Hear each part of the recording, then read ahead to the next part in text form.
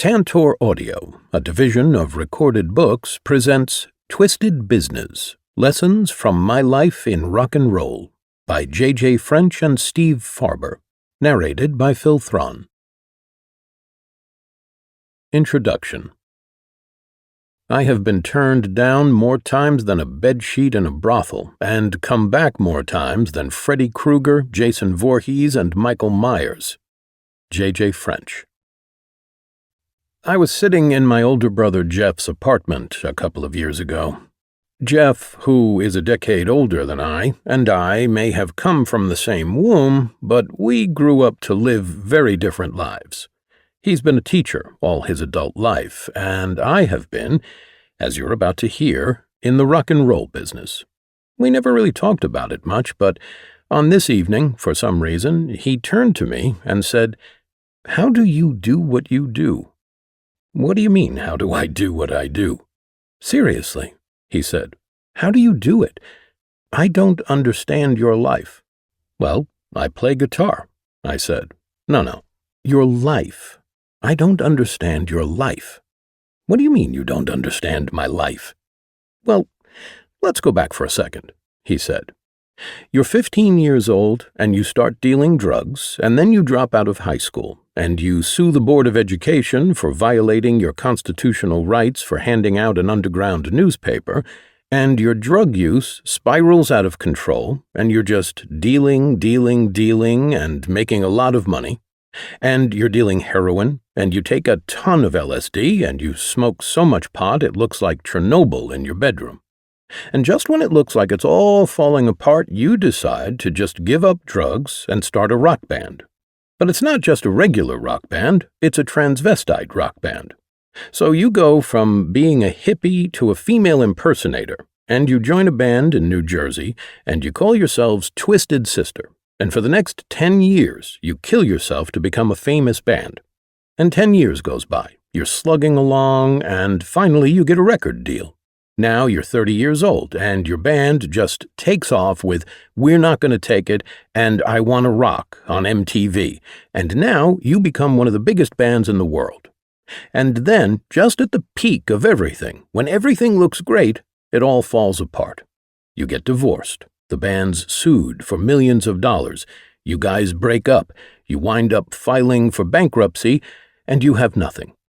And then, unbelievably, you decide to get married again, but this time you need to start all over because you're out of the music business, so you get a job as a stereo salesman, and you're selling stereo equipment. Everything's moving fine. You have a kid who seems to be doing okay, but you're selling stereos. Then, out of nowhere, Seven Dust, an unknown band from Atlanta, calls you, and they want you to produce their record, and you've never produced a record before, but you agreed to produce this record, and you decide to manage them, and the record sells almost 1 million copies. Now you're making more money than you've ever made in Twisted Sister, and you buy a weekend house in Long Island, and now your career is going on the upswing, and everything is looking absolutely amazing. And then Seven Dust fires you. You get AFib, and you need a heart operation, and your wife leaves you for another guy. And then everything falls completely apart again. And just when things are completely trashed, your band decides to reunite for a benefit for September 11th to raise money for the Widows and Orphans Fund for the New York City Police and Fire Departments and Emergency Services. And the band gets back together. The reaction worldwide is astonishing. And all of a sudden, everybody in the world, who you thought could care less about you guys because you hadn't been together in 11 years, wants you back. And for the last 14 years, you've become one of the biggest bands in the world on the festival circuit, and your career has just gone on and on like this. This to this, to this, to this, to this, to this, he said, moving his hand up and down like an elevator. "True," I said. I was turned down more times than a bedsheet in a brothel, and came back more times than Freddy Krueger, Jason Voorhees, and Michael Myers. "I, on the other hand, was a school teacher," said Jeff. "I wanted a trajectory that was nice and even. I figured if I could get a job as a teacher, I would have maybe a 20 or 30-year career," which he did. "And I'd get a great pension, and then maybe I could get a private school gig." which he did, along with another great pension. My life has been smooth and even, but your life is like a roller coaster, JJ. I have one question for you. What's that? How the hell do you do it? And I looked at him and said, Jesus Christ, I don't know. That sounds freaking awful. But then I thought about it. Well, you know what, Jeff? I'm an entrepreneur, and entrepreneurs are born with asbestos underwear. We can take the heat, and the world needs people like you, and the world needs people like me. How about you? Were you born with asbestos underwear, or do you need to hop online and order yourself a pair? Or are you more of the steady Jeff type?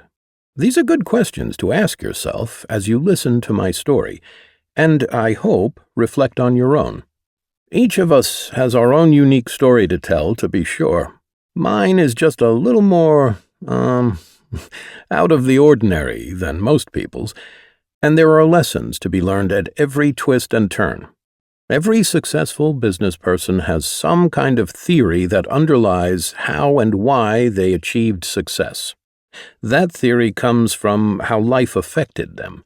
Their habits, skills, and knowledge at some point coalesced into a life and business pattern that brought them to a goal.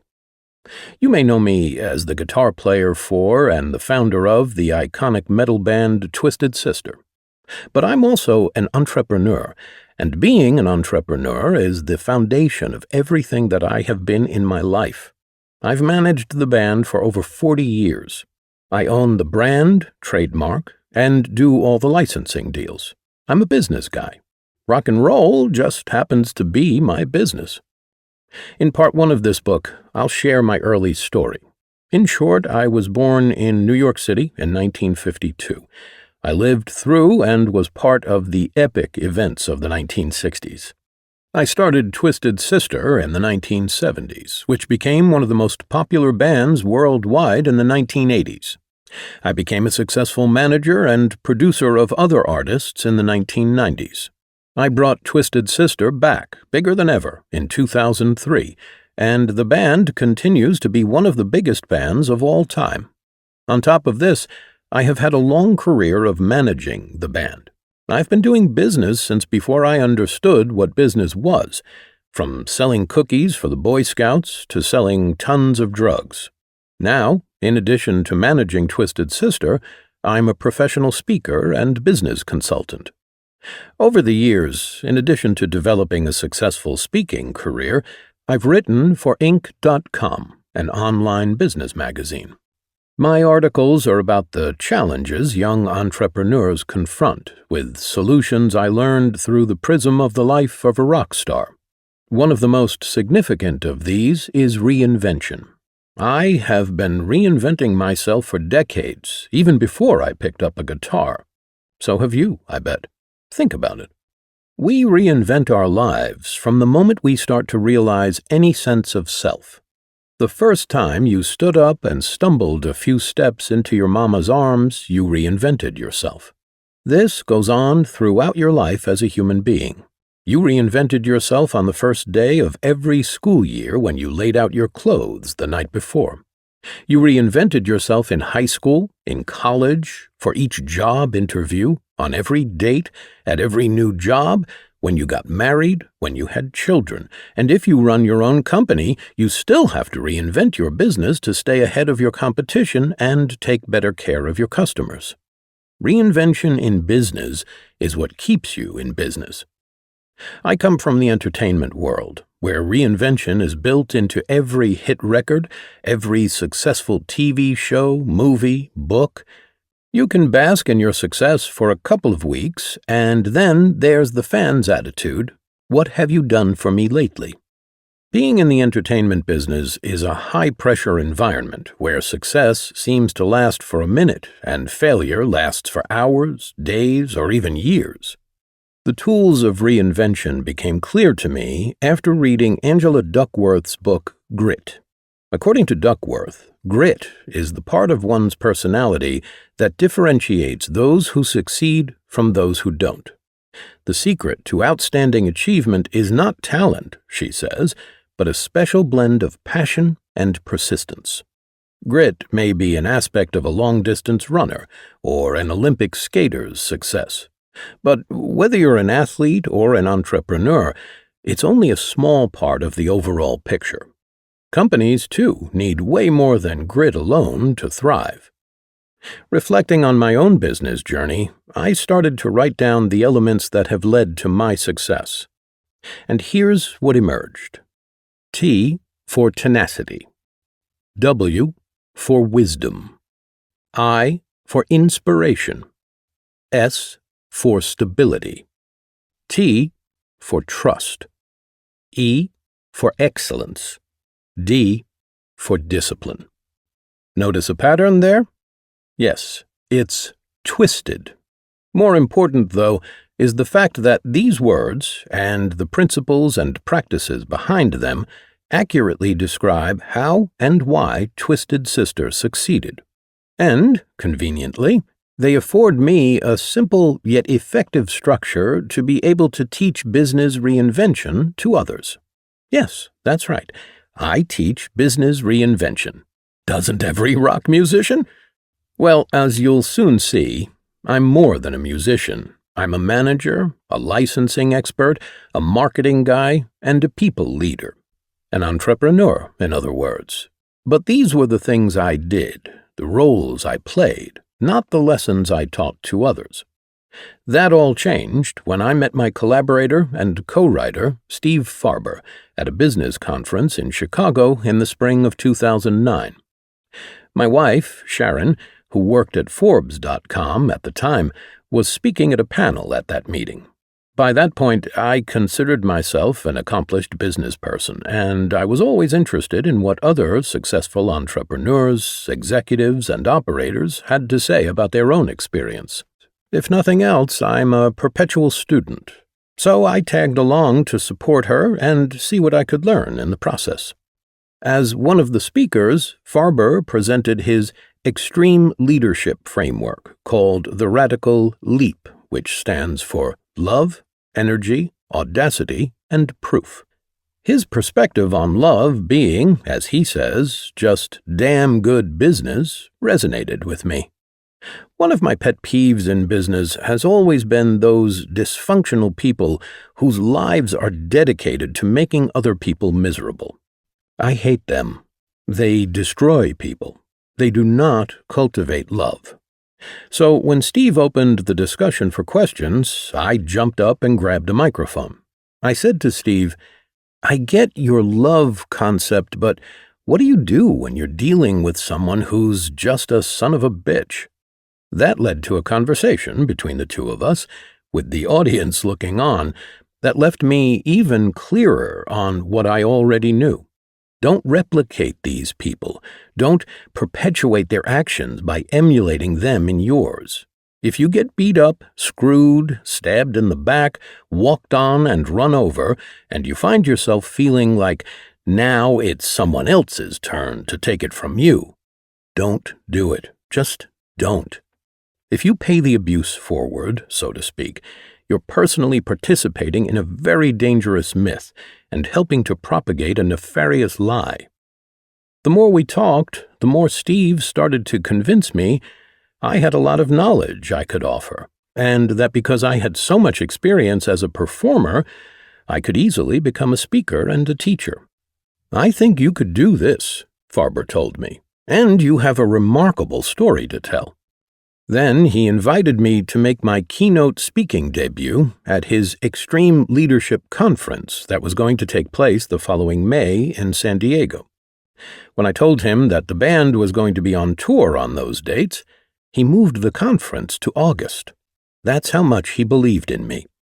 And he was right. I do have a remarkable story to tell. Since then, I've embarked on a new tour of sorts. I share my ideas by speaking and teaching at live and virtual meetings, events, and conferences around the world, and now by sharing them with you in this book. Twisted Business is a story unlike any other about the music business in particular, or the business world in general. When I started the band that would become known as Twisted Sister, I didn't really understand what it was going to take to be successful. Now I do. And, as you will see, this is hard-earned knowledge gained from trying to make it in a notoriously savage business.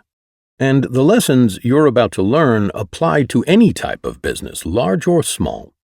I don't care if you want to start a craft beer company, a car company, or a Venetian blind company. It doesn't matter if you work for a Fortune 500 behemoth or a scrappy technology startup. It doesn't matter if you're an investment banker or if you're driving an Uber to earn a few extra bucks as a side hustle. The dynamics of what it takes to be successful in business are essentially the same.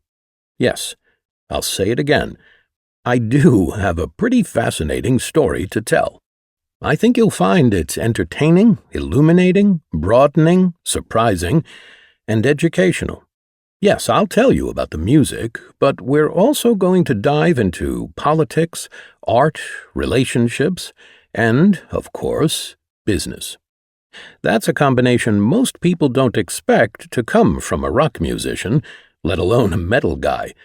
But the lessons I've learned in my storied adventure apply to business people of all stripes: corporate careerists, entrepreneurial warriors, executives, and solo venturers.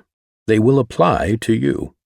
And not to worry, you don't have to be twisted to learn from the twisted business model, but it wouldn't hurt. Part 1. Twisted Living.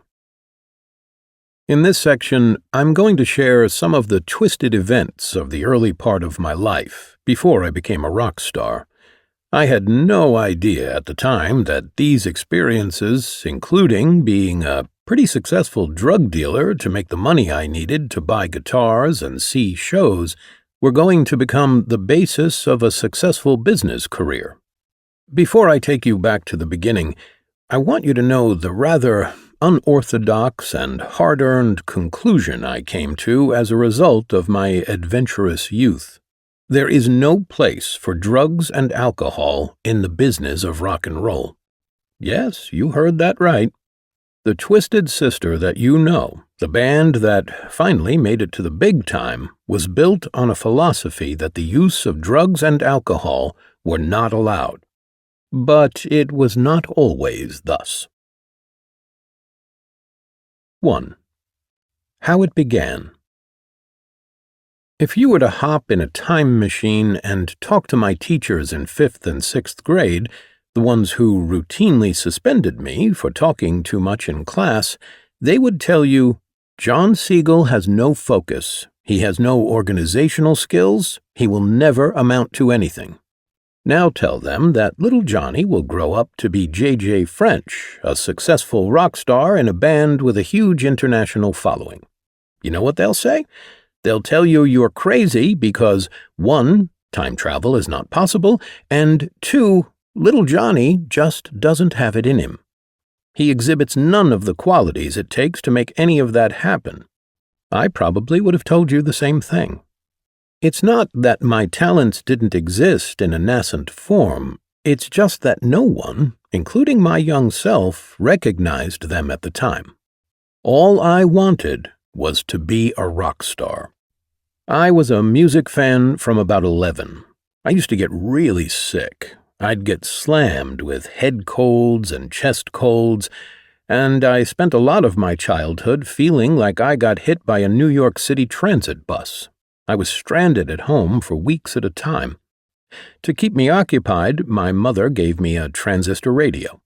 One afternoon, in 1963, I was listening to WABC, which was the #1 AM radio station in the United States at the time.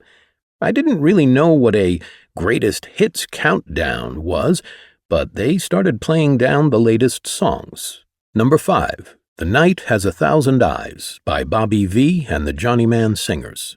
Number 4, Up on the Roof by the Drifters. Number 3, Go Away Little Girl by Steve Lawrence. Number 2, Walk Right In by the Rooftop Singers. And the #1 song that week was Hey Paula by Paul and Paula. I'd love to tell you that it was a song by Chuck Berry or Little Richard or James Brown that struck me like a lightning bolt and lit the fire of music in my being, but it wasn't. It was a cheap, stupid pop tune called Hey Paula. But there was something undeniably special about it on that particular day. It was number one. I was so impressed, and I thought, why is it number one? The next week I started listening from number 20. When they got down to number one, Hey Paula was it again. Same for the following week. I started listening to that radio station every waking minute. They played the same 20 songs all day long. Walk Like a Man, Wild Weekend, Up on the Roof. They'd play them all over and over. Yet number one, week after week, was Hey Paula. I was fixated on this number one phenomenon, but I had no idea how it worked. I asked my mom, and she also didn't have a clue. So I came to the obvious conclusion. It was a worldwide vote. It had to be. People around the globe just called a phone number and cast their ballot for the best song. After 4 weeks of Hey Paula holding the top spot, a timeless, universal truth dawned on me. It is the top song in the world, and it will remain that way now and forever. And then, on the 5th week, tragedy struck. The weekly countdown obliterated my adolescent rock music paradigm when He's So Fine by the Chiffons took the top spot away from Hey Paula. "Who is responsible for this?" I cried to my mother. I literally cried. I don't know if she was bemused, amused, or just thought it was a stupid question. She obviously didn't know the inner workings of the music industry, but she clearly recognized my deep interest and the pain I felt in the moment. I didn't care about school, but this craziness was something I was passionate about. I was on a mission to figure out how to get my beloved Hey Paula back to its rightful place in the top spot. I surmised that it had to involve the number of records people were buying, which may have been the first indication that I was a budding entrepreneur, and that maybe there was something I could do about that. I begged my mother to take me to a record store. She took me up to 107th Street, where there was a tiny little record shop in her best friend's apartment building. I stepped in with amazement. It was a dusty, smoky, cramped place with 45s arranged on wooden shelves. A little old lady with thick horn-rimmed glasses sat behind a shabby wooden desk. The countdown surveys from WABC, WINS, and WMCA were spread out in front of her. I picked them up and read them with wonder. "Do you have Hey Paula?" I asked her. She nodded. "How much is it?" 49 cents, she said. "If I buy it," I asked, "will it go back up to number one?" Now, that crusty little old New York lady could have easily scoffed at me and said, "Are you an idiot, kid? It's all run by the mob. It's all about payola, you schmuck. Pay for play." But she didn't. "Maybe, son, maybe," she said. She gave me hope, so I bought the single. And guess what happened? Nothing, of course. Nothing in terms of helping Hey Paula shoot back to number one. But in that moment, my obsession with the charts and the industry behind them exploded. With each week's new countdown survey, I'd write the song list on cardboard from my father's laundered shirts, take it to school, make copies, and put them on every desk in the class. No one else gave a shit, but I was an 11-year-old on fire with an obsessive passion for the songs. Around that time, my father, like all good Jewish parents, started talking with me about my professional future. To say the least, a career as a rock star was not what he had in mind for me. "You should start thinking about joining me in my jewelry business, John." "Okay," I said. "You make a lot of money?" "Well," he said, "you can if you sell diamonds. That's how you make your money. But I don't do that." "Why not?" I asked. "It's dangerous," said Dad. If you notice, I carry my jewelry case with me, but I don't keep it in the house. I don't want our apartment to be a target for robbers and thieves. And if I had diamonds, we'd be even more vulnerable. 2 months later, I was standing in the building lobby with the superintendent's son, Stanley, and another tenant named Herb Hamburger. We had a Frankfurter in the building, too, believe it or not. We were on our way to the basement to work on a school science project. Suddenly, we heard someone screaming, and 3 guys ran in from the mailroom on the other side of the building and, right in front of us, attacked and tried to rob an old man, beating him on the head with their gun butts. I stood there, shocked, clutching my science project in my hands. I couldn't believe what I was seeing. One of the robbers stopped and saw me, Stanley, and Herb Hamburger witnessing the crime. He ran up to me and held a gun to my head. "If you scream, I will shoot you," he hissed. So you know what I did? I screamed. I screamed so the whole building could hear me. At that moment, the super and the doorman, who had been in the basement turning on the boiler, walked into the middle of the chaos. Like a freaking Wild West showdown, the doorman drew his revolver, and the 3 thugs stopped what they were doing, including, may I remind you, holding a gun to my head, and fled the scene. As it turned out, the mark was a rabbi who lived in the building. He was also a diamond dealer, and they almost killed him. After I got over the trauma of the whole event, I told my dad, "I don't think the jewelry business is for me." My mother was a Reform Democrat political consultant who worked for many politicians, including John Kennedy and a litany of famous New York City Democrats like Paul O'Dwyer, Ted Weiss, Bill Ryan, and Jerry Nadler. Mom was connected in New York and Washington. She had serious clout. One day she said to me, "You know what, John? When you turn 16, I'm going to get you a job in Washington as a page for Congressman Ryan. Then you'll go to law school and you'll get into politics, and that'll be your direction in life." That sounded okay to me. I mean, the jewelry business obviously wasn't safe, so I figured I'd start thinking about pursuing a political career. I was already tagging along with my mother to civil rights marches and lefty meetings, and I was absorbing the liberal life. Being a professional politician seemed like a natural extension of the person I was becoming. Then, on November 22, 1963, Lee Harvey Oswald killed President John F. Kennedy. "Mom," I said, "I don't think politics is too safe either."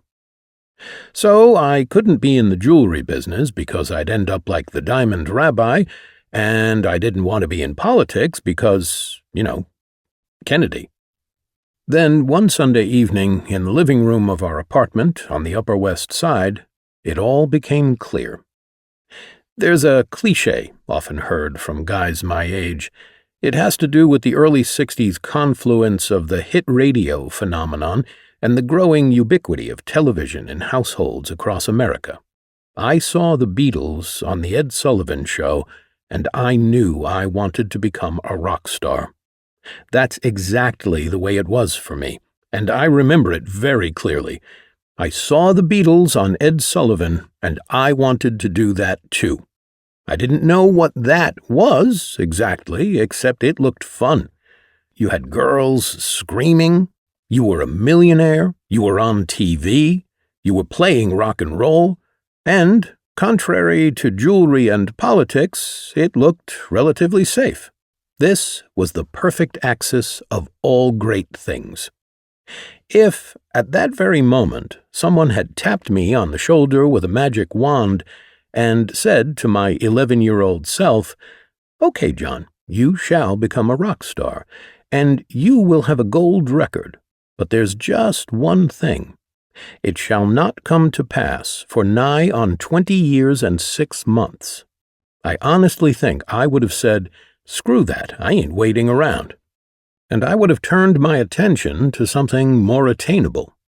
But there was no prescient genie watching Ed Sullivan with me that evening, so I turned off the TV and set my naive little sights on rock and roll stardom.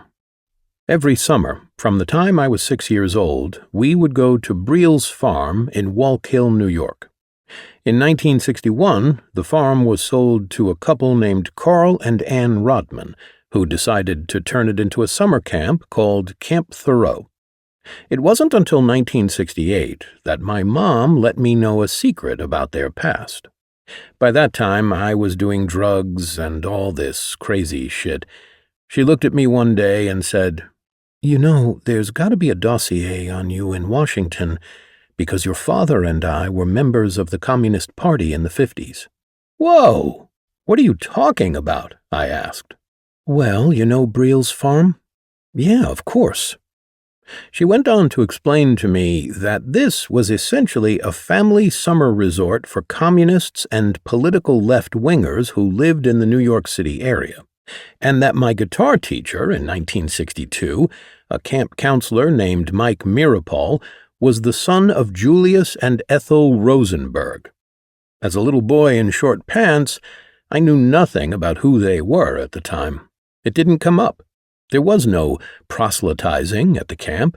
There were no politics involved. It was just a summer camp. A camp, as it turns out, where the guitar teacher was the son of a couple who'd been executed for a federal crime involving communism. Then my mother said, "And remember last year, when you went to camp at Shaker Village?" "Yeah." "Well, who was in your bunk?" "Ben Cheney." Ben Cheney is the brother of James Cheney, the civil rights worker who was killed in Mississippi. You do know that, right?" "Yeah," I said. "So who do you think goes to camp at Shaker Village?" she pressed. "Kids whose parents were left-wing radicals, apparently. We were called Red Diaper Babies, and we essentially went to one of 3 camps in upstate New York over the summer: Bucks Rock, Lincoln Farm, and Shaker Village." This was a lot to take in. After a couple of minutes, I asked my mother, "Are you still a communist?" "Oh, no, we left the party years ago." "So why did you leave?" "Well, in 1956, the USSR invaded Hungary to put down a revolt against the Stalinist-installed communist regime. This crackdown of Soviet communist-supported suppression was the ideological end for many American Communist Party sympathizers." I replied, "I thought you could never leave the party, or that's what I've heard, because once you're in, you can never get out." "Well, yes. After we left, they did send a couple of guys to the apartment. This was when we lived on 24th Street, sometime in 1957. We signed out in 1956, and they came the following year." Apparently, the way the story goes is that my father, who had this unique ability to be insane on demand, turned all that explosive charm on the interlopers. "You motherfuckers better get out of here or I'll kill you both," my father screamed, and he did so in such a manner that the comrades never came back. This was part of the foundation that started to create who I was going to turn out to be. So, thanks to the son of notorious traders, at Briel's farm I had my first taste of playing guitar, and I wanted more. My older brother played a little, and he taught me a few things, but I didn't have a guitar of my own. I asked my father to buy me one. "It's only $25, I implored. "No, but I did get that guitar. Thanks, as strange as it may sound, to the Boy Scouts. Yes, I was a Boy Scout. Not a typical pastime for a Jew in New York City. For a kid in Wisconsin or Minnesota or Iowa, sure, but not for guys with my background in my neighborhood. But I liked it. I liked earning merit badges and progressing through the ranks. I liked accomplishing things and excelling in whatever I put my efforts into.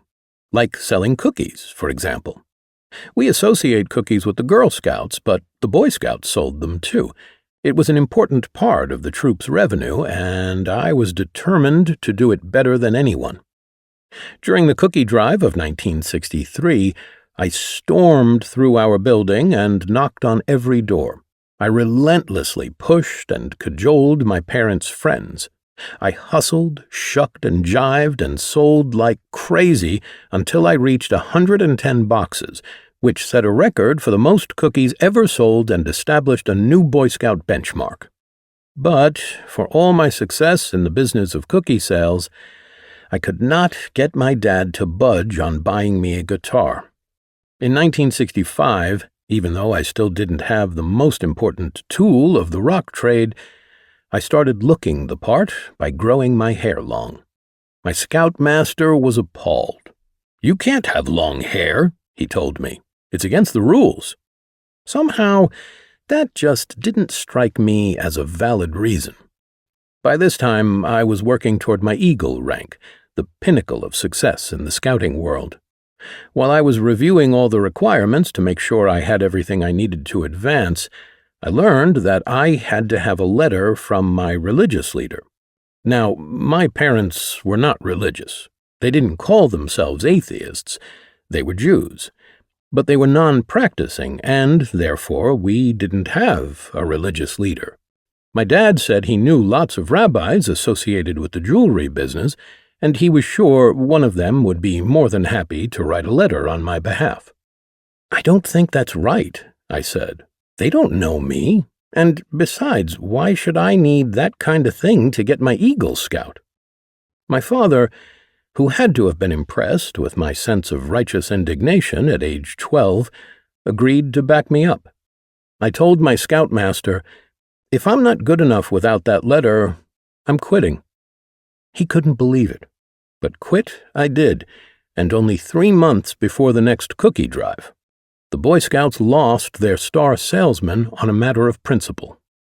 I soon got a call from the scoutmaster. "John," he said, "you sold 110 boxes of cookies last year. I know you're no longer a scout, but would you mind selling for us anyway this year?" "Are you serious?" I said, incredulous. "I'm not good enough to be in the Boy Scouts because I don't have a letter from a religious leader, but you want me to sell your cookies?" My father, who was standing nearby, overheard this insanity and gestured to me to cover the receiver. "How much is that guitar you want?" he whispered. $25. "Tell him you want 10 cents commission for every box you sell, and we'll sell hundreds of boxes and you'll get a guitar." So I struck the deal. Days later, my father and I hopped in the car, and he drove me down to the jewelry district. We sold 242 boxes of cookies. I broke the record, smashed it. I made $24.20. Dad, big spender that he was, threw in the remaining 80 cents, and I bought my first bass guitar. Now all I needed was a band.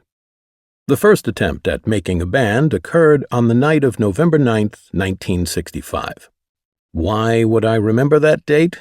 Because after our first, and only, rehearsal after school that cold fall day, the 5 other guys and I walked around my neighborhood talking excitedly about how the rehearsal went. All of a sudden, as we stood on the corner of 93rd Street and Columbus Avenue, we looked up, and all the lights in the city flickered and then went out. It was the night of the great East Coast blackout. Here we were, 6 13-year-old guys standing around a totally dark city. After wandering around in the dark for a couple of hours, we decided to call ourselves the Lost Six. The Lost Six never did rehearse again. There were a couple of kids in the neighborhood who had similar aspirations as me. Paul Herman was a budding drummer. A Chinese kid named Bing Gong was a singer. And I, of course, had my guitar. We started rehearsing together and called ourselves John, Paul, and Bingo, which I would still argue was a stroke of band name genius. We learned 2 great songs and entered our band to play at the Joan of Arc Junior High School 8th grade talent contest. The first was Bob Dylan's Like a Rolling Stone, because it had been a big hit and, frankly, anyone could sing Dylan, even someone with my terrible voice.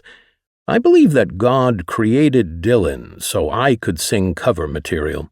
If you can sing Dylan in tune, it sounds wrong. So I was the perfect singer for that one. We opened with that, and it went pretty well. We also chose to do a song by a counterculture village band called the Fugs. They were called the Fugs because they couldn't call themselves the Fucks. So, John, Paul, and Bingo followed Like a Rolling Stone with a song called I Couldn't Get High. I went to a party the other night.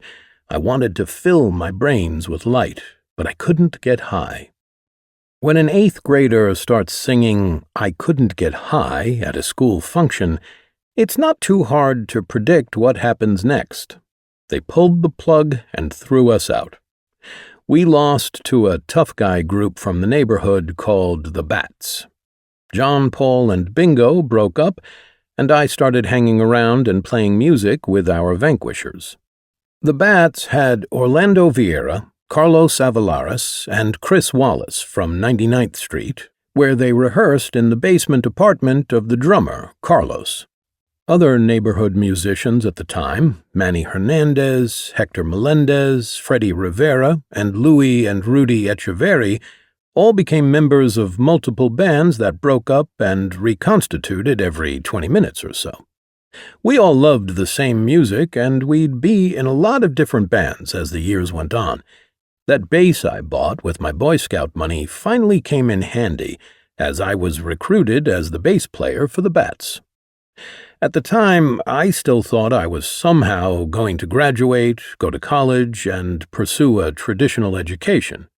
It never even occurred to me that I'd follow another path. 2. Off the path to get on the path. When I was a junior in high school, I heard black activist H. Rap Brown give a speech at Columbia University. It got me so energized, I started a riot at my school, Brandeis High School, the next day. It all started innocently enough. I brought in some folks from Students for a Democratic Society, SDS, infamously known at the time for staging anti-draft occupations of campuses around the U.S., to put on a dissent-charged play in the common area. I don't know exactly how it started, but suddenly students and teachers alike were screaming and pushing and running around. It was chaos. I sprinted around the school, kicking in doors and yelling something along the lines of, "Get out now, rise up, emancipate yourself." I don't exactly remember what I yelled, as I was pretty stoned at the time, but I emptied the school out. The next day, I got expelled.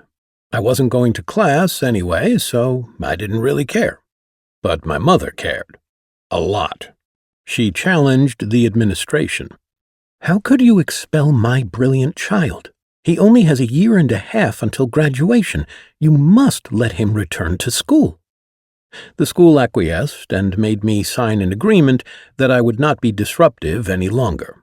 But then, about a month later, some friends broke into the print shop and stole the print block, which included the official heading of the school newspaper and the signature of the principal. True to my agreement with the administration, I had not been involved, but I knew it was happening, and I knew why. The teachers had recently been on strike, forcing schools to shut down for 9 weeks. As a result, classes hadn't started until November. As part of their settlement, the teachers had agreed to make up for the lost time by extending all classes by 5 minutes for the rest of the year. Nobody had consulted the students about that decision. We were not pleased. We felt we were being punished for something we did not do. I had no part in the break-in, but I did join in exercising my right to free speech. We wrote a fiery anti-teacher diatribe and printed it with the stolen print block. In between the official school header and the signature of the principal, we published and distributed an op-ed saying that all the teachers should be banished to Long Island, and that Long Island should be sawed off from the rest of New York so it could float out to sea and the teachers would all drown in the middle of the Atlantic. It was political satire. We didn't actually mean that the teachers should all drown in the Atlantic. The Hudson River would have worked just as well. But the administration, who obviously had no sense of humor, said that what I'd written constituted a breaking of my no-disruption vow, so they threw me out of school again. So I sued the Board of Education for violating my constitutional rights. My parents supported me. They went to the Emergency Civil Liberties Committee for help. We found out from them that there were 2 other kid-originating lawsuits going on at the time. A 13-year-old girl named Alice de Rivera was suing the city because Stuyvesant High School was boys only, and she wanted to go to school there. And a 14-year-old kid named Joshua Mamis, whose brother Toby is now Alice Cooper's manager and a good friend of mine, who sent around a petition to have the principal replaced following the student lockout during the NYC teachers' strike. He was threatened with suspension or expulsion and sued the school on grounds that any of these actions violated his constitutional rights to petition. Josh won, and Alice won, which is why Stuyvesant went co-ed. By the time they got around to me, the judge was really angry and the Board of Education had had enough. They knew they'd have a major fight on their hands, and they knew my mother was politically powerful.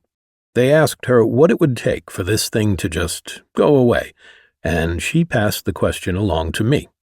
I hated Brandeis. All my friends were at George Washington High School up in the Heights, or G-Dubs, as we called it. I'd always wanted to go there, but I didn't want to take French, which was one of their requirements. If they let me go to G-Dubs, I said, I'll drop the suit. By this time, I had gotten heavily into dealing drugs. One thing about that activity was, in an odd way, kind of positive. I was sort of a wallflower when I was a teenager, but when I was dealing, I was Mr. Magnetic Drug Dealer. Everyone wanted me to go to all the revolutionary activities, and everyone wanted me at their parties. Understandably, most people don't want to talk about the positive elements of dealing and doing drugs, but the truth is, I became really self-confident, really street-smart, and really good at math. I mean, if it weren't for dealing, I wouldn't be half the man I am today, which is a horrible thing to say.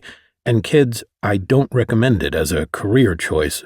But because of the dealing, I became an emboldened, popular guy. I started thinking that I liked this kind of thing. I knew my future job wasn't to become a big drug dealer, but I just liked the ride, and I somehow felt that it would eventually lead me to a rock star future. What I didn't anticipate, of course, was the terrible price I and others would pay as a result. Despite all this, I managed to get through the first year at G-Dubs without incident. It was, actually, an uncharacteristically quiet period. Then, in the summer of 1969, a teen magazine called Ingenue contacted me for a piece that would ultimately be titled High School Revolutionaries, Heroes and Troublemakers, and they did a feature on me. And I have to admit, I was liking the notoriety. After I did the interview, they told me they wanted to do a photo shoot. I agreed, and sometime in the summer of 1969, we shot the pics. I didn't give it another thought. The night before the shoot, I was hanging out with Vicky Sue Robinson, who, by the way, later recorded the hit Turn the Beat Around. At that time, Vicky was just another hippie friend of mine. We both fell asleep in Central Park and woke up the next morning at 8 a.m. I called my mother to let her know I wasn't dead, and she reminded me that I had a photo shoot at 10 o'clock. So I showed up at my photo shoot wearing the clothes I'd slept in the night before, and that was the picture they used in the magazine. When I got back to school that fall, I had 1 year left until graduation. All I had to do was lie low, be invisible. But then that article came out. Thanks to Ingenue, I was all over the fucking place as the high school revolutionary poster child. I may as well have set up shop and hung out a shingle saying, "Revolutionary for hire." One day, a group of students came to me and said, "Hey man, you know our administration is racist, right?" "What's racist about it?" I asked. We think the school advisory board funnels all the black and Puerto Rican kids into vocational colleges. We want to set up a table in the lobby where parents can review the suggestions by the guidance counselors to prove that this is happening." "That's a good cause," I said, "but don't involve me. I'm just trying to sell dope and play my guitar and graduate." I had no intention of going to classes that year.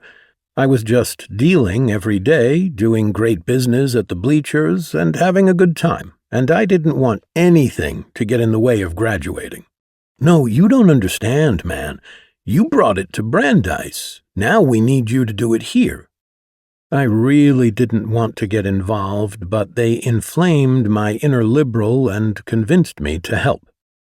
Now, we could have printed flyers and given a few soapbox speeches in the cafeteria, but since I had just been profiled in a major magazine as a revolutionary hero and/or troublemaker, that wasn't going to cut it. Instead, I led a student takeover of the principal's office. The police raided the school and arrested everyone. Well, almost everyone. I was in the bathroom at the time. The parents were informed that their kids were arrested and went down to the Tombs at 2 a.m. to get them out. They were eventually given a court date and released to the care of their horrified parents. You'd think a terrifying experience like that would have put an end to our adolescent social uprising, but you'd be wrong. This was just the beginning. Our one act of rebellion led to a series of daily events that went on for the rest of the year. Riots in the school, marches in the hallways, every single day. It got so intense that the police actually set up a precinct office in the school gym at the bottom of the bleachers, where all the druggies and junkies and dealers hung out. I'd deal drugs daily, right over where the police had stationed themselves. As for me, well, my revolutionary responsibilities took precedence over my studies. I didn't go to class all year. Even though my last year of high school had started quietly enough, it was clear that I was not going to graduate.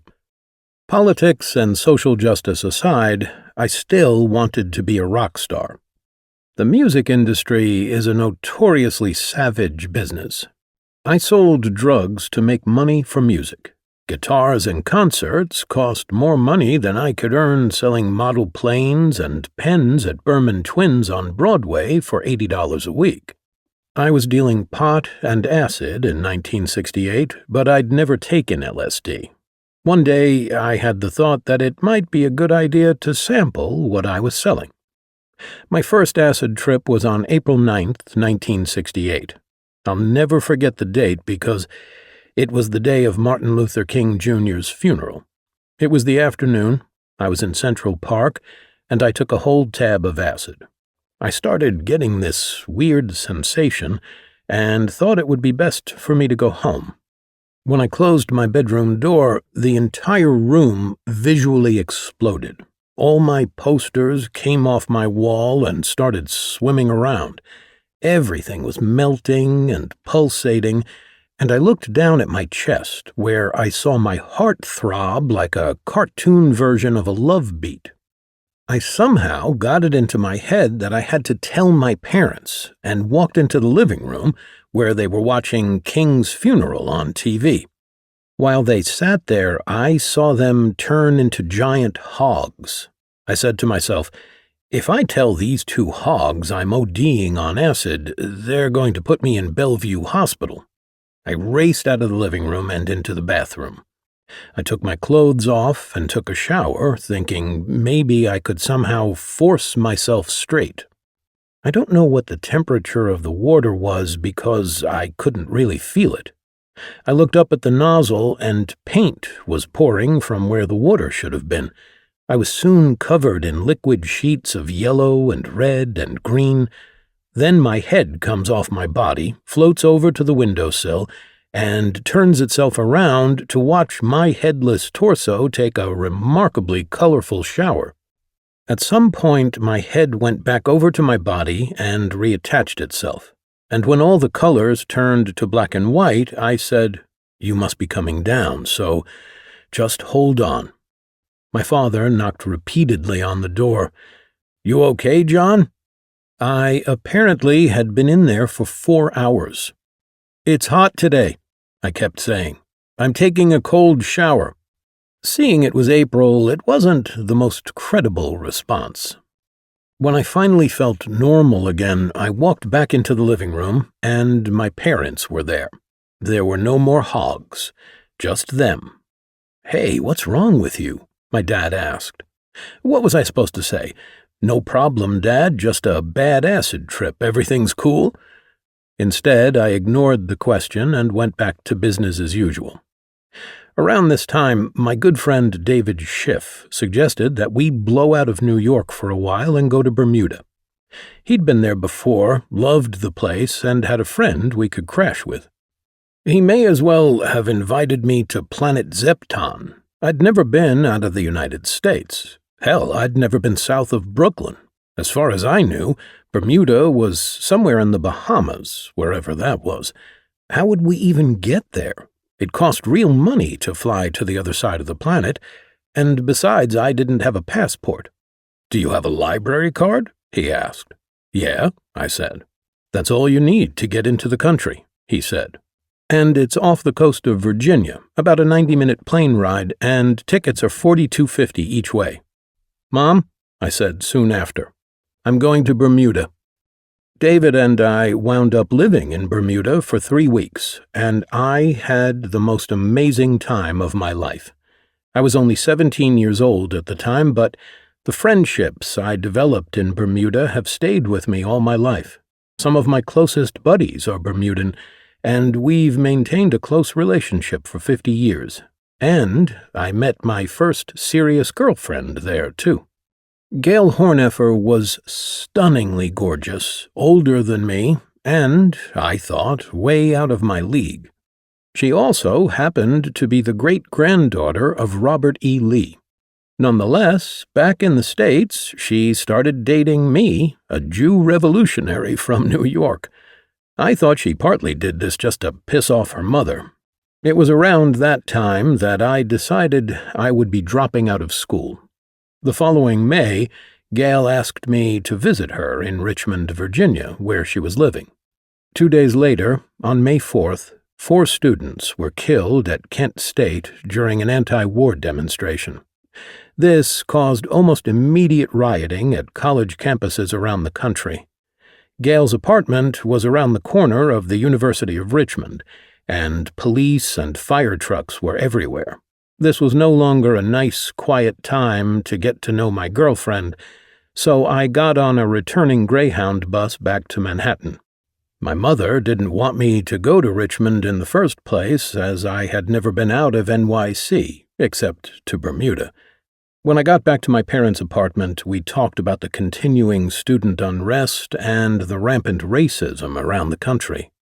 At this point, I proclaimed to my mom that I didn't need a high school education and I wasn't going to return to school. My mother wasn't thrilled. "You only have 2 more months until graduation," she said, incredulous.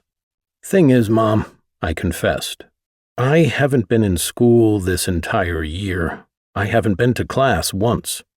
"So, what are you going to do?" she asked, resigning herself to my decision. "Don't worry about me. I'm going to be a rock star." I don't think I really believed that at the time. I just needed to shut the conversation down. It sounded good, and I was feeling invincible. As half of the hippie golden couple with the great-granddaughter of a Confederate commander, I moved out of my mom's and in with Gail and her brother Steve, who rented an apartment on the east side. And we were all crazy into drugs. Like I said, invincible. I was dealing and getting fucked up all day and going to rock concerts almost every night. Over the next 2 years, this was my life. Drugs, concerts, jamming with bands, and buying new guitars and amps with my hard-earned dope dealer's cash. Drug use among hippies who hung out at the fountain in Central Park started innocently enough with pot. But over the next 4 years, it spiraled into every imaginable confluence of drugs.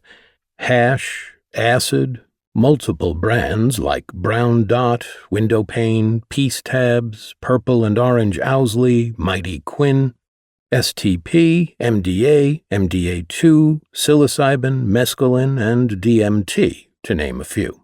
And I did 'em all, in great amounts, all the time. So did most of my friends.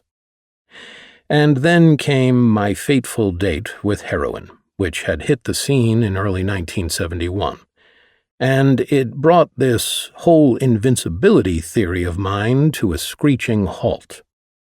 My mother had known about my drug dealing, and that started to weigh heavily on my conscience. So in the spring of 1971, I got a legitimate job working at Berman Twins, the hardware and stationery and everything else store in my neighborhood. But I was hardly separated from the drug scene because the owner's nephew also dealt drugs. And we had quite a time together. We got stoned in the basement, we got high on the roof. One day another employee came in with some heroin he wanted to exchange for weed. I made the trade for a bag of H, which I promptly snorted in the bathroom. When I walked back into the store, the guy asked, "Where's the bag?" "I snorted it," I said. "That's not good," he said. "What do you mean?" "That bag had 4 doses of heroin in it." Now, I prided myself on my ability to consume drugs. I was tough. I could control my hallucinations. But even I could not control 4 doses of heroin at once. The enormous euphoria I felt now turned to fear. My heart alternated between pounding hard and slowing down. I started sweating. The store was only 2 blocks from my parents' place, so I ran there, even though I didn't live there anymore. I was having a hard time breathing. I was panicking. What was I supposed to do? Tell my mom I'd just OD'd on heroin? Something told me there were some problems you just don't take to your mother, at least not yet. Instead, I went into the bathroom. Do you see a pattern here? Shoved my hand down my throat and commenced throwing up with the 100% commitment I give to everything I do. I threw up, then threw up some more. Think fire hose. I kept retching and heaving until I was upchucking blood. I was naked in the tub, covered in blood and vomit, when my mother, who does not miss a trick, asked through the locked door, "What's going on in there, John?" I said, in my best not overdosing voice, "I'm okay. I just ate something bad." Then I threw up some more. And some more. To myself, I was saying, "Man, I really screwed up this time. I'm probably going to die." Mercifully, I had finally thrown up enough that the world stopped moving and everything calmed down. I looked around and thought, maybe it's time to stop this drug thing. I realized I needed to take a break from the New York drug scene. I was tired of the people. Drug dealers, users, hippies, musicians, and revolutionaries can be lovely people, and I was one of them, but I needed a break from the crazies. Call me perceptive, but after the heroin episode, I sensed I was approaching the end of the line with my drug-dealing ride. So I decided to go to Amsterdam for a while. I mean, what better place could I choose than the recreational drug capital of the Western world? Earlier, when I was getting my passport with my best friend Victor, who was going to be traveling with me, a guy who told us he was a journalist from Time magazine asked us about our travel plans.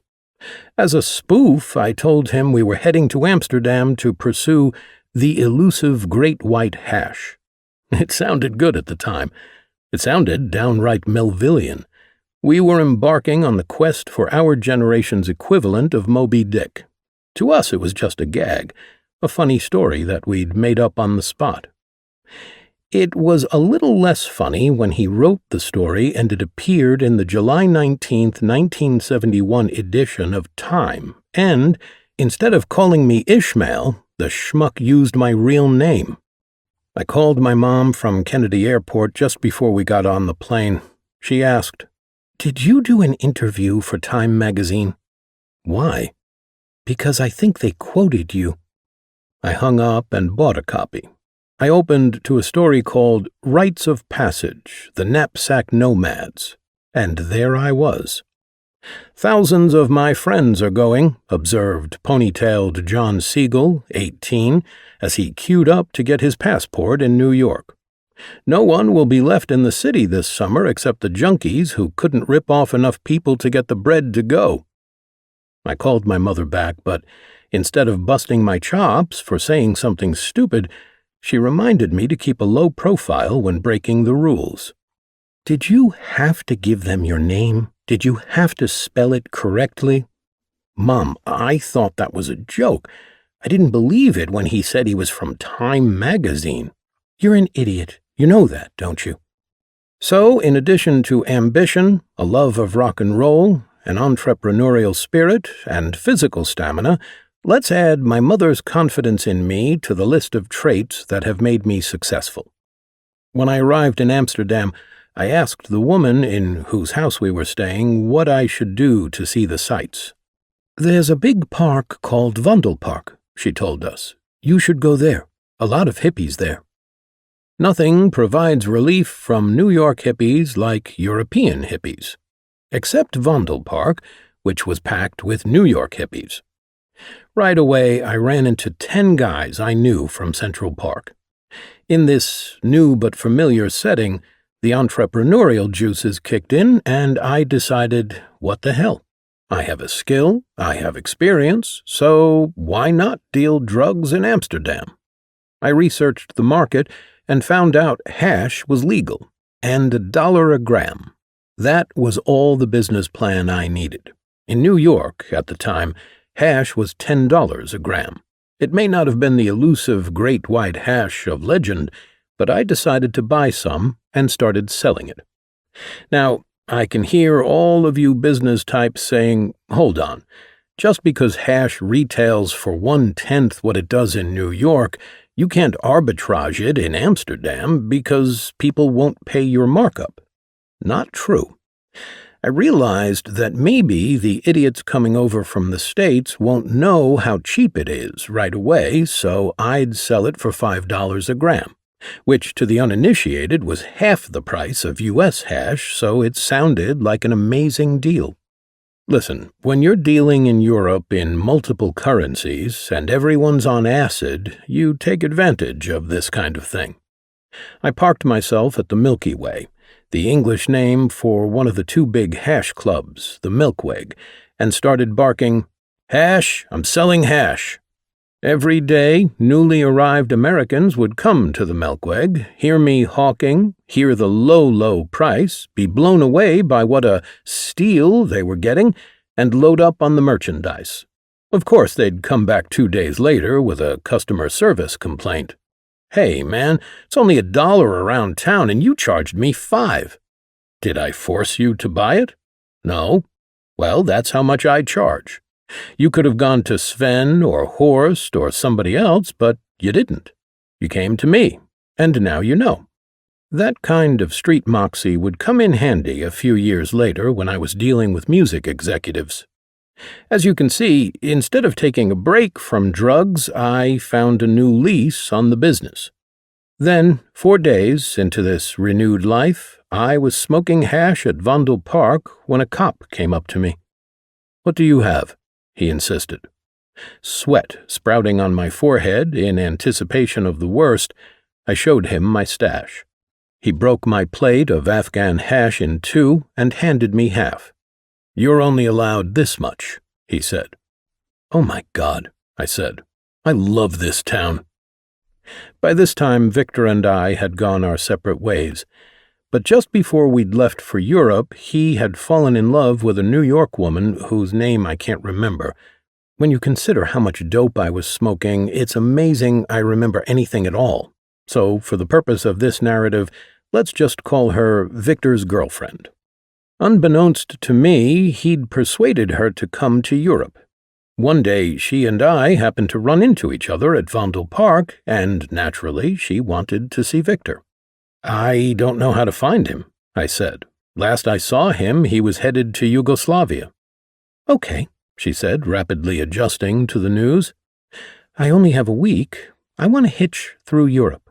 Want to come with me?" The truth is, I had come to Amsterdam to get away from all the Central Park idiots, and now they were all here. I was struck with a blinding flash of the obvious. It was time to leave the Netherlands and head off with Victor's girlfriend. "Sure," I said. So Victor's girlfriend and I hitched to Paris. Along the way, we shared hotel beds, but there was no sex. You heard that right. The future rock god led a chaste relationship with his buddy's girl. In Paris, someone stole our passports. At the American embassy, I proved my identity with a library card, and vouched for the identity of Victor's girlfriend. I did know her name at the time. I really did. And that's all it took to get our passports replaced. In any case, Victor's girlfriend was anxious to absorb as much of Europe as she could in 1 week, so off we went to London. Talk about ending up in the right place at the right time. This, you have to understand, was London in the summer of '71. Here's what that meant to an aspiring rocker like myself. Who's Next by The Who, Rod Stewart's Every Picture Tells a Story, and the Rolling Stones' Sticky Fingers were all on the radio. As we walked down the London streets, phenomenal, earth-shattering music was blasting from every shop. Move On Up by Curtis Mayfield was the single of the summer, and that is exactly what I felt like I was doing. The first day in London, there was a free concert at Hyde Park by Chris Spedding. Rock hardcores will recognize Spedding as a session guitarist and producer who's worked with everyone from the Sex Pistols to Paul McCartney. I mean, rock was happening in London. By this point, Victor's girlfriend had to go back to the States. We never got naked together, but I did get her to take half my clothes back to New York, because, as a good Jewish boy, I had overpacked. Back in Amsterdam, my first errand was to find a payphone. I needed to call home to assure my parents I wasn't dead. Thousands of hippies were lined up to do the same, including Victor. He told me, "I'm living in a hotel for hash dealers. You've got to live with me." I took him up on that. Right as we walked into this hotel, a half-pound of Afghan hash was serving as a paperweight on the check-in sheet. This was better than the cop in the park who advised me on proper inventory practices. I thought, oh my God, this is the greatest hotel on planet Earth. Our days followed a routine. We got up in the morning and got something to eat. Then we went back to the hotel room and got fucked up, then headed to the park to deal drugs. Because there's nothing like a routine to encourage regular work habits. By this time, Victor was shooting opium every night from a silver-plated set of works engraved with his name. You could buy your own set of hypodermic needles and have your name engraved on the silver plating of the hypodermic needle. It would have been romantic if it wasn't so messed up. I said, "Victor, come on, man. I didn't come here to watch you do this on a nightly basis. Let's go out." Nodding, he replied, "No, man, you go. I'll be fine." We spent the summer that way, Victor stoned in our room, and me being something of the house dealer at the Paradiso and the Milky Way. There were free concerts in the park. It was the ultimate place to be as a kid neck-deep in hippie youth culture. But changes were coming when we got back to New York. My girlfriend Gail's drug use was bumming me out. Victor's drug use was bumming me out. Selling drugs for a living was bumming me out. I started to wonder, where's my rock and roll life? Where's the dream I had? All the years of dealing, what was it all about? Dealing was never about making money. It was about buying guitars, traveling, being able to see all the rock concerts, and laying groundwork for my success. And I had done that. It was time to move on.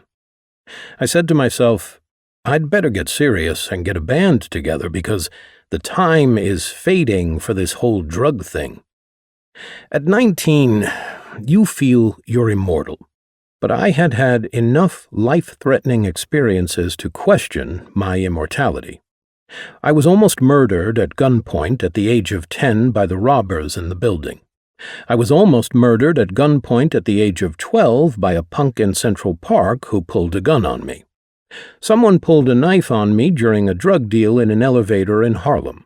I almost died on the roof of my building smoking dope in the elevator tower when I leaned on a gear shift and someone turned the elevator on. If my friend hadn't grabbed me by the shirt, I would have been crushed to death. Then there was the acid overdose. Then the heroin overdoses. Yeah, there was more than one. But before I let drugs kill me, I wanted to find out how it felt to die. As I've said, whatever I do 100%, even if it's crazy, especially if it's crazy. The crazy psychedelic in question was DMT, or dimethyltryptamine. This is the chemical your brain releases when you die. When people who have had a near-death experience report seeing a white light, it's because their bodies release DMT at death. DMT makes LSD feel like a nicotine buzz. It's like shooting LSD into your jugular vein. But it only lasts about 10 minutes, so if you can withstand this unbelievable amount of psychedelic activity in your brain, you will see shit that you would never believe you'd see. I was warned that if I did DMT, I would need people to hold me down while I was on it. I smoked the DMT at the dealer's house. I lay back and felt like a supersonic transport at takeoff. All of a sudden, I was walking in the Aztec pyramids. I was seeing hieroglyphics on the wall. I was seeing pharaohs. I was walking through pharaohs. I was walking through the pyramids. It was an explosion of light, color, and time that I can't possibly explain to you, except that when it ended, I had a guy sitting on each arm and a guy sitting on my chest. Later, I read Timothy Leary's essay on DMT, which described almost to a T what I saw, because, believe it or not, I did it one more time. It was after I did DMT the second time that I said to myself, if I don't do psychedelics for the rest of my life, it really doesn't matter because I've seen it all. You know how when you make up your mind to do something different, the universe conspires to help you along? In my case, as I came to realize the drug scene was going sour, the universe helped in a big way. Now it was time to really end the drugs. Unlike rockers who do drugs to do their shows, I had to get rid of drugs to do rock before they got rid of me. One day, 2 former high school friends came into my room, pulled out a knife, and put it up to my throat. Then they helped themselves to whatever I had, half a pound, maybe a pound of weed, and $400 or $500. My mother, in her infinite, intuitive wisdom, picked that very moment to walk into the room. Of course, these former pals of mine knew my mom, so they said, "Hi, Mrs. Siegel," like it was an episode of Leave It to Beaver, only one of them was holding a knife to my back. "Everything okay here?" my mother asked. "Yeah, everything's okay, Mom," I said, forcing a smile. She walked out, and they said to each other, "I think we should go now." So, the gentleman that I am, I walked them to the front door.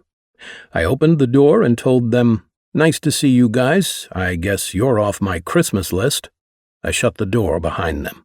My mother asked, "Did you just get ripped off?" "How did you know?" "You were white as a ghost," she told me. "Mom, I'm done. The dealing is over," I told her. And it was. As for the drug taking, that needed to go with more ceremony. After all, I still had a handful of drugs in my black box, and I couldn't just let them go to waste, could I?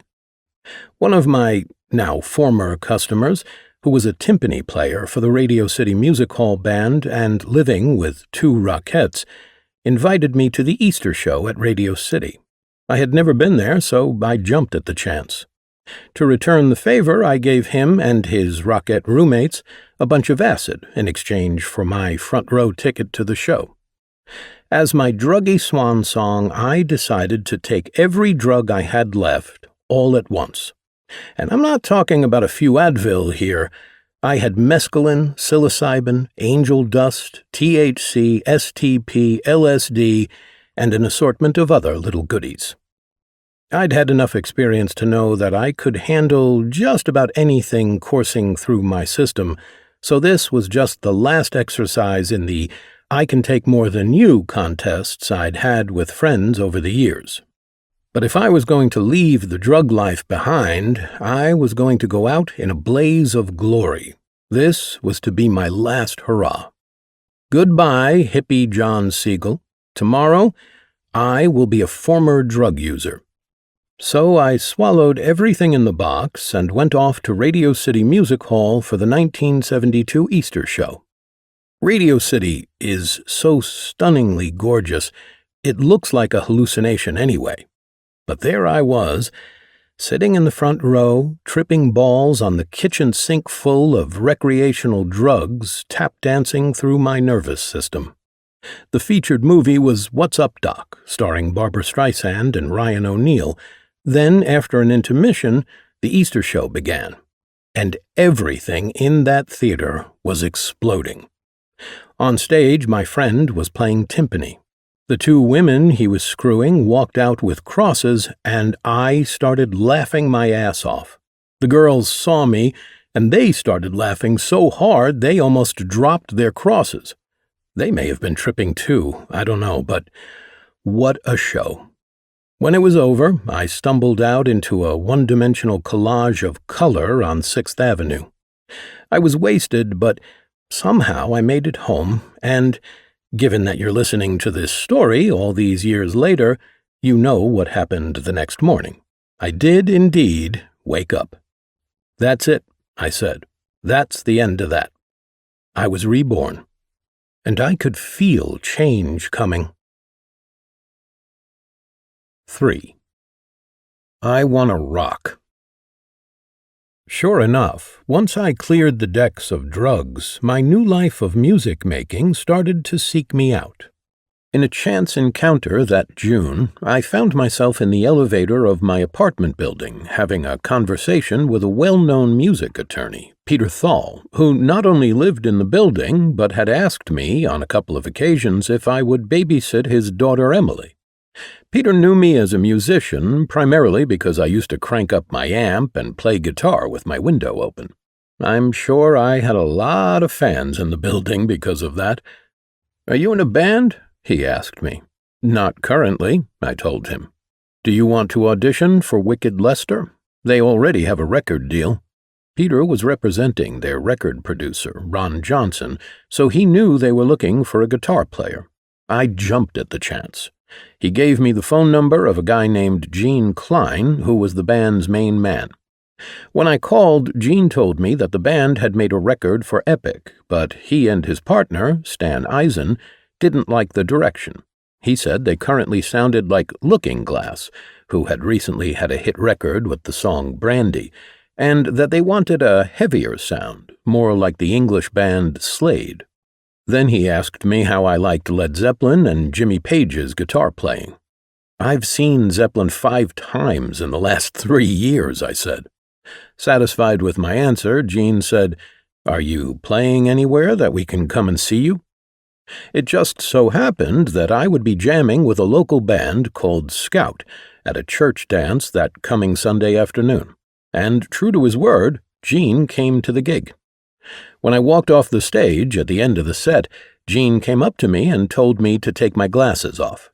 "Why?" I asked. "Because you look too Jewish," he said. I'd never heard that before. "If you join the band," said Gene, "you'll have to change your last name." My name was still Siegel back then. "It sounds as Jewish as you look." When I asked him why it was a problem to seem Jewish, Gene explained that the new band was going to portray itself the way English bands look and sound. Therefore, their band member names had to sound English too. That's why Gene Klein was going to call himself Gene Simmons, and Stan Eisen was changing his name to Paul Stanley. I had never thought that my real name was an issue until that moment. Looking back now, Gene was echoing what most of the Hollywood power brokers in the 40s and 50s told their latest stars. Basically, you gotta change your name, kid. I think that there were two forces at play. One was that many famous and not-so-famous entertainers removed ethnic references to their last names to make themselves more palatable to the masses. And the other, in the case of Kiss, was a real homage to the English rock bands of that era and the desire for American bands to sound British. Gene was right. The moment I joined Silver Star, the band that became Twisted Sister, I was told that all the members had stage names. Mel Anderson was now Mel Starr. Billy Steiger was now Billy Diamond. Michael O'Neill was now Michael Valentine, and Kenny Neal was now Kenneth Harrison Neal. I called myself Johnny Heartbreaker for about 6 months. I thought about Jonathan Livingston Seagull for a minute, then settled on J.J. French during the spring of 1973. That name, and my ubiquitous sunglasses, became my new image after looking in a mirror one night while putting on makeup prior to a show at a club called the Capricorn on Route 17. The actual inspiration, heretofore never divulged, of the name came from one of my blues guitar heroes, B.B. King. J.J. French, B.B. King. Get it? Short, to the point. I added the long spelling, J.J., so as not to make it that obvious. Gene then went on about how all the great English bands play through Marshall amp stacks, something very few American artists, except notably Jimi Hendrix, did at the time. They were taking the band through a heavy metal makeover. The members of Wicked Lester looked like the Grateful Dead. Gene and Paul told me that beards were out, I didn't have one, and that the other members of Wicked Lester didn't know they were all going to be fired. Apparently I'd passed the first phase of the audition because they invited me to come to their rehearsal space and jam with the band. When I met the other guys, I was introduced as a friend, not as a potential band member. The jam sessions went on for about 2 weeks and seemed to be going pretty well as far as I could tell. Then suddenly they stopped calling me. I figured I wasn't good enough, and even though I was a little disappointed, I got over it and moved on pretty quickly. I soon found myself playing in an Allman Brothers cover band called Maxwell Benjamin and the Downtown Boogaloos. We all moved into a big commune on the top of a mountain in Wilkes-Barre, Pennsylvania. We baled hay as a favor to the farm owners during the day and rehearsed at night. We played a lot of Allman Brothers and some Zepp as well. All the guys in the band were veterans of the New Jersey bar scene, so we got an agent right away. At the end of the summer, we played one show in Greenwood Lake, New York, which was just over the border from New Jersey. In those days, the drinking age was 18 in New York, but it was 21 in Jersey, so kids would drive over the border, see bands, get hammered, then get arrested when they came down the hill to come home. The gig that night was a disaster. The guitar player got punched in the mouth by a jealous boyfriend, and I got my amplifiers stolen. After that, the band rapidly fell apart. It was now the end of the summer of '72, and once again, I had no band. I thought to myself, Jesus, what am I going to do next? Around that time, I started subscribing to a music magazine called Fusion, and with my subscription, I got 3 free albums.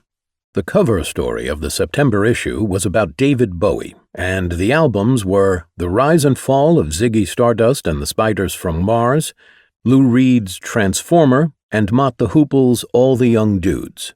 In a flash, my music world changed. I loved the music and image of David Bowie, and especially the rock god image of his guitar player, Mick Ronson. I didn't want to look like a member of the Allman Brothers anymore. I wanted to look like David Bowie. This was what Gene and Paul had been trying to tell me. This English glam look was the new thing, and I wanted to be a part of it. Soon after, a close friend of mine told me about a new band called the New York Dolls, and he dragged me to a show to see them play. And man, they looked great. The audience was not the old hippie crowd.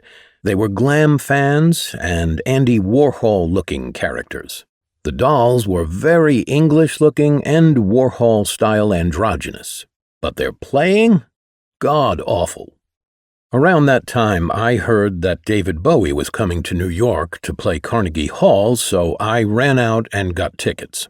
The show was amazing.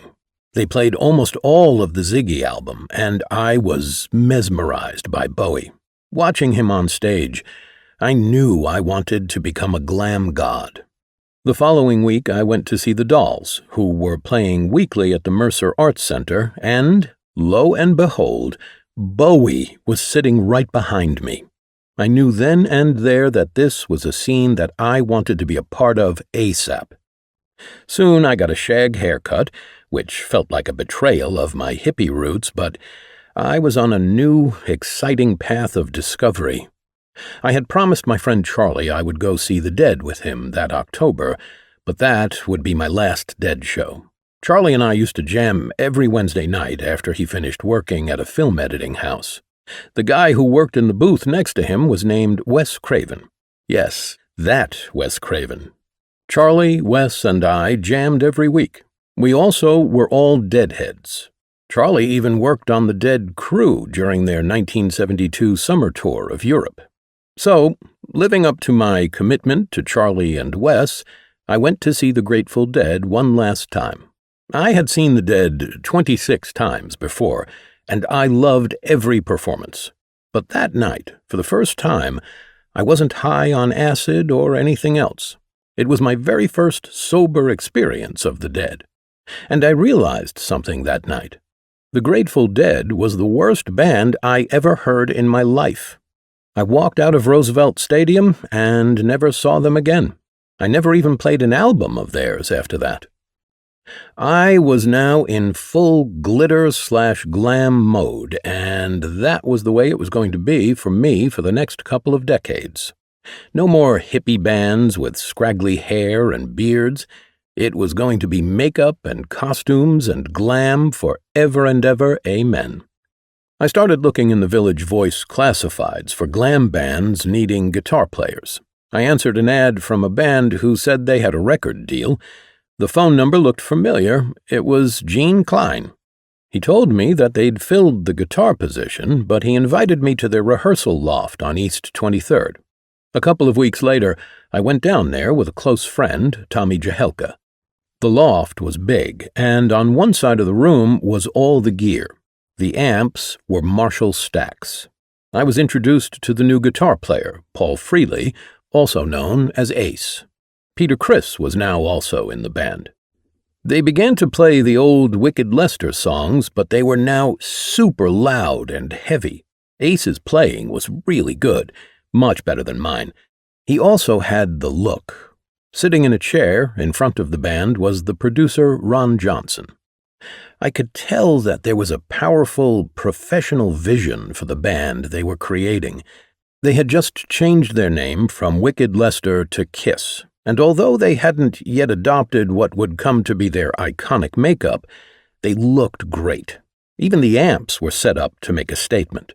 In every sense, I could see the future in this band. Yes, the Dolls were better known at that point and had already been on magazine covers, but Kiss seemed built to conquer. And as an added bonus, they not only had a vision, but unlike the New York Dolls, they were great players and singers. Given what you know about what a phenom Kiss turned out to be, you might think I'd have been envious that Ace got the guitar gig. And you'd probably be right, except for one thing. That afternoon, I overheard a conversation that showed me I'd actually dodged a bullet. At one point in the rehearsal, when the band had stopped between songs, Ron Johnson declared that he thought they were ready to go out and perform. Ace agreed. Incensed at his guitar player's temerity, Gene pulled Ace to a corner of the room and pointed his finger in Ace's face. "Don't you ever give your opinion as to when we are ready," Gene sneered. Only I say when we're ready. Do you understand me?" What an asshole, I thought. That kind of shit would never have gone down with me. I wouldn't have lasted 10 minutes. So, as I continued my search for a band, I kept on learning songs and practicing my playing until the right opportunity came along, which I knew it would.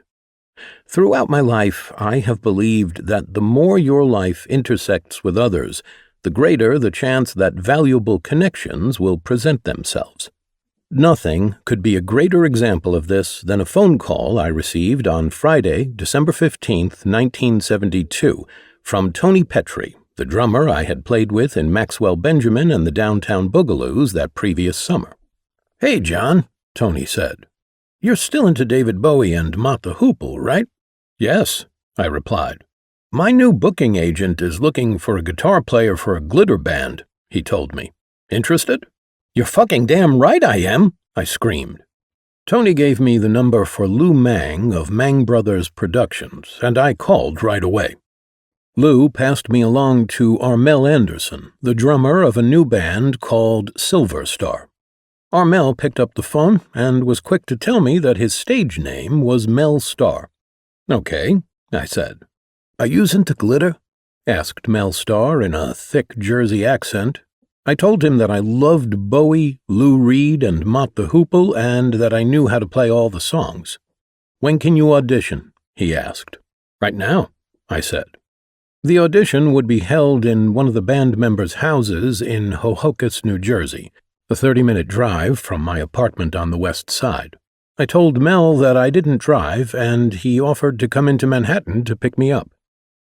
On Tuesday, December 19th, at 7 p.m., just 4 days after that fateful call from Tony, Mel Starr knocked on my door. Expecting to see some white Italian mobster kind of guy, because that's how Mel sounded on the phone, I pulled open the door and saw nothing of the sort. Mel was black. Okay, cool. A multiracial band, I thought. I was entering a whole new world of people I had no history with. Just, apparently, a love of the same music, the same look, and the desire to become a famous band. I was excited about the prospects, but I did have one problem from the outset. "What's with the name Silver Star?" I asked Mel. "Is this someone's idea of a glitter band name? It's terrible," I said. "I named the band," said Mel coldly, "and I like it." That was not the best way to start a pre-audition conversation, so I quickly pivoted to our mutual love of the music, and I asked Mel to tell me his plan for putting the band on the club scene. Mel said that we could get gigs right away, playing 6 nights a week, and we would get paid $150 per night. That's $900 a week, $3,600 per month. The band paid the house renters $300 per month to rehearse. Gas was 23 cents a gallon, electricity was $20 per month, and a truck rental to move all our gear was $25 a week. After all the bills were paid, we could each make $100 per week take-home pay. Not bad money for 1973. But there were added benefits.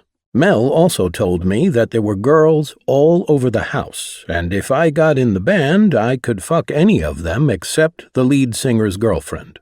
I couldn't believe what I was hearing. Did he actually say that? "It's true," Mel assured me.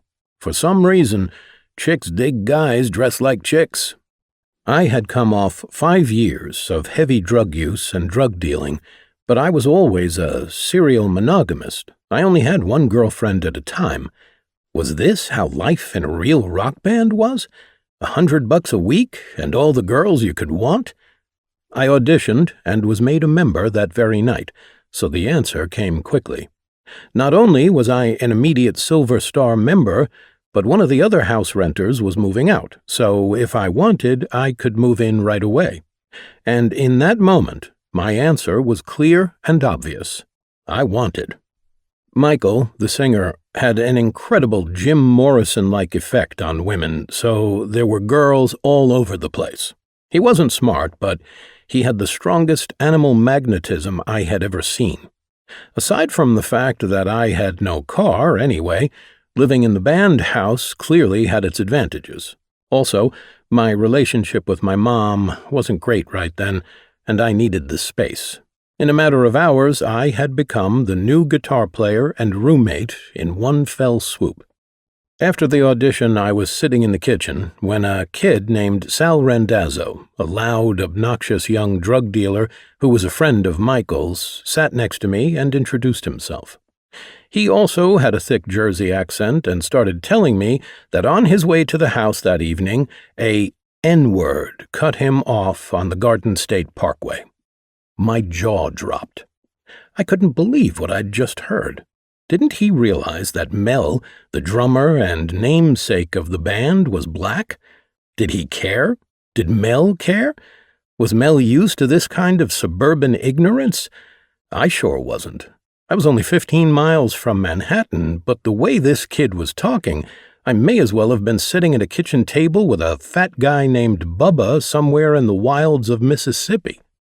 As much as I had been dealing drugs and traveling around the world, I had never experienced this kind of ignorance. As extreme as my life had been up until then, what with all the drugs and craziness and fringe elements, my friends were actually quite intellectual and liberal. We all shared the same feelings about the important issues of the day. We were against the Vietnam War, and we did not harbor any racism.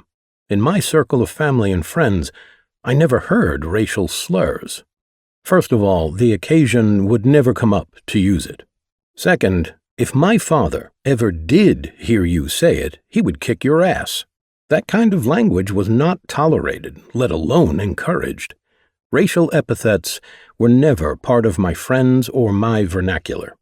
I was a voracious New York Times reader. These people would have found highlights to be a challenge. I came out of a political family and a socially conscious scene. None of that mattered in this New Jersey bar band world. It was all about the music and getting laid. I went back to my parents' apartment that night feeling really torn. The guys were all great musicians and seemingly committed to becoming a famous rock band. If I committed to this band, then I was doing a 180 and leaving not just the dealing and drug use behind, but everything good I ever cared about, too. I wanted it so bad, though. I jumped in head first, and my glitter rocker ride had officially begun. Leaving the peacenik, hippie, revolutionary, anti-war world behind and moving to the sticks, I soon learned that our audience, the guys coming to see Silver Star, were white, blue-collar kids with, let's just say it, a different view of the world and the people in it. Over time, I started to understand that a functional, undeniable racism existed among our following, and in fact, it was endemic to the American culture. While I wasn't going to let it stop me from becoming a rock star, it sure shocked the hell out of me. Oddly, Mel didn't seem to be bothered by it, so for the time being, anyhow, I chose to ignore it as best I could. We hit the bar scene and took off. Despite our early success, I couldn't let go of my disdain for the name Silver Star. The name just sucked, and I took every opportunity to remind everyone, which, needless to say, pissed Mel off to no end. At rehearsal one night in early 1973, we had a big fight about the name, and Michael, who had a legendary drinking problem, bolted from the scene. Later that night, Michael, drunk out of his mind, as usual, called me from a payphone in a bar. "I have the perfect name for the band, man," he slurred. "What is it?" I asked, humoring him. "Twisted Sister." Holy shit, what a great name! I hung up the phone and raced down to the basement to tell the rest of the band. Everyone loved it, except Mel, of course, but the name stuck. When I saw Michael the next day, I slapped him on the back and told him how much we loved the name. "We're going to use it," I said, excited. "What name?" he said. He had no idea what I was talking about. He had absolutely no recollection of the previous night's phone call. As far as he could remember, he'd never heard the words Twisted Sister before. So, with one of the greatest band names ever, we launched ourselves into the local bar scene. Back in the day, in New Jersey and Long Island, where we mostly played, a lot of the club owners were old-time Italian guys.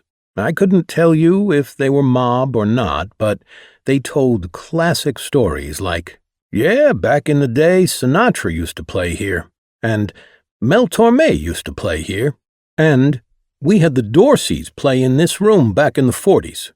Capiche?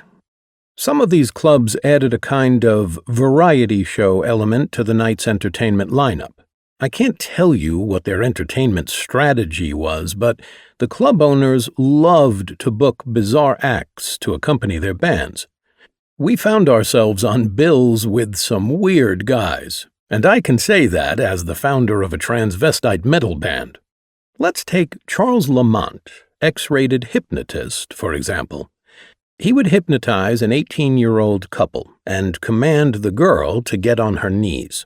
Then he'd put a guy on a chair 10 feet away and say to the girl, "Okay, sweetheart, he's got a 10-foot dick. Now blow him."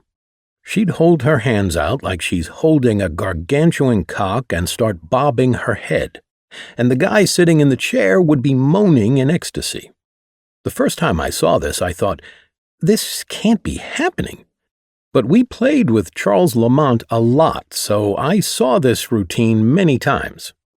One night, Lamont gave me some sound financial advice. He said, "Hey, kid, what are you doing to save money?" "What do you mean?" "Mail yourself $5 a week for every week that you work professionally. Find a post office box and just mail yourself $5. When you retire, you're going to have a lot of money." Then he went on stage to hypnotize some kid into thinking he was taking a shit on the stage. Another of our illustrious showmates was John Valby, a.k.a. Dr. Dirty, who wrote obscene, politically incorrect versions of famous songs. Like this unforgettable hit, to the tune of Yesterday. Leprosy. All my skin is fallen off of me. Now it hurts me when I have to pee. Oh, I believe in leprosy. Syphilis. It just started with a simple kiss. Now it hurts me when I take a piss. We played with these guys all the time. Let us pause for a moment and take stock. I'm in a band called Twisted Sister. We're transvestite rockers, and we're doing these floor shows with a perverted hypnotist and a psychotic songwriter. Which, of course, raises the obvious question, could it possibly get any weirder? Yes, it could. But it never got any weirder or worse than the time we opened for Mr. Jiggs, who was, in fact, a chimp. What the fuck, you may wonder, does a performing chimp do? Well, I'll tell you. But first, let me say that about 10 years ago I met John Scher, a very famous rock promoter. We were talking about all the legendary shows that played at his Capitol Theater, and I was sharing with him the history of Twisted Sister. "What's the weirdest gig you ever did?" he asked me. "Well, John," I said, "we performed with a chimp called Mr. Jiggs." "What? Mr. Jiggs?" he said. "I used to book him in the Capitol Theater. In fact, I had Fleetwood Mac and Mr. Jiggs on the same day." "Who headlined?" I asked. "Fleetwood Mac, of course," he said. I said, "Well, we opened for the chimp, okay?" Anyway, the chimp had an act tailored for clubs. For example, there was a huge club called Dodd's in Orange, which had a giant square bar in the middle of the floor. We'd get on the stage to play our set, and they'd put Mr. Jiggs up on the bar with a rolling cart stocked with alcohol, cigarettes, and a lighter. Mr. Jiggs would walk around the bar, mixing drinks for people and lighting cigarettes. That's it. And we opened for this. So, when people say to me, "Give me an idea of the most humiliating gig you could ever imagine," that's the answer they get. In the fall of '73, the gas crisis kicked in. And as a working band in Jersey, we were constantly driving from gig to gig. In the space of a few months, because supplies were short, gas rose from 25 cents a gallon to around 60 cents a gallon. Some government genius came up with a sophisticated fuel rationing program that said if you had an even-numbered license plate, you could buy gas on an even-numbered day, and if you had an odd-numbered license plate, you could buy gas on an odd-numbered day. But if you needed to gas up on a Sunday, you were shit out of luck, because all the gas stations in the Northeast were closed. Gas thievery was so rampant that most of the gas stations rented giant trucks to block the driveways on Sundays so that the petrol robbers couldn't get in. It was horrible. I'd always been a good talker, and ever since my days in the Boy Scouts and later selling drugs, I knew how to make a good deal. One day I walked into the gas station near our house in Hohokus. I said to the young owner, "Hey man, you like rock and roll?" "Yeah," he said. "Well, we're in a band, Twisted Sister. Do you go to Dodd's in Orange?" "Yeah," he said. "I love Mr. Jiggs." Pretending not to hear that, I named a list of other clubs, and he responded affirmatively to each one. "Well," I said, "we play in all those clubs, and we'll get you into any show we play for free if you guarantee that you will always fill us up, including Sundays." He agreed. So on any given night, we would show up at his station with our band cars and trucks at 4 a.m., when nobody would see, and fill our tanks. In exchange, he got all the free drinks and admissions he wanted. This is how we survived. It was street sense. We had to. You could not be without gas when you're driving to clubs around New Jersey, and we managed to pull it off nearly disaster-free. Nearly. Our agent usually kept us fairly local, but one time he booked us up in northwest Massachusetts, a good 150 miles from our house. It took a long time to drive there, and you can imagine how bad it would be if you couldn't get the gas you needed to go there and come back. It would take more than one fill-up to do the round trip, so you would need access to gas no matter what. As you already know, Michael, our singer, had a bad drinking problem. On the day that Michael and I, along with our roadie, Don, were to drive the show truck up to the gig, drunk Michael caused us to leave late, which meant we'd arrive late, something that music venues don't particularly appreciate. I called the club owner and lied my ass off and told him the transmission of our rented truck blew out and that we were stuck waiting for another truck. He couldn't fault us for that, right? Now, already 4 hours late, we were tooling up the New York State Thruway when we suddenly heard a loud bang. And, you guessed it, the transmission blew. Of course, there were no cell phones in those days, so we just sat and waited for the state police, who eventually came and filed their report. The cops called the local U-Haul guy, who towed our truck to another U-Haul place, where we moved all the gear from our 10-foot rig into a 24-footer, which was way too big for our gear, but was the only available size. So while we drove, we could hear our equipment flying around in the back. We arrived to set up at 10 p.m., which wouldn't have been such a big deal except that we were supposed to have started playing at 9. What could I do? I told the stage manager the truth, that our transmission really did blow out. And that's the last time I ever lied. About a transmission, anyway. Even though we got off to a bad start, we played through the weekend and everything went fine. On Sunday, Michael, Donald, and I were preparing to head back down to Jersey, and, of course, all the gas stations were closed, and we didn't know anybody who could hook us up with gas. Fortunately, the owner of the club, who was also the mayor of the town, got his brother to fill up our truck, and we started the drive back down to New Jersey.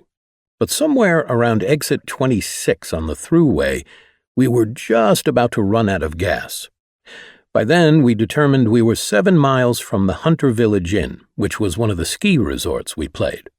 So we figured we had just enough gas to get there, and we could park the truck, stay overnight, fill up on Monday morning, and go home. The route up Hunter Mountain is a winding, two-lane road of hairpin turns that's tough enough to navigate in perfect weather. But this was winter. There was snow. And, to top it off, we were in a 24-foot U-Haul being driven by a drunken rock singer. So, as we worked our way up through the nail-biting turns, the snow started falling in great white sheets. We had 5 gallons of gas to make it to the top of Hunter Mountain. This was no man's land. If anything went wrong, we were going to freeze to death. Then the windshield wipers broke. So while Michael's driving, Donald's hanging off the side of the truck trying to wipe the snow off the windshield to keep it from blocking Michael's vision. Then Michael made a wrong turn and plowed us into a snowbank. People have asked me, in those early days of Twisted Sister, what made you think you were going to succeed? Thinking back on events like this, I honestly don't have a rational answer. Somehow, calling on some superhuman strength, Donald and I pushed that 24-foot truck out of the snowbank and got it back on the road.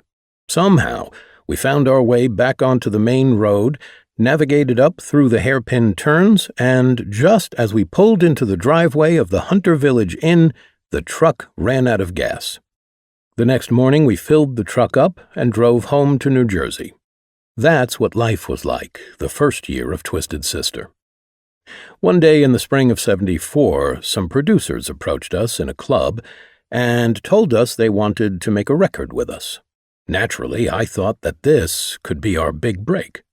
They booked some time in a studio in Manhattan, and Michael, true to form, didn't show up because he was still drunk from the night before. Even though that wasn't totally surprising behavior from Michael, his lack of professionalism deeply disappointed me. More and more, this kind of mentality permeated the band, and I was wondering when the bottom was going to fall out. But the band kept getting more popular, the money kept coming, and that summer we were asked to play the Mad Hatter, where we had been the house band the year before. This time, we wanted a lot more money, so they hired us for 1 month instead of 3. Next, we were hired by a rival club in the Hamptons called the OBI East. It held 3,000 people. Bars with bands in the tri-state area during the 70s and the 80s generally held 100 people, 200 people, maybe 300 people. The drinking age was low, and the number of kids going out to listen to cover bands was high, but 3,000 was more than we'd ever played to. By the end of the summer of '74, we'd blown away every other local band. We were making $500 or $600 a night. Multiply that times 5 or 6 nights, and that's $3,600 a week. That's pretty good money, even by today's standards. We enlarged our road crew and bought more equipment. Things were really sailing along with the band and with my girlfriend Maureen, who had become the love of my life. That fall, Maureen and I went to Aruba, but we came back to bad news. My brother called to say, "Mom just collapsed and she's in a coma." I raced into the city to meet everyone at the hospital where my mother, the genius, Eveline Siegel, was in a coma. The doctor told us, "We don't know what happened, but she may not come out of it." I was shocked, but I knew I had the band and I had Maureen, and that somehow that would help me deal with this crisis with my mom. Over the next 6 weeks, my mom got better. She came out of the coma and voted in the off-year elections that November using an absentee ballot. Everything seemed to be fine with me and Maureen, but by then the band was starting to have meetings to deal with the growing drinking problem among our members. I don't know if he was just defensively lashing out, but in the middle of one of these intervention-like meetings, Michael told me that Maureen was screwing a bartender from one of the clubs. It was an unexpected non sequitur, and it threw me. "How do you know that?" I asked. "I know, and you're an idiot," he said. Well, Maureen and I did have an open relationship. As far as I recall, it had even been my idea. It was my way of being Mr. Liberal. We weren't married. You do what you do, I do what I do. Don't ask, don't tell. It sounded great in theory, but hearing this news crushed me on the spot. I confronted Maureen, and she admitted to the affair. And then she laid down the shocker. Not only had she been cheating on me, but she wanted to break up. I was crushed. It added insult to a number of injuries. My mom was still in the hospital and might be dying. I was super pissed at Michael, and the band was on the verge of disintegrating. In the first week of December, the band played a gig at the Sahara Club in Adams, Massachusetts. They put us up in their rooming house, which was a barracks-type layout with 8 beds. A whole family lived across the hall. And since it's hunting country up around Adams, Michael had brought his gun so he could get in some hunting during the day before the show. After the gig that night, our bass player, Kenny, was walking down the stairs as one of our roadies, Greg, was going up. As they passed each other, somehow Kenny's cigarette ash fell on Greg's chest. Greg was shit-faced on Quaaludes, and, feeling drunkenly aggrieved, he went right to Michael, who, of course, was also plastered. "Kenny put a cigarette out on my chest," slurred Greg to Michael. Michael, incensed at this violation, immediately went on the hunt for Kenny. He ran into the room where Mel and I were hanging out, blissfully unaware of the burgeoning conflict. "Where the hell is Kenny?" he shouted at us. "The bastard put a cigarette out on Greg's chest." Mel and Michael were buddies. They went to school together and knew each other better than anyone else in the band. "Shut the fuck up, will you?" Mel said. "You're just fucking drunk." "Fuck you, Mel. Fuck you," Michael shouted. "Don't you fucking tell me that shit. Go fuck yourself, Michael." Michael grabbed his loaded gun from the corner of the room and pointed it at Mel's chest. "What the fuck you gonna do?" Mel said. "Fuck you, you drunk Mick." "Fuck you," Michael spit back. There I was, 22 years old, and I vividly remember watching this scene take place and thinking, I'm about to witness a murder. The two faced off against each other for what seemed like days until Michael lowered his weapon and said, "I don't need this gun to kick your ass, you dumb motherfucker." He threw the piece to the floor, and they started wrestling and punching each other. Hearing the racket, a bunch of people ran up to our room and pulled the two of them apart. Hearing what had just gone down, Greg, the roadie, knowing he had precipitated this whole thing, panicked, and, in a moment of clear-headed wisdom so characteristic of the drug-addled brain, decided to get the hell out of Dodge and run the 90 miles back to New Jersey, barefoot and stoned, in December. We got in our cars and raced down the road after Greg. We finally caught up to him and loaded him into the car. Out of his mind on angel dust or something, he cried over and over, "I broke up, twisted sister. I broke up, twisted sister. I broke up, twisted sister." By the way, Greg and I are friends to this day. He's thanked me for changing his life and helping to get him off the drugs. He recently sent me an incredible email that said, "Without you, I don't know if I would be clean today." It made my day. The truth is, Greg didn't break up Twisted because it was going to happen without him. That weekend was the end of the band. When I got back to New Jersey, Maureen left me. 2 days later, my mom died.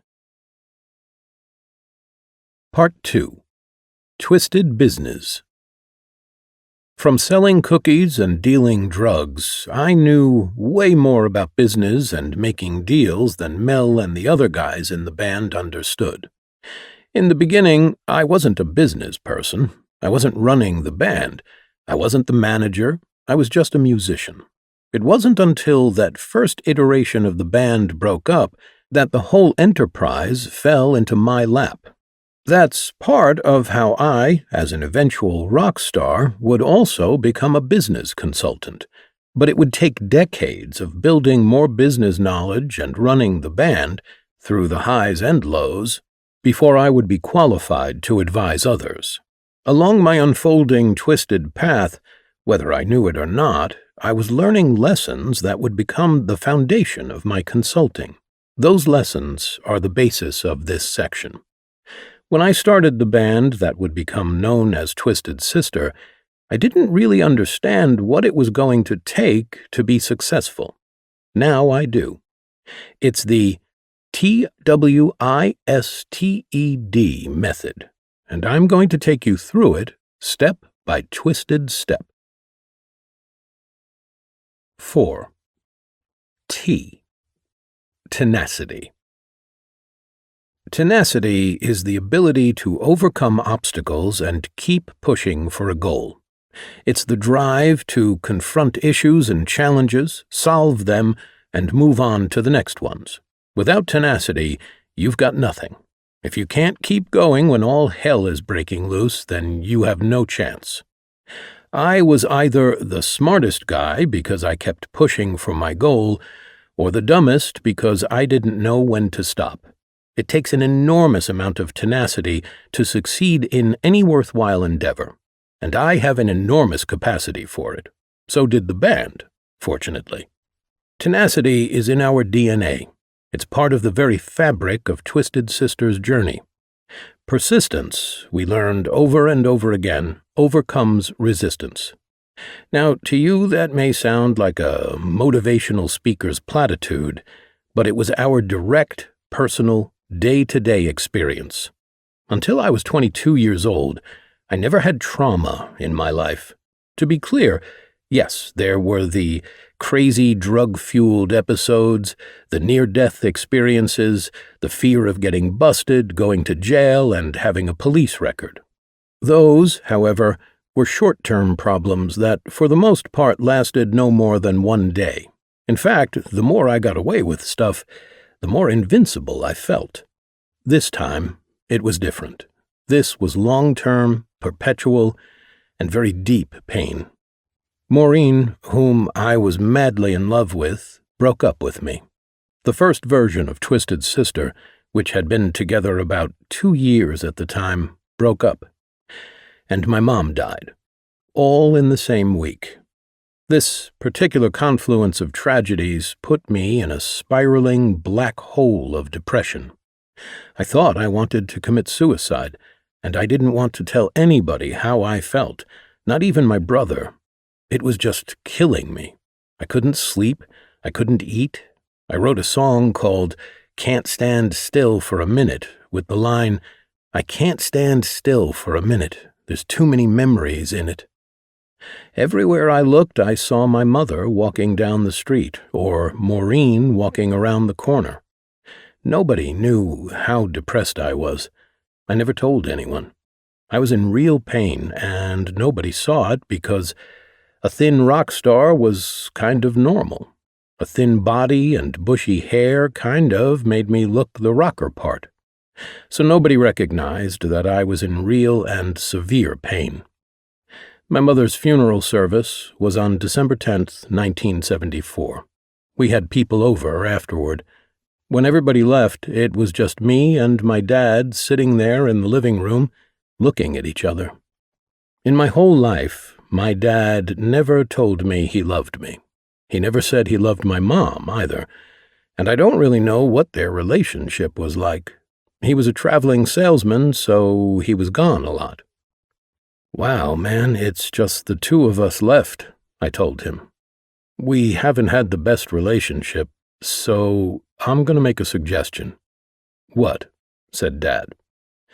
I have a feeling that going to therapy is not exactly something that you want to do, so I'll make a deal with you.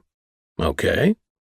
Well, you beat me pretty bad as a kid. I did stupid shit. You used to whip me with a belt periodically. That was really pretty traumatic to me, but I don't hate you, and I forgive you for that. I will forgive you for what you did to me, if you forgive me for what you think I did to you, which was drop out of school, embarrass you, deal drugs, almost get arrested, all the dumb shit that I did that you probably figured was going to kill me. If you can forgive me for all the stupid stuff I did as a teenager, I will forgive you. We'll shake on it. We'll never talk about it again. and we'll move forward. Deal?" He shook my hand and said, "You got a deal. I only have one request." "What?" I said, "I don't know how much longer you have. You've been smoking cigarettes for, what, like 50 years now? Maybe if you can stop smoking, you'll be around a little bit longer. Maybe if I ever get married and have a kid, you'll get to meet your grandkid. Do you think you can stop smoking cigarettes?" He looked at me and he said, "Do you remember what you told me when I asked you to stop smoking weed? Do the words, 'Go fuck yourself,' sound familiar?" I said, "Yeah." "Go fuck yourself." "Okay, fair enough." We shook hands, and until he died, we had a great relationship. We'd call each other every week. My dad remarried, and he'd come visit with his wife. We'd talk about baseball games, but we never again touched upon our past. On the day of my mother's funeral, I started writing a diary, which became my lifeline. Over the next 9 months, my written reflections about how I processed my depression became a template for my eventual abilities to overcome everything and to finally understand the different kinds of chaos that come at all of us in life. It took 9 months, but one day I woke up and the weight of the world was finally off my shoulders. I thought to myself, wow, depression's kind of like a cut on the hand. If you give it enough time to heal, it can heal. That's how it was for me, anyway. Others may have underlying physiological or chemical issues that complicate the recovery process, but when I came out of the depression, I realized I could come out of anything. I could persist. I could be tenacious. Nothing would ever set me back as badly again. I kept diaries for 15 years. Keeping a diary, especially in business, is important because it helps you to build perspective, allows you to learn from your specific experiences, and gives you a greater ability to confront, solve, and move on. To be tenacious, in other words. It's allowed me to retain the details of the life and times of Twisted Sister and to see that tenacity is really our unsung theme song. The guys in the band that made it, the band that everyone knows, Dee Snider, Eddie Ojeda, Mark Mendoza, A.J. Perro, and me, were not the original members. Far from it. After going through 4 singers, 3 guitar players, 2 bass players, and 7 drummers, the band that you know is actually the 11th iteration. We fired Michael after he pulled the gun on Mel. The guitar player, Billy, left with Michael, and starting in January of 1975, we rebuilt the band over and over again. Through it all, I was sinking deeper and deeper into emotional despair. The pain of losing my mom and the pain of losing Maureen was too much to bear. Looking back on that black hole I was in, I see that I should have gone to a therapist. I should have taken medication of some sort, some psychotropic drug, but I didn't. I just toughed it out. But I didn't know how long I could last. The pain just got worse. We muddled through another version of Twisted Sister with a guitar player named Keith Angelino, whom we named Keith Angel, and a singer named Frank Karuba, who was known as Rick Prince. That version of the band stumbled around for all of 9 weeks. Rick Prince was more of a Rod Stewart than a glam guy, so for a time, believe it or not, we went from being a David Bowie cover band to a Rod Stewart cover band. Rick sang like Percy Sledge. We did When a Man Loves a Woman and other stuff you wouldn't expect Twisted Sister to do. We were doing okay. We were getting gigs, we had an agent, but we weren't the same Twisted Sister. We didn't seem to have the same value, but we were working. Then one day, after 9 weeks, Rick just never showed up again. He never came to rehearsal, and we never heard from him again. I said to the guys, "You know, I can't rely on singers anymore. I'll take over singing." The problem with my taking over singing, as I have mentioned, is that I would actually have to sing. Still, that version of the band trudged through the summer of '75. Summer came, and we got a job again in the Hamptons as the house band at the OBI, the Oak Beach Inn, the biggest club in the Hamptons. Well, that June it rained every major weekend, so the numbers in this club were terrible. It held 3,000 people, and we averaged maybe 900 a night. The club owner, who was paying us a lot of money, fired us, which was easy because we only had a 1-month contract. By that point, my relationships with Mel and the guitar player Keith, who had taken Michael's place, were becoming strained. The original bass player, Kenny, and I were still there, but as we turned into August of '75, we were starting to fray at the edges, and our popularity was dropping. My agent said to me, "You need a lead singer that sings Led Zeppelin, man. I know just the guy for you. His name is Danny. He sings in a band called Peacock. You should meet him." So, Danny Snyder came down in August of '75. He watched me singing my Lou Reed and said, "Wow, I thought you guys did all these other songs." I said, "We do, but I can't sing them." He said, "Well, I'd like to join your band." And I said, "Okay, sounds great." I went into the dressing room to tell Mel and Keith. "There's a guy out here, Danny Snyder. Our agent sent him down. He could be our lead singer." Mel said, "We don't need a lead singer, John. You're great," which didn't make any sense at all. But unbeknownst to me at the time, they were planning to quit the band and steal the equipment. I went back out to where Danny was and told him, "Hey man, thanks, but no thanks. I'll keep your number around." 2 weeks later, we were playing at the Rock Palace in Lake Caramel. The next morning, the Monday following Labor Day weekend, I get a phone call from Mel. "Keith and I quit. We have the gear.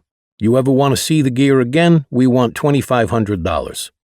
"You're holding it for what? Ransom?" He replied, "We want $2,500 if you want it back." I don't remember how or what happened, but I'm reasonably sure no SWAT teams were involved. We settled the ransom amount for $1,000. I gave him the money, and they gave back the gear, which would have been a satisfactory end to that chapter, but when we got the equipment back, it was smashed to smithereens. Assholes. I wanted to give up, and in fact I did for a while. I got a job as a waiter at Terrace on the Park Caterers in Flushing Meadow Park. Kenny took a job at a Corvette's department store. Around the end of October, Kenny called me and said, "God, this job sucks." "Man, being a waiter sucks too," I told him. "I do 7 shifts a week. I have to wear a short-haired wig. We gotta do something." That next Saturday night, I went out with some of the waiters. They were bombed and got into an accident on Park Avenue while I was in the car, and they ran. When they ran, I ran too. I found out later this was because they were undocumented and the car they were driving was stolen. Long story short, the driver of the other car was beyond intoxicated, and somehow the whole thing went away. That accident could have turned into an unmitigated disaster, and since it didn't, I took it as a sign and decided I was now officially out of the restaurant business. I quit my job and called Kenny. "It's time to put Twisted Sister back together," I told him. And then I called Eddie Ojeda and asked him to join us too. "Yeah, man, that would be great," he said. So now we had Kenny on bass and Eddie and me on guitars, but we still needed a drummer. I saw an ad in Rolling Stone magazine for a guy named Kevin John Grace, who was looking to play in a glitter, glamish kind of band. We called him, and that was the beginning of version 3 of Twisted Sister. Next, we filled in our singer slot by hiring Danny. Since I was now known as JJ, I wanted to name him Dee Dee, but the Ramones already had one of those, so we settled for plain old D. By this time, I had come to what, to me, was an obvious conclusion. There's just no place for drugs and alcohol in the business of rock and roll. They hampered our success and just caused too damn much misery. So, as we brought new guys into the band, one non-negotiable was that they couldn't drink or do drugs of any kind during work hours. A little light indulgence on their own time was their business, but showing up at rehearsals or gigs drunk or high would be cause for firing. But Kenny, I discovered several years later, was secretly an alcoholic. I loved him. He was a great guy. I just had absolutely no idea that he drank a case of beer a day since he was 10 years old. One day in 1978, he told me he'd joined AA, and, unbeknownst to me, he'd brought members of his church down to see our show. Now, here's the thing. Our show is not for the pew and chapel crowd. We're incendiary. We curse a lot, to say the least. It's part of our brand image. Our fan club, for example, is called the Sick Motherfucking Friends of Twisted Sister. And Kenny brought his church group into this viper's den called Zaffy's in Piscataway, New Jersey. Afterward, he told me, "Hey man, my church people saw that show, and they say the devil speaks to you and Dee. I have to quit the band." Now, I wanted what was best for Kenny, but I was a bit confused. "Kenny," I said, "let's review this for a second. You drink, we don't. We don't do drugs. We just work hard 6 days a week and rest on the 7th. But the devil speaks through us? How does that work, exactly?" "You've got a point there," said Kenny. For the next 8 months, we did everything to keep Kenny in the band. We even hired a minder to stay near him in the bars. But after the summer of 1978, it became apparent that this wasn't going to work. "So here's the thing, Kenny," I said. "I don't want you to quit because of your church friends' opinions, but here's how we all have to look at it. We're playing in bars every night, and the last place an alcoholic needs to be is in a bar. I don't want you to be exposed to the very thing that could kill you. I love you, and I want to save your life, so I think you should resign." He did, and Kenny and I are friends to this day. You know what Kenny does for a living? He fixes church bells. That's fucking poetry. Like other bands, we got our start playing in bars. The Beatles, the Rolling Stones, and others got their record deals within a couple of years, then spent the next 8 years trying to make it, then went on to hate each other's guts. Unlike other bands, we spent a full decade trying to make it in the bars. We couldn't get a record deal because nobody liked us. We had to be our own record label. We couldn't get anyone to make merch for us, so we made our own. We were our own press and promotion agency. We did everything ourselves and became really, really good at all of it. But the goal never changed: become rock stars, which meant we needed a record deal. We came close over and over and over again, with each attempt ending with a crushing blow of rejection or a tragic, unforeseen circumstance. As the band kept getting rejected, we started to develop this approach to overcoming the relentless setback. We mourned it, we reflected on it, we retooled, and we reapplied. It's tough to deal with rejection, but you have to learn how to do it. We learned to mourn the rejections and reflect on the failure. Why did it happen? Was the song or the production bad? Did we have a bad show on an important night? Then you retool. You come up with another way to do it. You change the song, you change the arrangement, you change the stage show. Then you reapply it. That's what successful businesses do. They mourn, reflect, retool, and reapply. We reapplied. We sent countless demo tapes to the record labels, but with no success.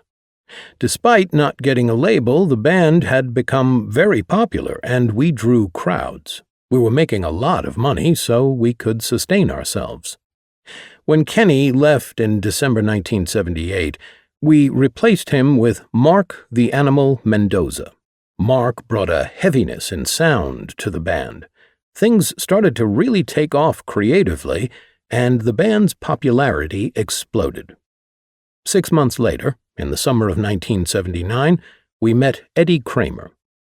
Eddie was one of the most famous record producers in the world. He worked with Led Zeppelin, Jimi Hendrix, the Rolling Stones, and other small potato artists like that. One night, a girl comes into a bar. I know that sounds like the beginning of a bad joke, but stay with me. "You know who's coming down to see the band tonight?" she said to me. "Who?" I said. "Eddie Kramer." "How would you know Eddie Kramer, and why would you know he's coming here to see us?" "My mother is a teller at a bank up in Airmont, New York," she said. "Eddie Kramer is a customer of hers. They were making small talk, and my mom asked him what he was up to tonight. He said he's going to a club called Detroit to see a band called Twisted Sister." "I'm telling you," she insisted, "Eddie Kramer is coming to your show tonight." I went back to the dressing room and told the guys what I'd just heard. And, true or not, we were nothing less than prepared. It was one of those nights during the summer of the 1979 gas crisis, so there were only 30 or 40 people in the audience. But that didn't matter to us. We played a hell of a show.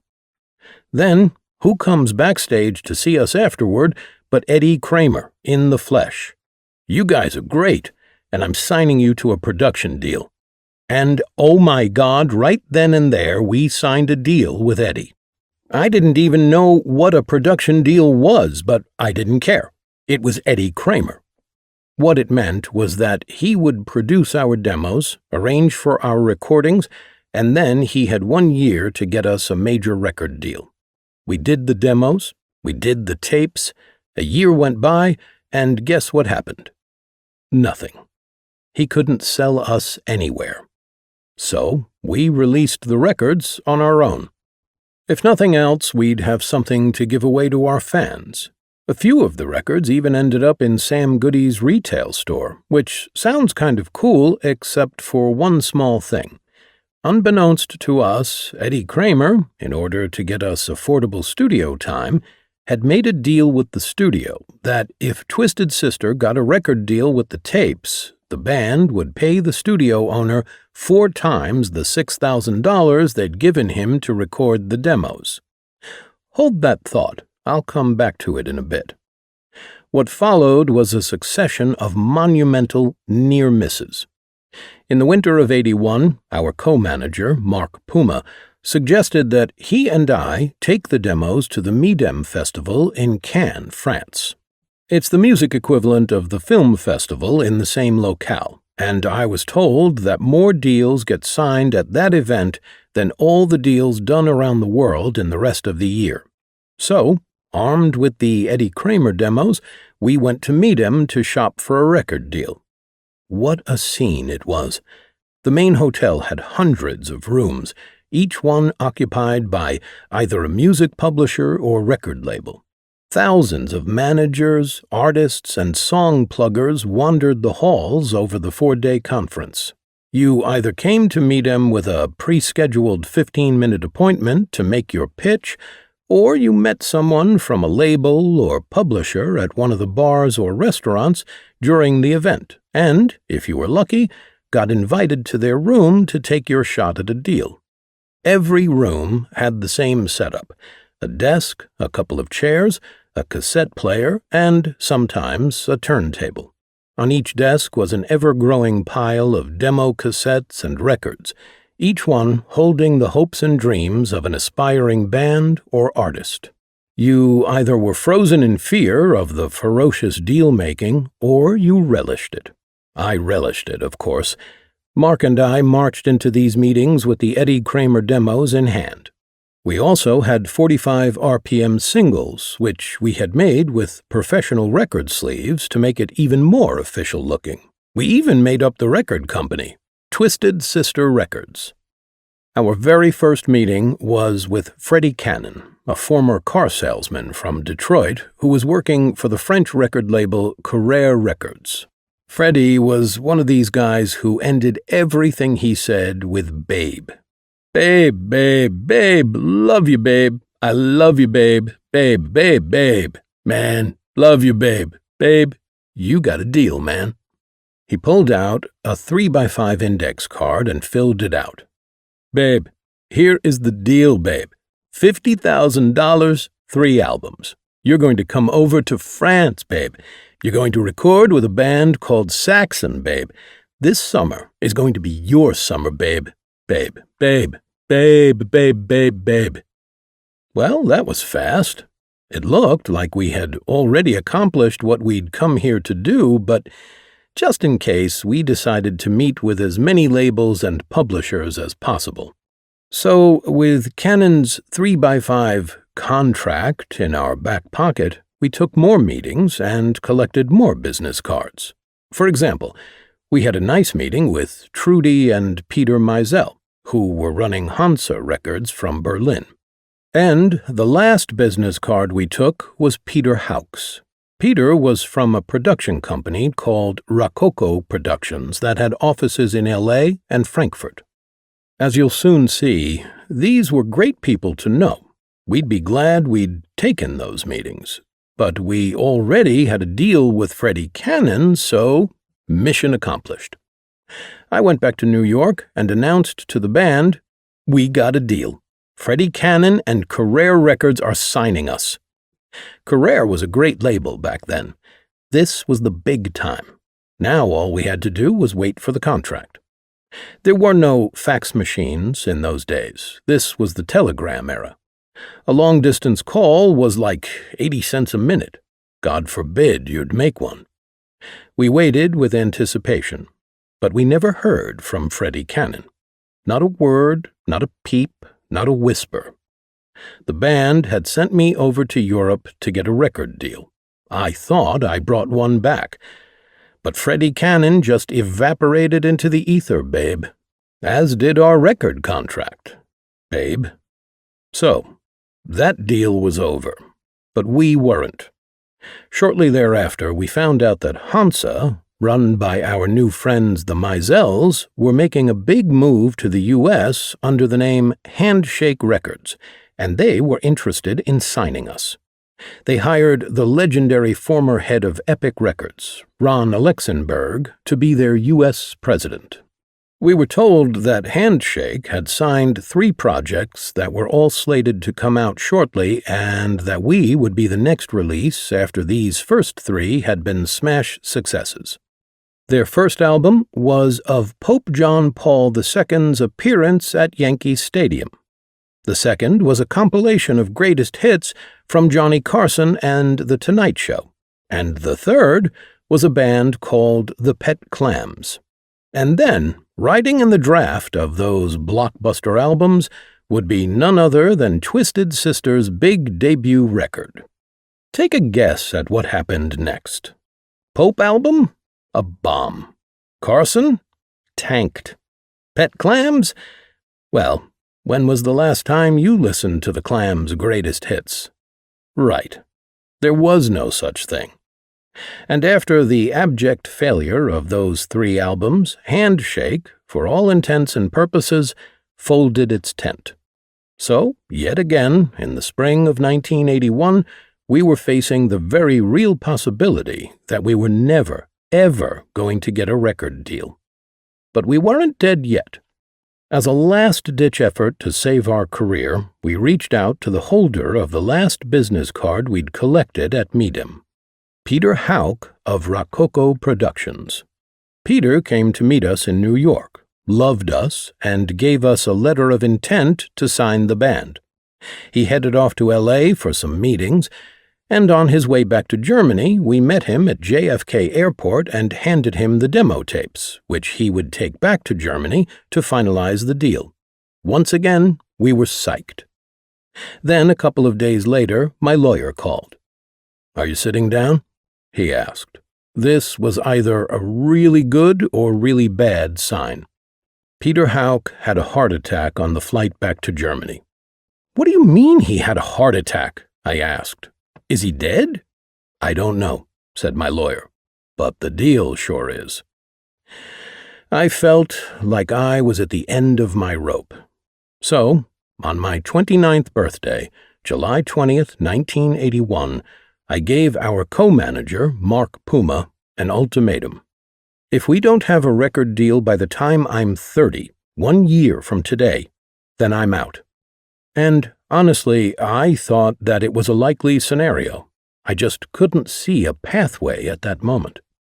Little did I know that within a month of that proclamation, we would be thrown a spectacular lifesaver. A Twisted fan told us that on his recent trip to England, he'd picked up a copy of Sounds magazine, the country's most influential heavy rock newspaper. And there, in the #1 position on the magazine's personal heavy metal chart, was Twisted Sister. Sounds sent Gary Bushell, a senior writer for the mag, to check us out. He became an instant fan and wrote a glowing profile of us called Sister Sledgehammer. He also called Secret Records, a UK-based rock label, and sang our praises to the company's president. Secret checked us out and liked what they saw and heard. They were interested in signing us, they said, and they were sending a representative to the States to make it official. Given our track record with potential record deals, we were so cynical at this point that we took bets that the guy's plane would blow up on the way over, and that if that didn't happen, he'd die in a car crash when he got to New York. And if that didn't happen, he'd be mugged and murdered between his car and our office. Miraculously, though, he survived and was still interested in signing the band. We shook hands, and when he left, the guys in the band said nothing. At first. Then the bets started. $10 says he dies on the way back to the airport. $50 that the IRA blows up the plane on the way back to England. $100 he gets taken out by an errant bullet in a drive-by shooting. No one, however, bet that when he got back to London, the worst blizzard in 150 years would completely wipe out his offices. But it did. And once again, we thought, the deal was dead. But it wasn't. Not this time. The company eventually recovered from the snowstorm, and our deal proceeded. We were finally on a nice, smooth track to our first album with a major label. And then, one day, we got a phone call from Hal Selby, the owner of Electric Lady Studios, the very studio where he had recorded the Eddie Kramer demos. Hal was, let me say this nicely, a connected family guy, if you know what I mean. Remember, this was the same studio where Eddie had made a deal that if Twisted Sister got signed with those tapes, the band would pay the studio owner 4 times the $6,000 they'd given him to record the demos. Well, we'd never gotten a record deal with those tapes, so we obviously didn't owe him $24,000, right? Hal summoned me to the studio and told me he wanted his $24,000. But we didn't get a record deal, I said. Yeah, you did. He reached into a drawer and threw our single on the table. That's a free record, I said. We give it away to our fans. Yeah? Well, I bought it at Sam Goody's for $1. So you owe me $24,000 or I'm breaking your legs. Oh my God, I just got threatened by a mobster. Now, you already know that Twisted Sister played in bars. What you don't know is that most of them were mob bars, as in owned by mobsters kind of mob bars. And we played in them for 10 years. We worked for the extended families of every possible version of Goodfellas. In fact, Henry Hill worked in one of our bars. Tiny Tony, Sal, Vinny, Fat Scotty, all these guys, they all worked at these bars. Nobody ever threatened me, ever, and occasionally I even borrowed money from a couple of club owners. At this point, Mark and I picked up the phone and got to work. I had to call up a guy who knew a guy who knew a guy who knew a guy. Tony the Fork, Tommy the Shoe, Billy the Chair, guys with names like that. I tried to get the hit called off, but as far as I knew, I still had a target on my back. We ultimately reached out to our friend Larry Tortorici, the owner of a large nightclub called Detroit in Portchester, New York. My efforts paid off. Larry had a sit-down with Hal Selby, and, with a little bit of coaxing from some of Hal's associates, an agreement was reached to have the physical threat against me called off for a payment of $10,000. And, believe it or not, $10K just happened to be the same amount of money that Secret Records had given us as an advance. We gave Hal the dough, and he called off the hit. Elated about our English record deal, we bought ads on the radio that said, "Twisted Sister thanks its fans for 10 solid years of support," and "Thank you, Twisted fans. We're off to London to make our record. Goodbye, it's been great." The day the contracts were delivered from England, I brought them to my band for signing. And on that day, the British went to war in the Falkland Islands. I said to myself, there won't be any resources left to print our records. There will be no nickels for the cutting head. They're going to use it all for missiles and bombs. We're never going to make this record. But this time, the story had a happy ending. We headed to England, and, after 10 years of tenacious striving, we finally made our first album.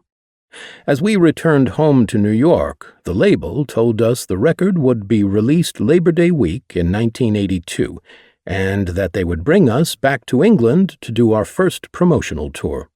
We were ecstatic. Our tenacity had finally paid off. A deal, a record, and a European tour. This was it. So, of course, we bought more radio ads. Thank you, Twisted fans, for all the years of your support. And we blasted our own original music behind the ads, so listeners would think our record was released on the radio, which it wasn't. Smart marketing on our part. Then, the day before we were to return to England for our much-hyped and anticipated tour, the phone rang. Now, given the story you've heard so far, given that every time we'd come close to success, something blew it apart at the last possible minute, you may be thinking that the ringing of that phone couldn't possibly have been a bad sign. There's just no way that things could fall apart again. But you'd be wrong. The record label had just gone bankrupt. We'd had crushing disappointments before, but this was truly the lowest point. I felt like my guts had been destroyed, eaten out, caved in. Still, I had to convince myself that this was not the way it was going to end. Since we had already told the entire planet that we were going to Europe, we knew we only had one possible option. We would go to Europe. Hell, if the defunct label had wanted us, there had to be another, and we would go and find them. All we needed was the dough, which, as you may have guessed, we didn't have. But we knew people. We knew, guys. And those guys had money. So, driven by our urgent need, we made a prudent financial decision and took out a loan from some very dubious people, like Larry Tortorici, for example. According to our booking agent at the time, Kevin Brenner, Larry was not only his partner in some nightclubs, but also involved with connected guys. Kevin told me this years later, and both Kevin and Larry are now deceased. These kinds of stories and rumors run rampant in the bar circuit among the top-tier bands. I never wanted to know anything, however, and just accepted financial help when needed, and Kevin was always the intermediary to ensure that any money that was lent was simply an advance against future performance income. We needed that now, so I went over to Larry's new nightclub called Styx in NYC to pick it up. When I showed up in jeans and a t-shirt, Larry's brother said to me, "Whatever you do, I don't want you walking through the main ballroom because it's a big night tonight and you're not dressed appropriately. So just go into the back room and pick up the money." Which I did, and it was stuffed into a brown paper bag, just like Wells fucking Fargo. Having bagged Larry's cash, we took off for England for what would become our tipping point experience, when we agreed to appear on a live British TV show called The Tube. The TV studio was in Newcastle, which is way up north. It just so happened that the day we were doing the show, Mick Jones from Foreigner was getting an award at the same location. Attending with Mick was Phil Carson, a London-based executive for Atlantic Records. Mick Jones lived in New York City, and he'd heard our radio advertising. Phil knew our manager, Mark Puma, and when Phil saw Mark at the TV studio, he asked, "What are you doing here?" Mark told him, "I'm here with Twisted Sister." Mick replied, "Oh, Twisted Sister. I hear them in New York on the radio all the time." Not wanting to let go of such an influential potential fan, Mark suggested that Mick and Phil hang around to see our performance on the Tube. Phil declined because he had to get back to London, but he explained that he'd just bought a new thing called a VCR. "I'm taping the show, so when I get home I'll watch," Phil promised. Phil Carson. Holy shit. Now the pressure was really on. Backstage that night, we were thinking, rightfully so, that this was going to be our last shot. If we didn't get signed after this, it was really going to be over once and for all. 8 million people tuned in for that live show. That's 16 million ears and eyeballs. We hit the stage, the lights went up, and in true Twisted style, we blew the roof off the place. The next morning, every record label in the world called to sign us, including the legend Phil Carson. Phil had worked with the likes of Led Zeppelin, Yes, and AC/DC, and now he wanted to sign Twisted Sister. We were ecstatic. There was a problem, however. Phil was with Atlantic, which sounds great except for one small problem. For some reason, the president of Atlantic in the U.S., Doug Morris, simply hated our guts. A month earlier, Doug had told the entire team at Atlantic U.S., "The next person who uses the words Twisted Sister in my presence will be fired. They are, without a doubt, the worst band in the world. I don't want them on my label, and if you mention their name, you're done." Phil called us and said, "Gentlemen, I am signing you here in the UK, but I have to tell you that I had a very interesting conversation with our record company president in New York." I said, "Really? And what would that be?" "Well, I called him up," Phil recounted, "and I said, 'Dougie, my boy, I really like this band. I want to sign them, but they're American, so I wanted to tell you about it.' Doug then asked me, 'What's the name of the band?' And I told him, 'Twisted Sister.' He went on to tell us that Doug started cursing and screaming. 'You got to be kidding. They're the worst band in the world.' 'Well, how do you know they're the worst band in the world?' Phil had asked. 'Did you ever see them?' 'No,' shouted Doug. 'I don't need to see them.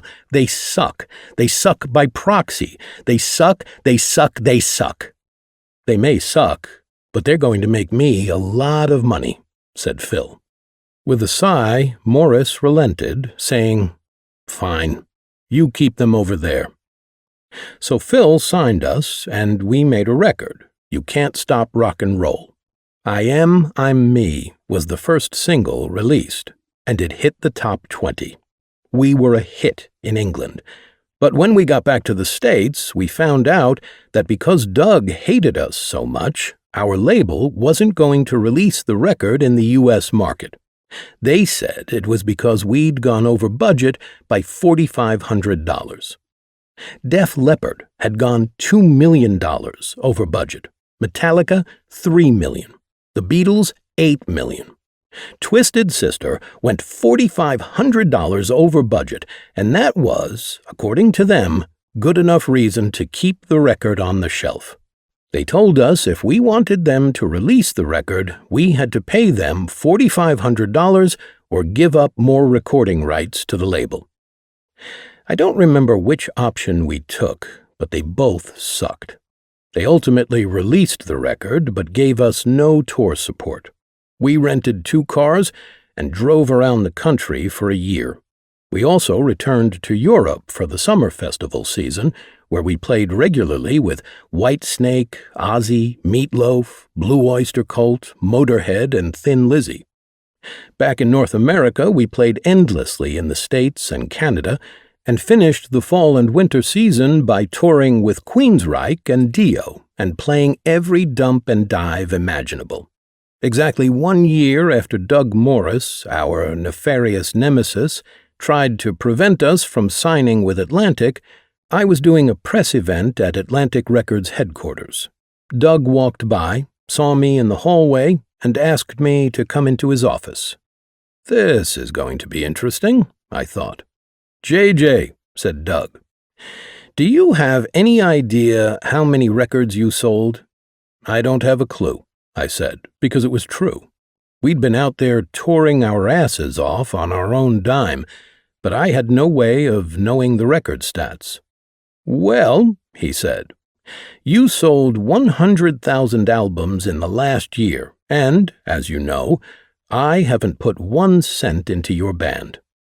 Then he pulled out a stack of telexes from promoters around the country and read them to me. Doug, Twisted Sister played in California, blew the place apart. How come we got no promotion?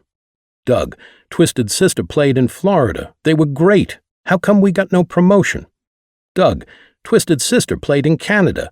How come we got no promotion? You know what, JJ? What? I said, feeling a sense of I fucking told you so gratification washing over me. I was wrong, said Doug. Next year is going to be Twisted Sister's year. If you guys give me the right video for this new MTV thing, I will make you the biggest band in the world. Now, understand, I'm a cynical New York Jew. I didn't buy this for 1 second. When I left the room, Patty Conti, the effervescent head of Atlantic's publicity department, bounded up to me with anticipation. She was a good friend of ours, and a fan of the band. How did your meeting with Doug go? She said, bouncing on the balls of her feet. He says he's going to make us the biggest band in the world, I told her. That's great, she said. No, it's not, I told her. He's full of crap. This guy isn't going to do anything for us. He hates my guts and he hates the band. I then told her about that MTV thing. Her face lit up. JJ, she said, don't you know what MTV is? No, not really. She explained it to me. I was starting to get the picture. And do you know who owns MTV? She asked. No. Who? We do, she said. American Express and Warner Electric Atlantic do. Doug kept his word. He spent the money and brought in the right producer, video director, and crew. And we gave him the video for We're Not Gonna Take It. In my experience, family, love, and job are the 3 pillars to life. If you have all 3, and then lose any one of them for a time, you have the others to hold you up. When I was 22, I lost all 3. It was my magic troika. But I came back nonetheless, again and again. And against all odds and apparent logic, Twisted Sister did indeed prevail. By 1985, we were the 3rd biggest band in the world. That is tenacity. In business, tenacity is about keeping going, staying current, and reinventing, no matter what it takes. But it's not about tenacity for tenacity's sake. We need wisdom to keep us coming back to the right path. 5. W. Wisdom. Wisdom comes from your ability to study everything you need to know about the business you're in. But it's not just what you know, it's what you don't know, too. Never stop asking questions. Always remain curious. I'm never embarrassed to say, I don't know that, or I need to know that. Just when you think you know everything, you may find out you know nothing. Wisdom is about looking at the whole picture of a puzzle, even before all the pieces are in place, and understanding what's missing. I believe in partners and partnerships. I'm not a solo artist. I've always believed in collaboration. I don't believe I have the tools to catch everything or the infinite wisdom to know it all. I need to bring other people into whatever I'm doing. One night I was having dinner with Ahmet Ertegun, the late former chairman of Atlantic Records. Atlantic's incredible history goes back to the early years of blues and jazz and the launch of Led Zeppelin, Emerson, Lake and Palmer, AC/DC, and Twisted Sister. Much of that was under Ahmet's leadership, so I asked him how he accounted for his incredible track record. "Success is easier if you don't mind who gets the credit," he said. I thought that was an extraordinary statement. He went on to tell me that he needs somebody else to let him know if a band is going to work or not. "Without that," he said, "I don't have an ongoing business. So I hire kids to figure it out. I may love Ray Charles, I may love Nina Simone, I may love Miles Davis. I know where my passion is, but if I don't have someone else's perspective to help me see the value in music outside of my personal preference, I'm not going to survive in this business." Most people don't want to admit that anybody else deserves the credit but them. But I've always been a team player, and I've always believed in partnerships. I don't go it alone. I never have. Even before I became a rock star, I had the wisdom to understand the importance of collaboration. When I realized I wanted to be a rock star, I knew right away that I had limitations. I don't write songs and I can't sing, so I needed a singer and a songwriter. I needed other guitar players. I got a band together because I knew I needed people to work with. I didn't know this was wisdom until I started taking a look back at my life and understanding why I made the choices that I made. I didn't care about singing or songwriting. That was Dee's job, and he was great at it. I realized I needed to understand the strength of each band member. At some point on my journey, I understood that I wasn't going to be one of the world's great guitar players. I was really good, but not world-class, and I was okay with that. Instead, I was going to channel my talent toward being a rock star, which is a very different intention and outcome. It's less a function of musical talent and more about business savvy, management, marketing, image, and packaging. I had inherent talent in all those things and the wisdom to recognize what I could and couldn't do. Regardless of the hours you put in, sometimes the path you originally thought you wanted to be on may not be the one that ultimately leads you to your success. As my self-awareness and the wisdom I gained from it grew over time, I readjusted my path. When I saw the Beatles on the Ed Sullivan Show, I just wanted to be famous. But as I learned to play guitar, I became much more serious about my craft. I changed course. I even took jazz lessons in order to get studio work. When Bowie and Ziggy Stardust entered my life and changed my 20-year-old perspective, I changed course again and focused on achieving that certain look and feel. And I developed a burning desire to perform live. I had learned enough about how to play the guitar, and that enabled me to hit the stage with the right band. So, as a boy watching the Beatles, I started out just wanting to be famous. Then I had the goal of being a great musician. And later I pivoted and landed on a different path, which brought me to the realization that I really wanted rock stardom, which, in retrospect, is what I wanted in the first place. It just took me a long time to recognize it.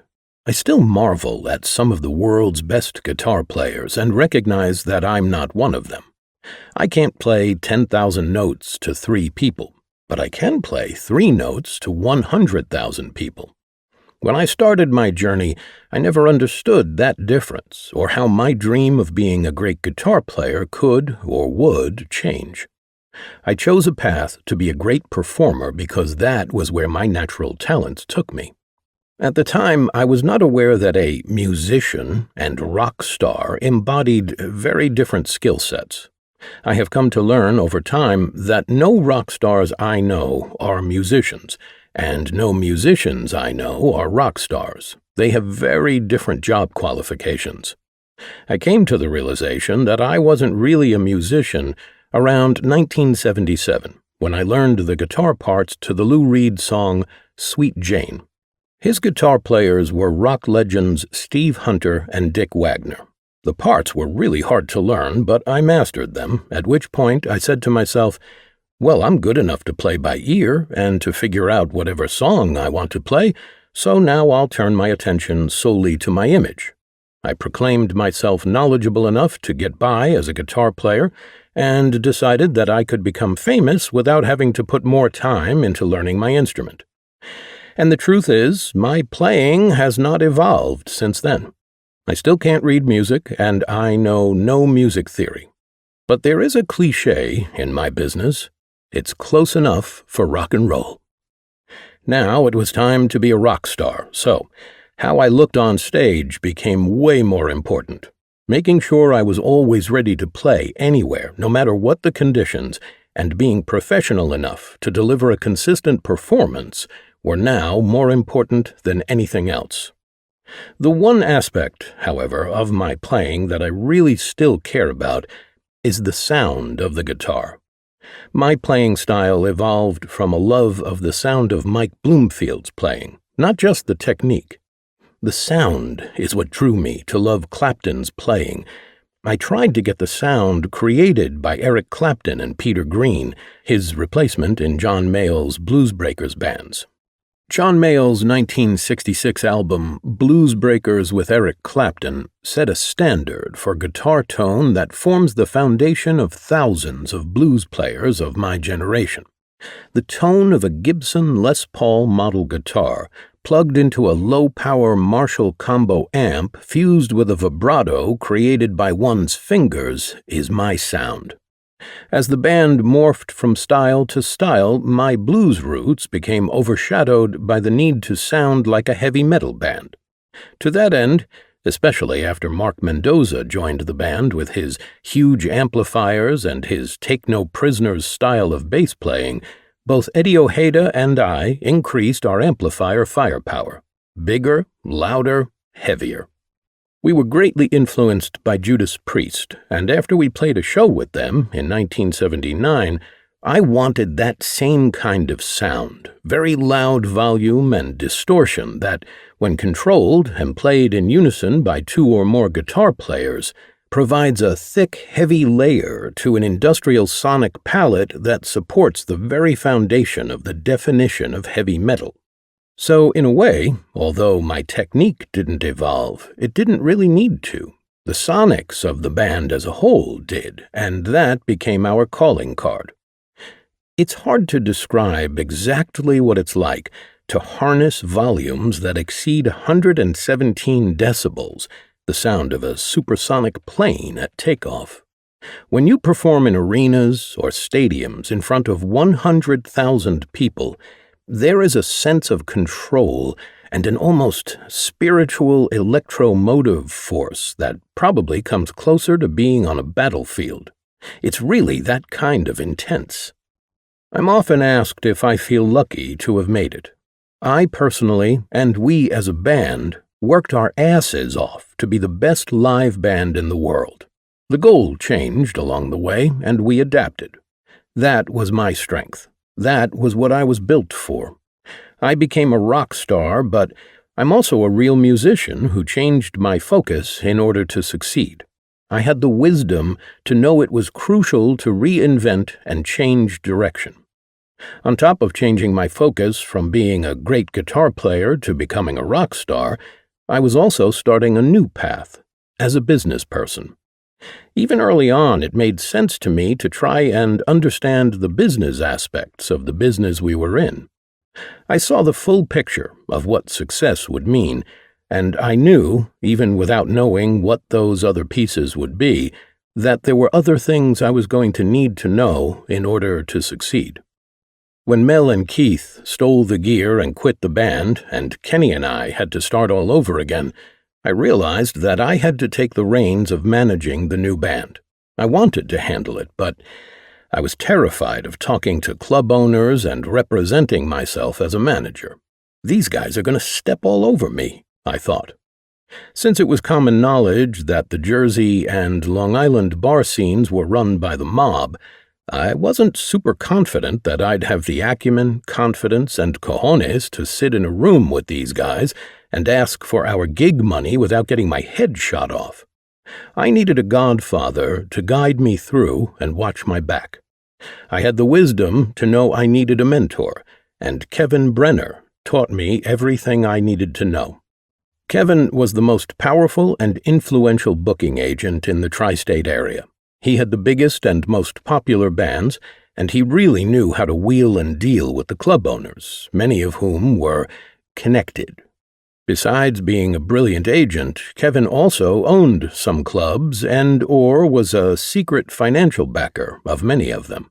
Because he could control who played where, he could make or break a band. Therefore, he was both hated and loved by club owners and artists alike. Remember, even though the bar scene was huge in those days, it was all geographically located within a 100-mile radius from Manhattan, and there were hundreds of bars and clubs in that area. Kevin's company, CTA, wasn't the only booking agency, but they controlled the biggest rooms and worked the biggest bands like Zebra, Rat Race Choir, Baby, Swift Kick, Twisted Sister, and dozens more. Each band had certain strengths, which made them effective for different audience sizes. Some were only suited for smaller clubs that held up to 300 people, but the bigger bands, like us, could regularly fill the rooms that held over 2,000 people, and we could play them 5 nights a week, 52 weeks a year, and never leave the confines of the 100-mile tri-state area.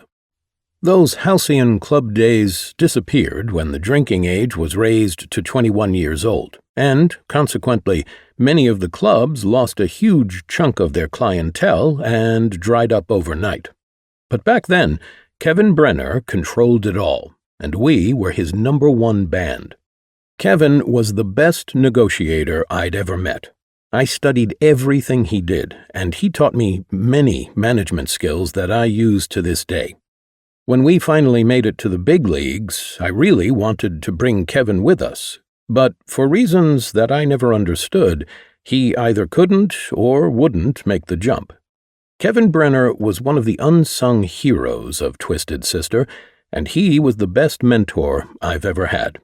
He died suddenly many years ago, but not without him knowing that we had become bigger than any of us thought possible. Now, I am a social creature by nature, and I'm a street guy with plenty of bravado. But even back then, Kevin helped give me the wisdom to know that I shouldn't be in charge of everything. I could size people up pretty quickly, and if I concluded someone could handle something better than I could, I let them handle it. Hiring D, for example, was wise. He may have been a hyper, egotistical, narcissistic, self-absorbed motherfucker, but he was committed, and he was truthful. He was professional, and he did what he said he was going to do. That was so important because it freed me up to learn the business side of the equation. Soon, learning the business became more important to me than the music. Learning how to become a great live bar band and the biggest live bar band became my primary focus. Keith Richards says the difference between him and Mick Jagger, who is the business heartbeat and visionary of the Stones' enterprise, is that Mick wakes up every morning and thinks about what's going to happen 10 days from now, 10 weeks from now, 10 months from now, 10 years from now. Keith gets up every morning and says, "I got up this morning." Every band needs both. I have the business moves like Jagger. I have always had the ability to think about what's going to go on 10 days from now, 10 weeks from now, 10 months from now, 10 years from now. I have always been able to operate on multiple levels. Multitasking, I think, is not just something I learned out of necessity, but an innate ability I've always had. I could play guitar and manage the band, but I could also anticipate problems from many sides simultaneously, which was really important. I could foresee booking challenges. I could foresee personnel issues. I could anticipate worst-case scenarios and develop contingency plans. And then I could get up on stage and wail on the guitar. I'd tell Dee, "You figure out the song lists. You figure out what songs we should cover because that's too much for me." Dee was more than happy to do that. He loved doing that stuff. He couldn't care less about the business. So I let him do his thing and he let me do mine, and we were fine with that. Dee's strength was in the presentation, the stellar performance, and the impact it had on our fans. We all trusted his vision.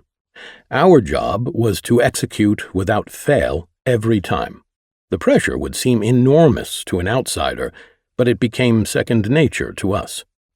Wisdom helps make the good times better, to be sure, but when everything falls apart, your hard-earned wisdom really pays off by giving you the vision, understanding, and humility to keep going.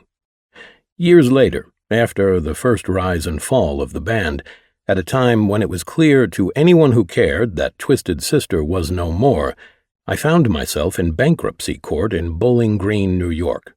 The whole thing was blowing my mind and crushing my heart.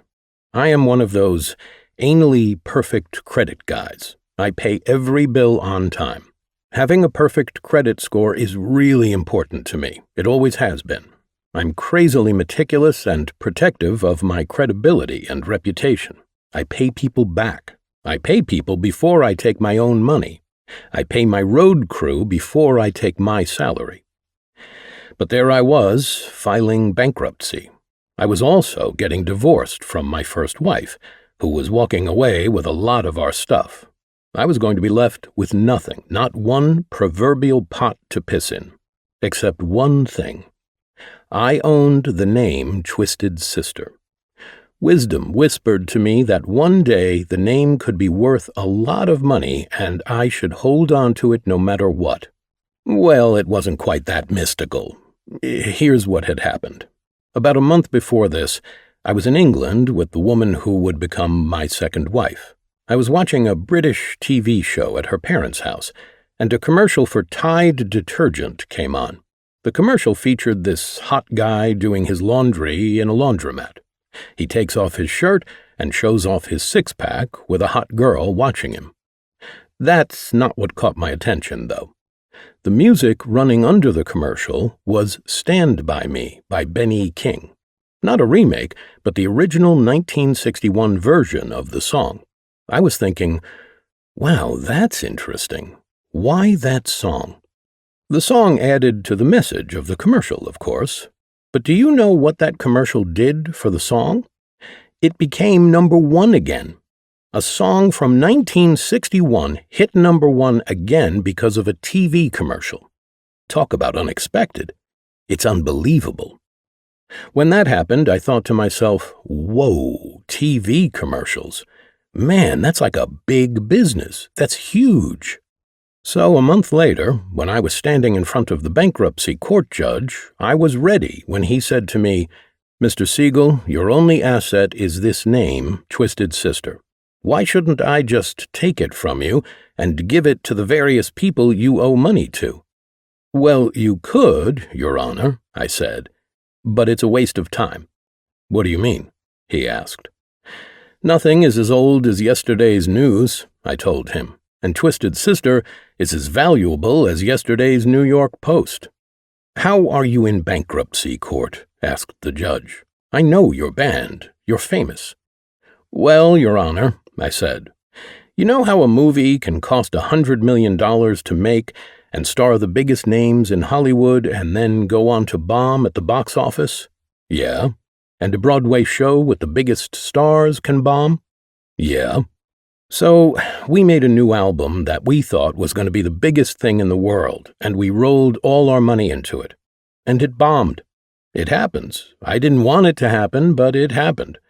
Now I'm sitting here and I can't pay back this money. The point of Twisted Sister is that we're over. Twisted Sister's dead. It's yesterday's news." "So?" "Right now," I continued, "there's no value to it. But, Your Honor, maybe in 10 years I could license one of our songs for a product on TV, and maybe, as a result, I could put the band back together again. But right now, I have nothing left except this name. And right now, this name is worthless to my creditors. But one day, just maybe, I could make it valuable again.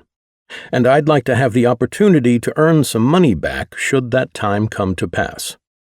"That's very compelling," he said, clearly impressed with my vision. "Okay, you can keep the name." 10 years to the month after that court appearance, Comtrex nasal spray licensed We're Not Gonna Take It for $100,000, and today our songs are among the most licensed 80s-era anthems in the history of the music business. Remember, it's not what you know, it's what you don't know that's really the most important in business. Keep your eyes and ears open. Keep curious about the business you're in, and never stop asking questions. This will help you to develop your wisdom, to refine your ability to understand and see the full picture, even if, and especially when, all the pieces are not already in place. I recently thought about a couple of conversations I had with my brother, Jeff, who is 10 years older than I am, and with my old friend Victor, whom I had the great fortune of re-establishing a relationship with recently. Both of them knew me years before I had any success, and both gave me insights into their choices as well as my own decisions. In both examples, while their respective life choices seem safe, they both went on to have stellar careers in their chosen fields. Both loved their jobs and, just as easily as any entrepreneur, could have failed. The difference is that their risks were much closer to the ground, allowing a shorter fall and easier pivot. In other words, and without taking away anything from their respective accomplishments, the decision to go all in was less dangerous in the choices they made. Jeff became a New York City school teacher, a decision he made in part because he felt that a job like that would give him an economically secure future. He's now retired after teaching 40 years, and by all accounts, everything worked out financially as planned. Victor had been a drummer who was following his dream of rock stardom, but when he was 22, he started picking up extra cash by chauffeuring famed theatrical producer Joseph Papp around. This opportunity led him to a stagehand job for Shakespeare in the Park. Victor realized that he loved the backstage theater world, and this is where he established a great career. He told me, "Working in the theater world, days become weeks, weeks become years, and I realized one day that I had a career that I didn't know I had." Then there's me.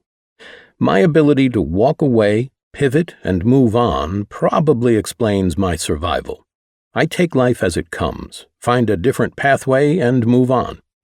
My experiences have given me the wisdom to do that. Around 1995, as I was rebuilding my life after bankruptcy, I took a job at Lyric Hi-Fi, a high-end audio store where I used to buy my stereo equipment back when I was a hotshot rock star with bucks to burn. They offered me a job as a salesman, and I took it.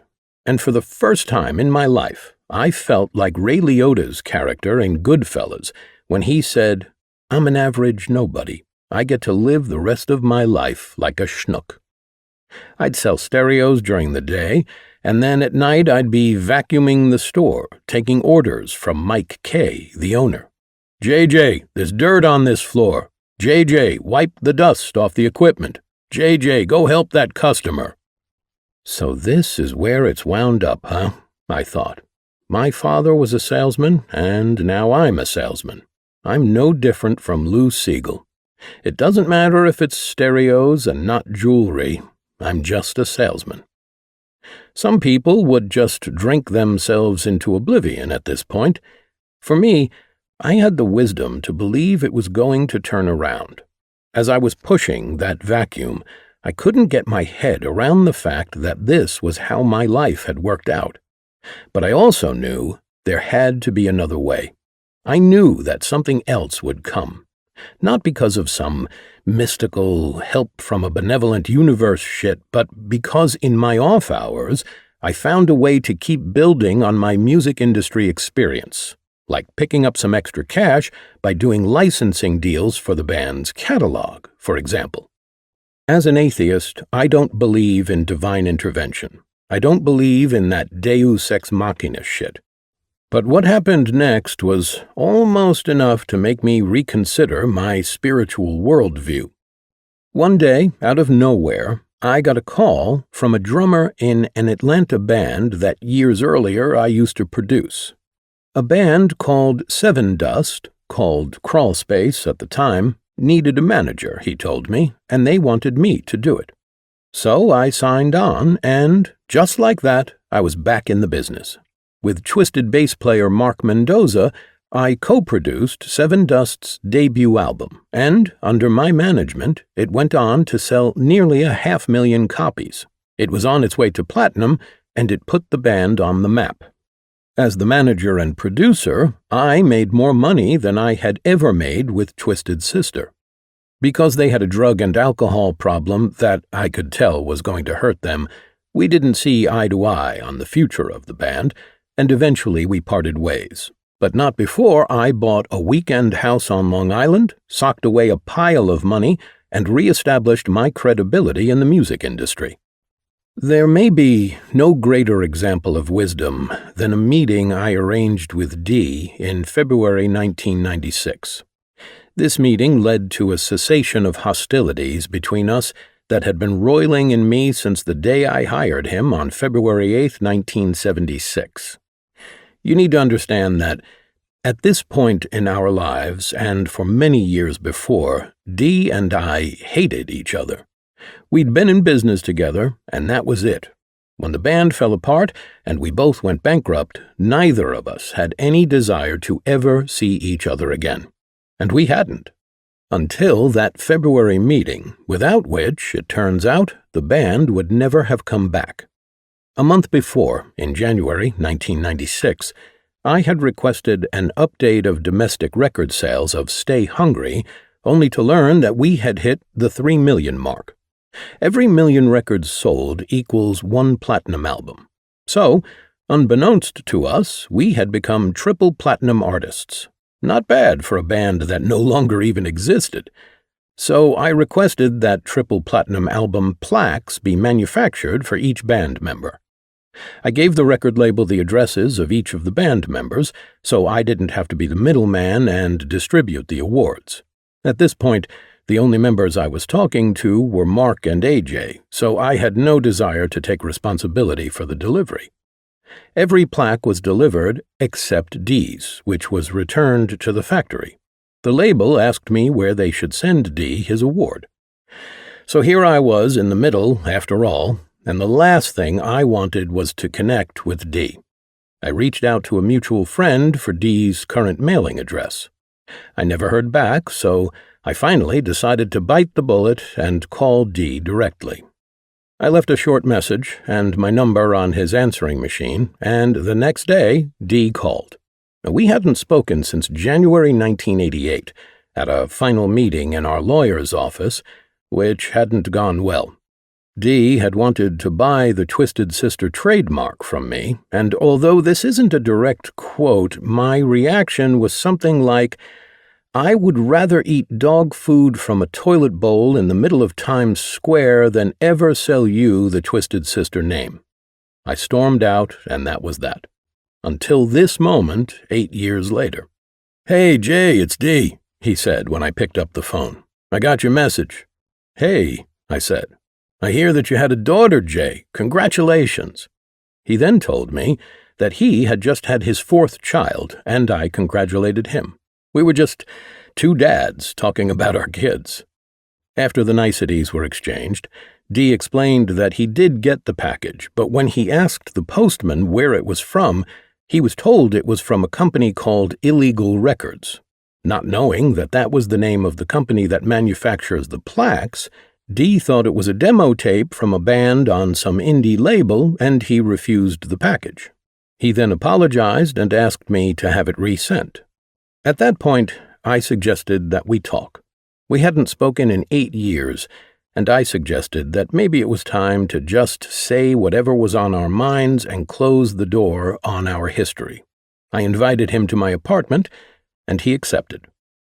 He came into the city on February 16th, nearly 20 years to the day from when I hired him to be our singer. When I opened the door, I noticed immediately something had changed. Dee was just a normal guy standing in front of me. I assumed that, as we both had gone through bankruptcy in 1989, we both had to reinvent ourselves. We sat down and started talking about how the bankruptcies had affected our lives. At this point, the Seven Dust album had yet to be released, but I told him the story of how I came to be connected with them after my illustrious stereo sales career. Dee had written a hit song for Celine Dion and was slowly getting his life back together. Then we started to reflect on the band and our relationship. I didn't tape this conversation, nor did I write down what was said. I can tell you, however, that the conversation was tough to have. Nothing that had happened between us was left unsaid. No grievance from either side was left out. There was no need to be diplomatic. This conversation wasn't about reuniting the band, it was about clearing the air. It was about making amends so we could finally move on and say goodbye forever. We sat at my kitchen table for nearly 5 hours. And man, we covered a lot of ground. Dee admitted that, as time went on, he saw me as his father. He was very angry at his father for various reasons, and I, being older, became a father figure that he needed to destroy along with his relationship with his real dad. I'd represented an authority figure who seemed to tell him that he wasn't good enough. His actions, he admitted, were bent on my destruction. "I'm really sorry I did that," Dee said, looking me in the eye, "and I hope you can forgive me. I'm not that guy anymore." I apologized to Dee for ever making him feel that he wasn't good enough. This very emotional moment was made possible by 2 men who had been through hell and decided that the world, and the example we set for our children, would be better off if the 2 of us could make peace. Around 4 p.m., I had to pick up my daughter, Samantha, from preschool, and Dee offered to walk with me to collect her. When she walked up to us, I said, "Sam, meet Dee, the guy who used to sing in the band." We walked together to the subway station on 94th Street and Broadway. Before Dee turned to head down to the train, we hugged. Dee thanked me for asking me to come. "You know what, Dee?" I said. "Tomorrow morning, I will wake up not hating you for the first time in 20 years. "Same here," said Dee, and he headed down to the subway station. I thought that would be the last time we would ever see each other. Oh, how wrong I was. Wisdom, I've learned, is seeing the big picture and making daily decisions and working out solutions on that basis. Whether you're in a brainstorming session, drawing up a business proposal, or making a deal, you have to make yourself see that what you're doing is about more than what's going on in this moment. It's knowing that when you're vacuuming a store after business hours, that's not what you'll be doing until you drop dead. It's knowing that everything you do is just a small part of a much larger thing. If I hadn't been able to see that, I would not have held on to the Twisted Sister trademark. If I hadn't been able to see that, The band would never have reunited and finished our career with our most successful run. If I hadn't been able to do that, I might still be selling stereo equipment. It's all connected, and having the wisdom to see the big picture keeps you going, and, just as important, it keeps you inspired along the way. 6. Inspiration. In order to get anywhere in business, you have to be inspired. Inspiration is the fuel that keeps you motivated. Without it, you're just going through the motions. Since I was 11 years old and first started to understand there was a business of music, I wanted to be a part of it. But it wasn't the business side that drew me in. I was obsessed with music, and in addition to playing it, I was also looking for ways to absorb it. Practically every new experience I had, having to do with music, inspired me and fueled my passion to want to make it in the music business. And growing up where and when I did in the history of rock gave me the opportunity to have some remarkable experiences. In the 1960s, there were 2 small, exclusive clubs getting a lot of attention and attracting big names in the city. Steve Paul's Scene on 8th Avenue, run by Steve Paul, and Ungano's, an Italian restaurant on 70th Street. Those 2 little establishments had incredible reputations because all the British rockers would hang out there when they were in New York. Ungano's was a couple blocks from my house. In July of 1968, my Bermuda experience buddy David Schiff and I were walking up 70th Street and passed Ungano's.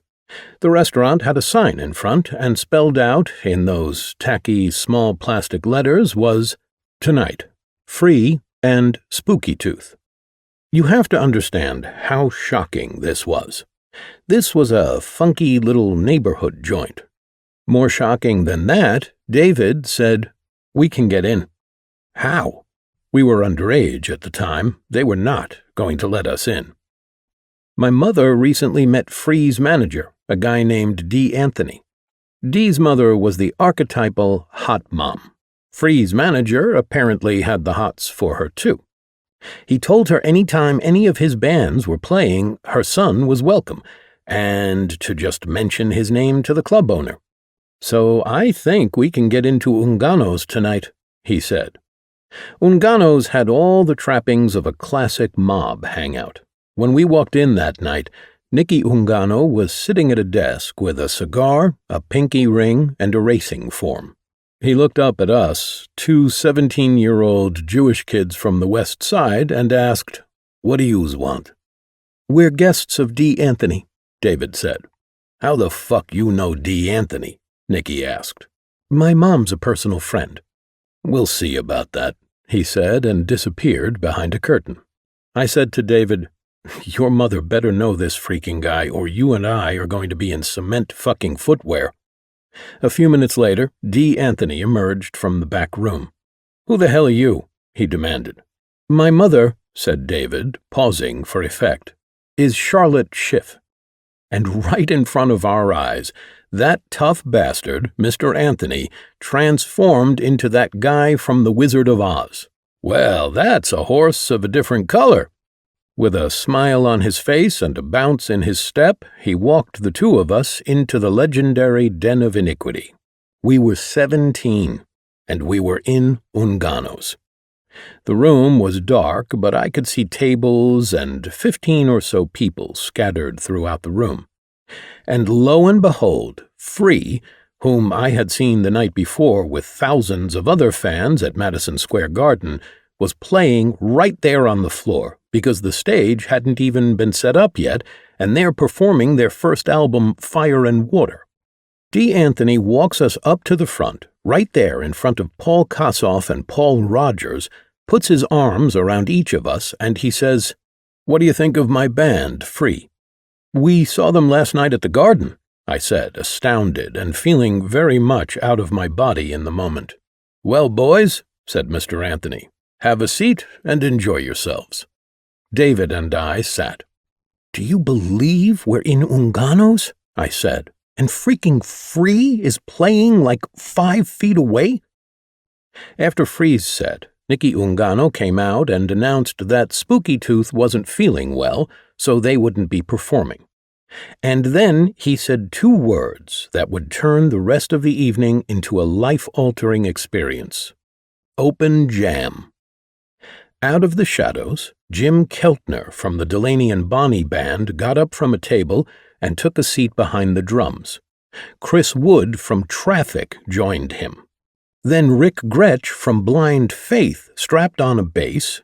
Steve Winwood got on the organ. Dr. John sat down at the piano, and Eric Clapton picked up a guitar. Then Delaney and Bonnie stepped up. Just imagine, for a moment, that you're at a small party, and then, out of nowhere, some of your favorite musicians on the planet get up to play. The impromptu Dream Team played for 3 hours to what was, in effect, an exclusive private party. "Do you fucking believe what we're seeing?" I asked David. "Do you believe this?" What could be more inspiring for a young, aspiring musician than this? Inspiration is the fuel that drives the dream.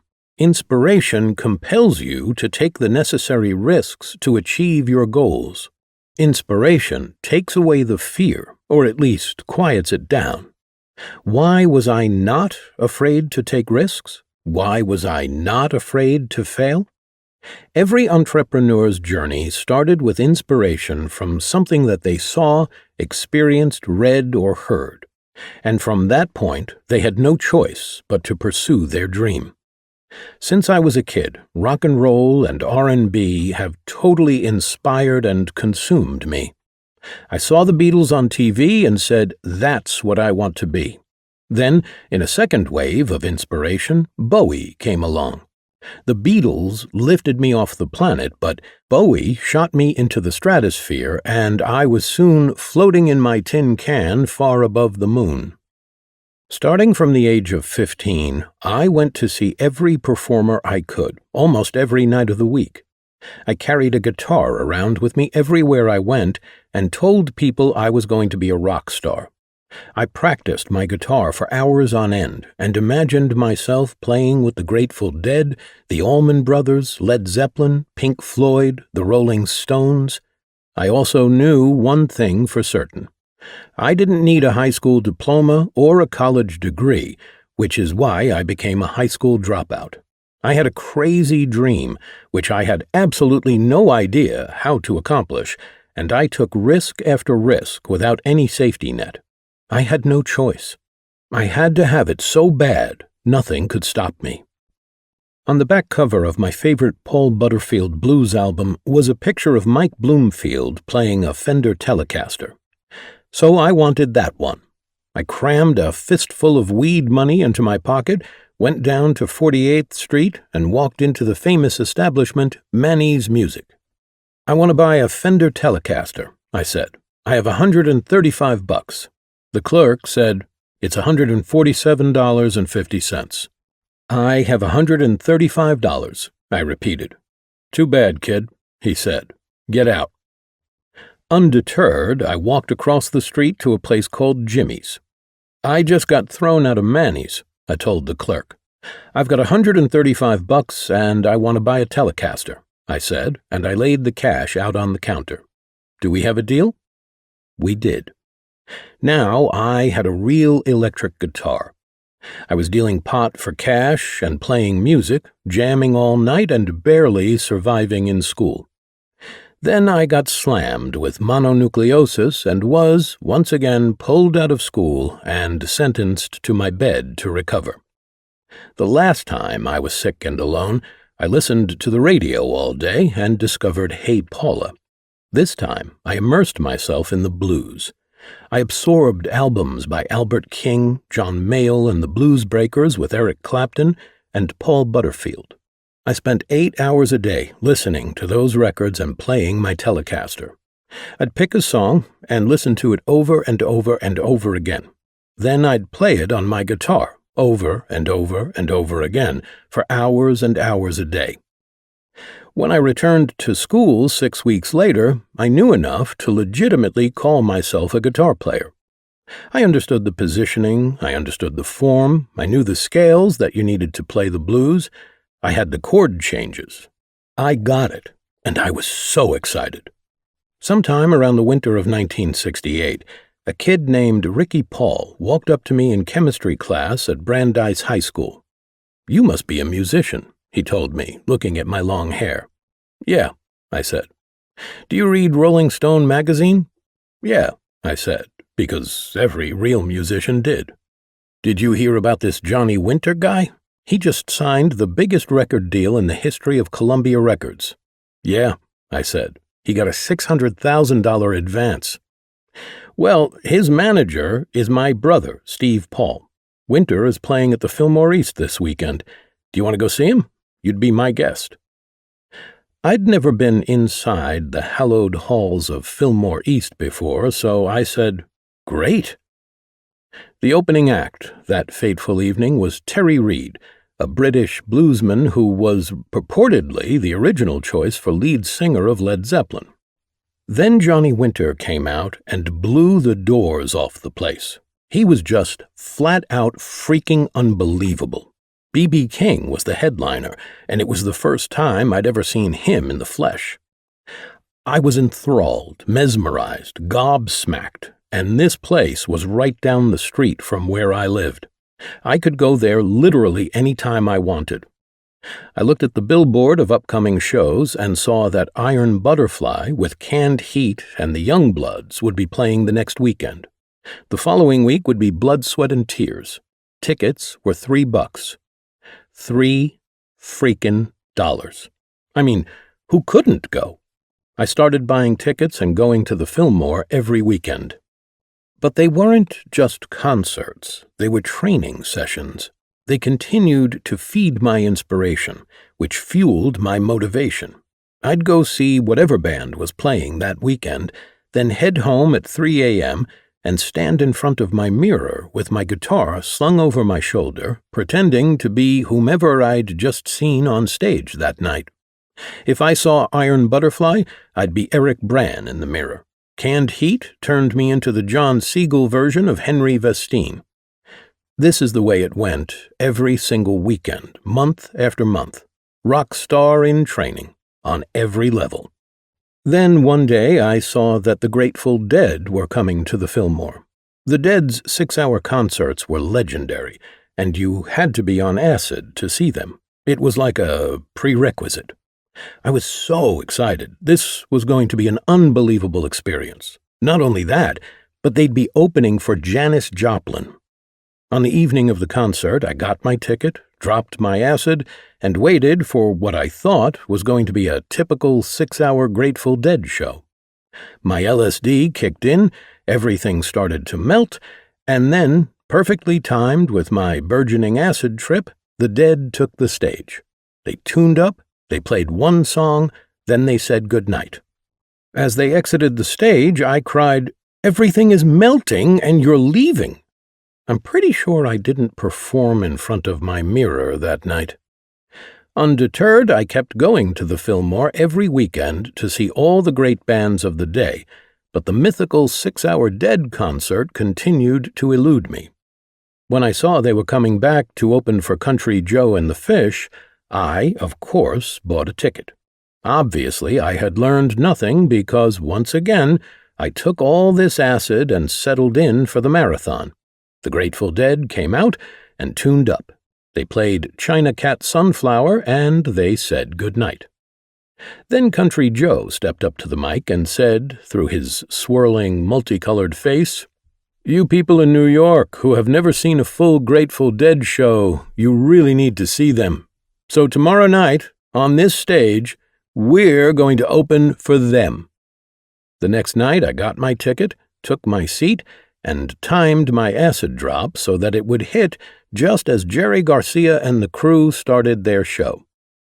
Then the Dead came out and played for 5 hours, and, I kid you not, I thought I saw God, which is no small thing for an atheist to say.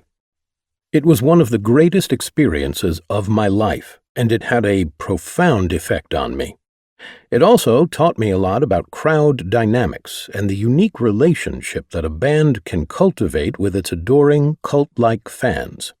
They had not only inspired me as musicians, but, in the bigger picture, as an act. Could I ever have imagined, at 17 years old, sitting at the Fillmore East on acid watching the Grateful Dead, that not only would I one day be playing in a band, but that I would be managing the band and trying to figure out survival techniques to keep the business of the band going? Over the next decades, I would take the inspiration from my Fillmore years and use it to fuel my career. I was 20 when we started Twisted Sister, and after 10 years of struggling and failure after failure, we finally found success in 1983 and rode that wave until we crashed and burned in 1988. Seven Dust was and still are a great band. My issues with them when I managed them from 1996 until 2000 had to do with their substance abuse, which I had zero tolerance for. While many artists can perform under these conditions, I was genuinely concerned for the health and safety of some of the members. This made it impossible, as far as I was concerned, for the band to make good decisions, and we parted ways when they wanted to get Creed's manager, Jeff Hansen, to pick up my management contract. I am proud, however, to have co-produced, with Mark Mendoza, their most successful album, and to have managed them to their greatest success.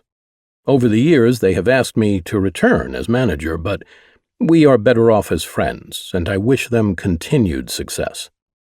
Even though the band was dead during my dark times of bankruptcy, divorce, and stereo sales, my inspiration to continue to make music was not. The inspiration that sparked in me during my teen years continued to fuel and motivate me, so I continued to take more chances.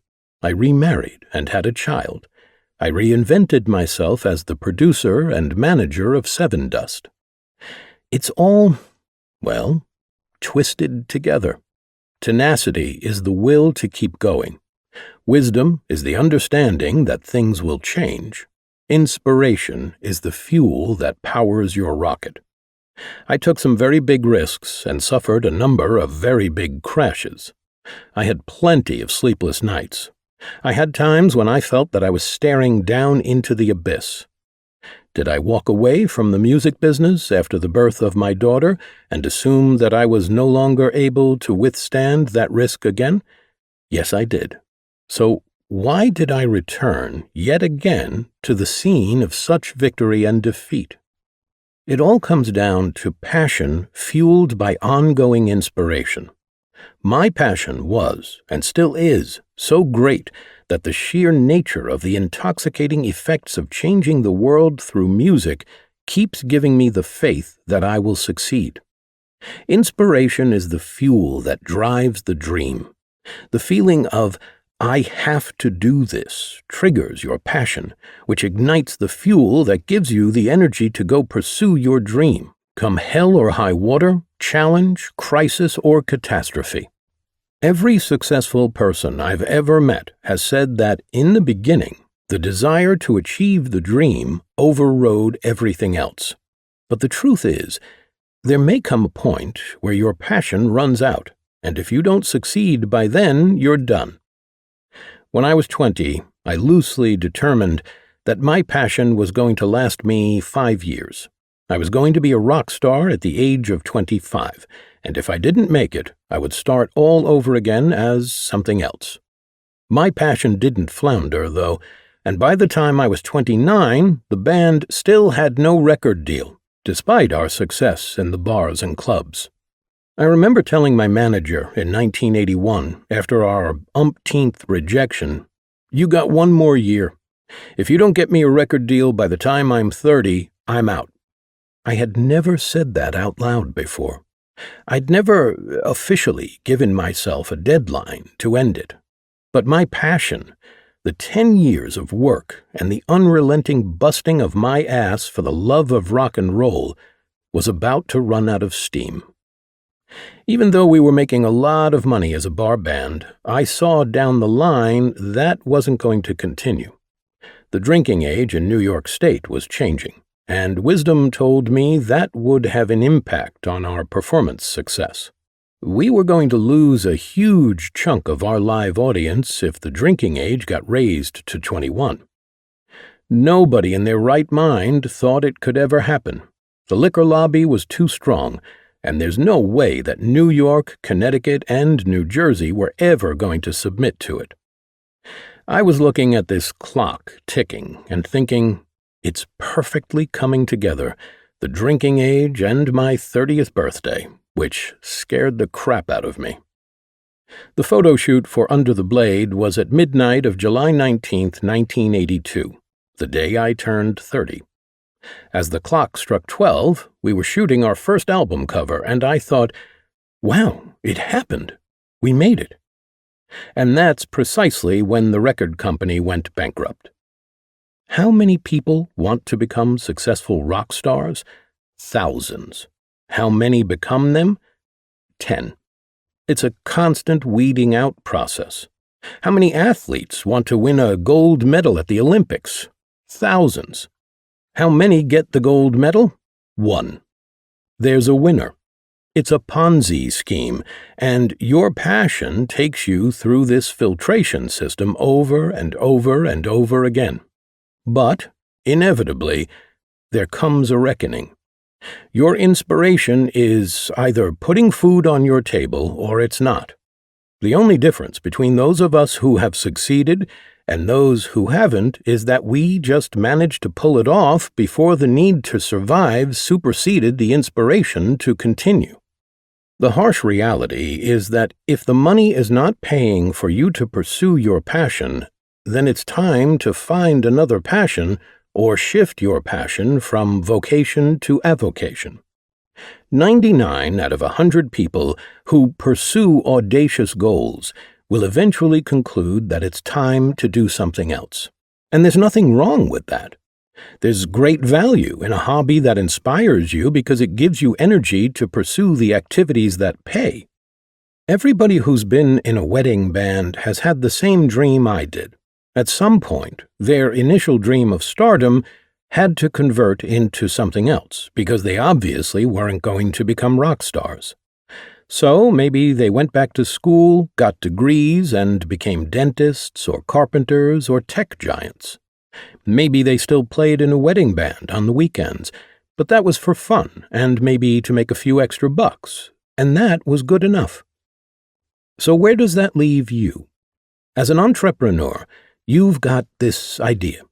You're inspired. You're passionately pursuing it. You've raised money to fuel your business. But you haven't made it yet.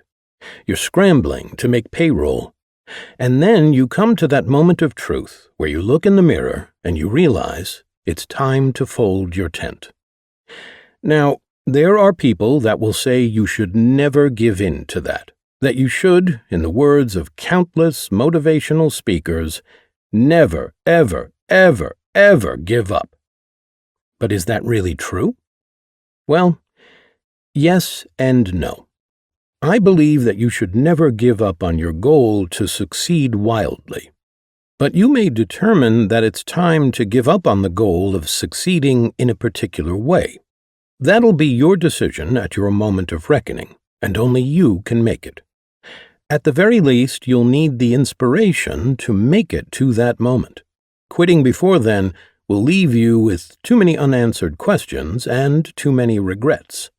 To put it another way, the problem isn't that people eventually choose to give up. The problem is that they give up too soon.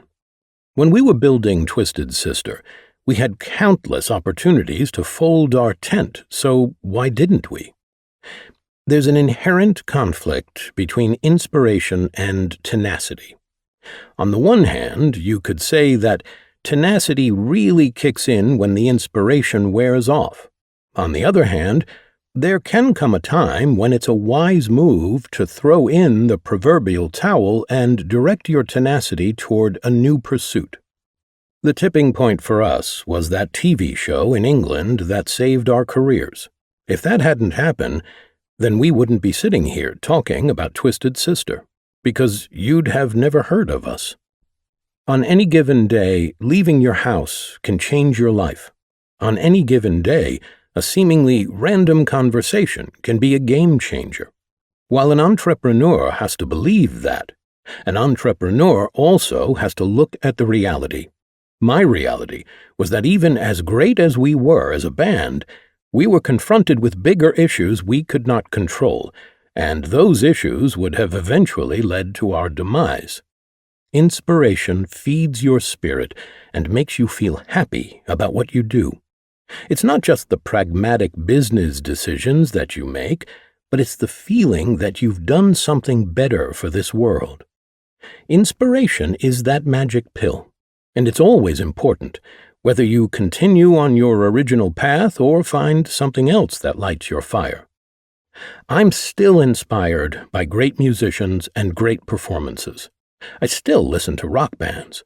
I have a phenomenal vinyl collection that inspires me every time I place a record on the turntable. And even though I rarely pick up a guitar anymore, I have a world-class vintage guitar collection that fills me with joy. I can also be inspired by great speakers and by great books or great art. I can be inspired by conversations I have with people. On any given day, any conversation can just light me up. Inspiration is all around you. You just have to pay attention to it. Try to find the things that fuel your spiritual side, the things that make you want to do something better for this world. And in the process, be curious about everyone and everything. Curiosity is tied to inspiration. When I'm no longer curious, I think that will mean I'm done with striving. Listen, if you're happy with saying I'm done, then I have no right to tell you you're wrong. But if you're listening to this book because you're trying to find ways to become successful, I'm going to assume that you're not done, which means that no matter how rocky the road gets or how choppy the seas, pick your metaphor, you're going to need to summon the ability to stay the course. You're going to need steady legs. Even in the midst of the storm, you're going to need to provide stability. 7. S. Stability. There is nothing to keeping a band together. You simply have to have a gimmick. And the gimmick I use is to pay them money. Duke Ellington. Every organization needs someone, somewhere in the operation, who's stable enough to control everything when things get out of hand. And things will get out of hand. Therefore, without stability, you can't have success. We went through 14 lineup changes to get to the band that finally made it. All the guys who were fired for drug and alcohol use. As much of a drug dealer and drug addict as I was between the ages of 15 and 20, I became incredibly anti-drug and anti-alcohol because these guys who were getting stoned all the time were destroying my life and preventing me from becoming successful. They weren't living up to the obligation of working hard, so we fired them, one after the other. That was one way we maintained stability for the band. In the music business, as a band gets more recognized and the power of its image increases, the value of the band rises too, and naturally, the issues confronting the band shoot right up alongside their success. As we started to succeed, I saw the choppy waters ahead, so I wanted to hold on to as much power as I could. Fortunately, because of my aforementioned business instincts, I was qualified to take over the management of the enterprise. Not only did my management role guarantee that I could never be fired, unless I wanted to fire myself, but I also bought out the rights to the Twisted Sister trademark. I did this to protect myself against anyone's attempt to damage the band. I was no longer beholden to someone else who could take this away from me. It wasn't about the money, it was about the stability. I never made more money from Twisted than the other guys. I just wanted to make sure that I always was able to steer the ship in a way that was the fairest for everyone involved, including me. How did I go from being a drug dealer to a super straight, ultra-pragmatic, steady-as-she-goes, stabilizing manager/player of a very successful band? Somewhere, somehow, I must have looked at my life and come to the conclusion that I was one very lucky motherfucker who could have died a half a dozen times or been thrown in jail. And because I was lucky beyond words, I would build on those fortunate outcomes and become the hardest-working, most responsible person in the music business. Now that I was managing an increasingly valuable band and brand, more and more the inevitable issues began eating away my days. Did I even know how to hire players and roadies and then fire those who didn't work out? Did I know how to talk to club owners and mob guys, negotiate with record labels, studio owners, producers? Did I know how to handle budgets? Did I know how to build and sustain a business model that looked after the band members and crews and their wives and/or girlfriends too? No. I mean, what do I look like to you, an HR director? But I did have instincts and a facility with money from my drug dealer days. And, as a bonus, I had the gift of gab, as many people will attest to. My street wisdom served me well in dealing with all this crap. Early on, I instituted guaranteed salaries for all members. It didn't matter how much they got paid. What mattered was that the guys knew they would be paid whatever amount we all agreed to. And we always held aside enough money to cover our projects and crises. So, no matter what, the guys got paid. The firings, especially the constant turnover of drummers, became almost comedic. I started to think of myself as the executioner. It became a routine. So as not to have to lose performing dates, when it was time to fire a drummer, a rather common occurrence, we would already have a new drummer ready to go. I'd then invite the soon-to-be-fired drummer to join me at the diner after the show. Over a late-night meal, I would tell him that things weren't working out, and that in lieu of 2 weeks' notice, I'd pay him for the next 2 weeks, but he wouldn't have to show up for the next show. See? Good, solid HR stuff, with a side of fries. Most of the guys who were replaced were fired due to alcohol or drug issues that impeded their performance abilities. All had been warned about the no drugs, no drinking requirements of the band. Drummer Tony Petrie lasted 3.5 years during the very heart of the band's club days from 1976 to 1980. Tony had gotten me the audition to be in Twisted Sister in the first place, so I owed him a lot. But he was fired for making racist and anti-Semitic statements aimed at band and crew members. This was particularly unsettling to me as we were roommates during that time. Nonetheless, he had to go. But when Tony went on his racist rant, the humanitarian in me decided that the line had been crossed. The one thing I could control was the ignorance that surrounded me, and we jettisoned him without a second thought. Stability is generally threatened by what I call the 3 C's: challenges, crises, and catastrophes.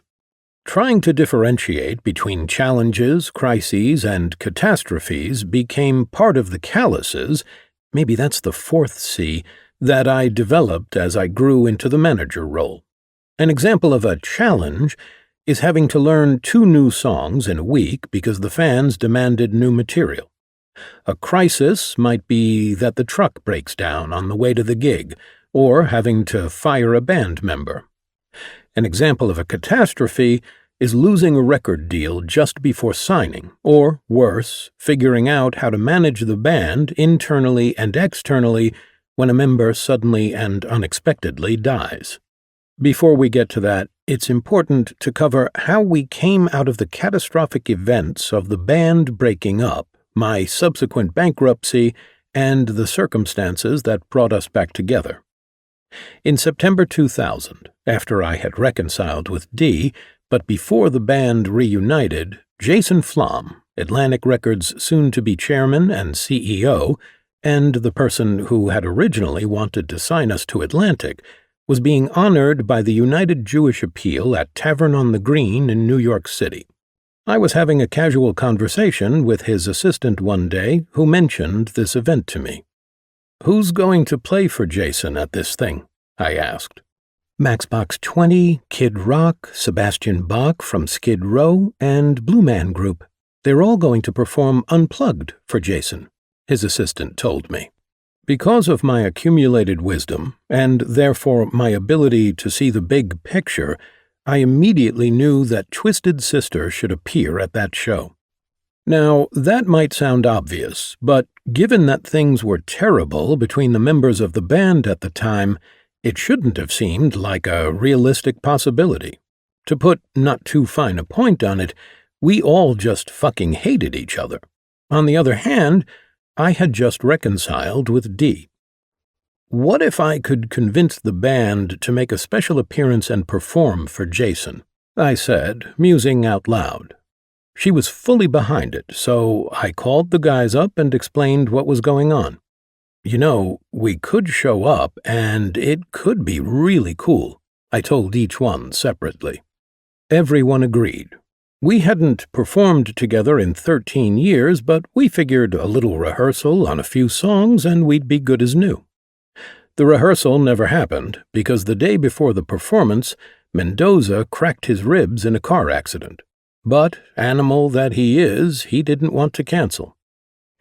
"You do realize," I said to everybody, "that if we do this, we're going to show up at Tavern on the Green and play in front of that audience for the first time with AJ since 1986. We all agreed with Mark. Fuck the rehearsal. We would show up and rock the proverbial house. We met up at my apartment on the Upper West Side, and surprisingly, no one acted like they wanted to kill each other. We loaded into a limo and headed down to Tavern on the Green. Since our being there was supposed to be a surprise, the crew led us directly into the kitchen, so no one would see us. And while the other bands were playing, we strategized on our 3-song set list. Dee said, "Well, it has to be I Wanna Rock, We're Not Gonna Take It, and Rock and Roll. And we should know those in our sleep, right?" Of course we should. When Blue Man Group took the stage, we knew we were next, but we stayed in the kitchen, ready to spring out from behind the utensils to the shock and awe of Jason and the audience. Think about this. It is sheer craziness. If you had ever said to me that Twisted Sister would reform 13 years after breaking up to play at Tavern on the Green in Central Park, I'd have said, "How could you possibly imagine such a profoundly stupid scenario?" But there we were. The audience was filled with industry people, many of whom were executives from Atlantic Records and other labels. We were huddling behind the stoves, listening to Blue Man Group, and waiting for our cue, which would be a chyron underneath the stage that read, "Ladies and gentlemen, in honor of Jason Flom, please welcome, for the first time in 13 years, Twisted Sister." The words flash on the stage, we walk out with our guitars, and the audience is on its feet, screaming in surprise and excitement. We can't believe it. What a reception! Stoked and elated on the adrenaline, we plug in and tear right into We're Not Gonna Take It. We sounded awful. Shocked and confused, I looked around at everybody else. "Wow, what's wrong with you? What's wrong with you?" I mouthed at everyone through the terrible noise. After the first verse, I looked down at my guitar and had a shocking realization. I was the problem. I was playing in the wrong key. I had hardly picked up a guitar in 13 years, and I hadn't bothered to even think about these songs. I just thought it would automatically come back. Apparently, I was wrong. After a quick course correction on my part, we found our groove and blasted through the rest of the song and the 2 others.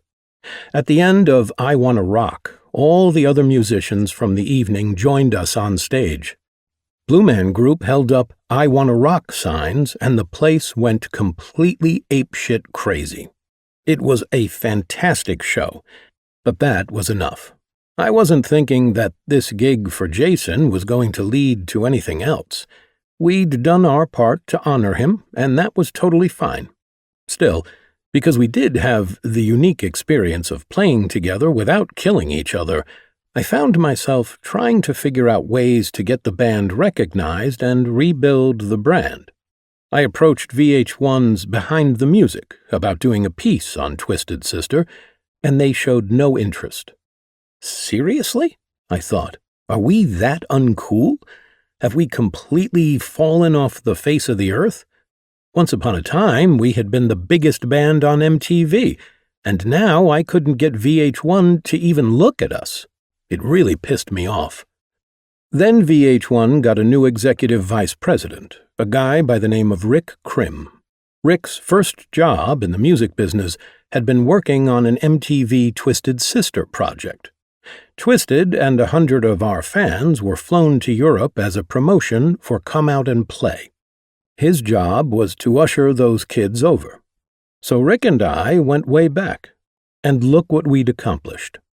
The minute after he'd been promoted at VH1, Rick received a call from yours truly.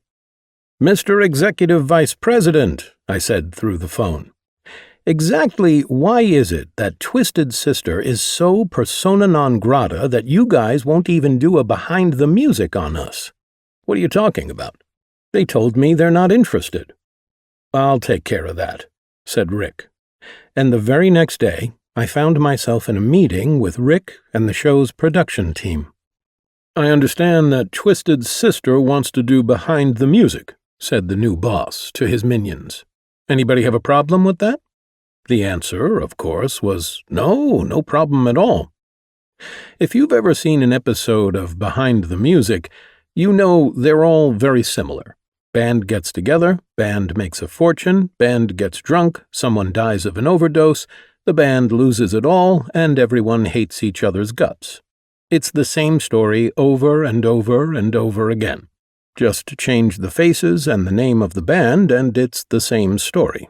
The problem with our story was that there were no drugs or alcohol. "We just hate each other," I'd warned the producers. "No drugs, no alcohol. We just hate each other with a deep, steaming passion." They brought a director in and filmed us for 4 months. They interviewed everyone separately, of course, because other than that one evening for Jason's tribute, no one in the band would be caught dead in the same room with the other. Everyone was clear about this when we agreed to do the show. For that reason, I had no idea what anyone was saying about anybody else. I suppose I should have seen it coming, but because the band didn't have a drug and alcohol past, the editors focused heavily on the hatred. On camera, for the world to see, we all essentially prayed for each other to die in car crashes and for our families to burn in hell. Shit like that. I was out of the country on vacation when the show aired. A friend of mine called me and told me he'd seen it. "So, how was it?" I asked. "Oh my God, JJ," he said. "I wouldn't come back to New York if I were you. I knew you guys hated each other, but I had no idea you hated each other that much." I arrived back home on September 3rd, 2001, and my wife and I watched the video together. I don't know how to describe how I felt watching that show, but it wasn't good. I didn't even know what to say. Any thought that this band would ever be able to get back together, I said, has just been completely destroyed. Tuesday of the following week was September 11th, 2001, and we all know what happened on that day. The next day I walked down to the Javits Center to volunteer, and there were 30,000 people in line. I asked a National Guardsman, "Do you think I can help? Are you an iron worker, steel worker, paramedic, lawyer, or doctor?" he asked. "No." "Then probably not," he said. I walked up 11th Avenue, frustrated that my city just got attacked and I couldn't do a fucking thing. When I got home, I saw an announcement on MTV for a benefit being put on at Madison Square Garden with The Who and Paul McCartney. And I thought, why not us? I mean, "We're not going to take it" is the rallying cry, and we were New Yorkers, for crying out loud. I'm from Manhattan, AJ is from Staten Island, Eddie is from the Bronx, and Mark and Dee are originally from Queens. But organizers had no interest in us or any heavy metal band because they thought we were too aggressive. Eddie Trunk, a popular heavy metal radio broadcaster, would have none of that attitude. He called me and said, "I want to do our own heavy metal benefit, JJ. I mean, I don't think you guys probably want to get together for this, but boy, if you could, we'd sell it out. What do you think?" I knew he was right, so I called each band member in turn and asked if he would participate in a benefit to raise money for the September 11 first responders and their families. And do you know what? No one even hesitated. It was a resounding yes all around. We'd all lost people. Everybody knew somebody who'd died. That was just the reality in New York. No one was untouched by the tragedy. Friends, relatives, firemen, cops, teachers. Everybody knew or knew of someone who'd perished. My daughter's teacher's husband died. We were all connected through the calamity. We readily agreed to do the benefit, but that would be it. It would be a one-time thing. We would show up, do the show, support our community, take our gear, and go home.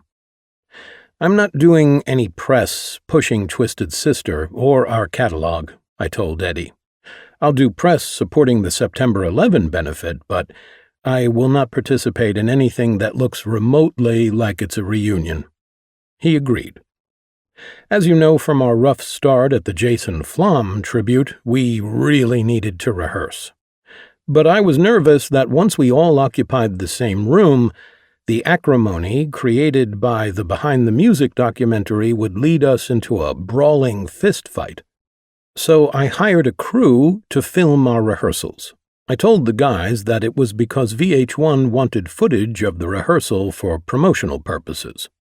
The truth was, I figured if we had a film crew there, everyone would behave. There'd be no histrionics. It was insurance. The band rehearsed 3 times, and we all behaved like perfect gentlemen. We showed up at the benefit and did our show, which, of course, was absolutely stellar. At the end, I took my daughter by the hand, walked out the back door of the Hammerstein Ballroom, caught a cab on 8th Avenue, and went home. That was it. The next day, Mendoza called and asked me if I'd heard from the other guys in the band, and I told him I hadn't. He was surprised, but I really didn't think anything of it. We did a good thing for the community, and we were done. But the twisted genie had escaped from the bottle, and rumors began to spread through the metal world that we had reunited. I started getting calls from big European music festivals.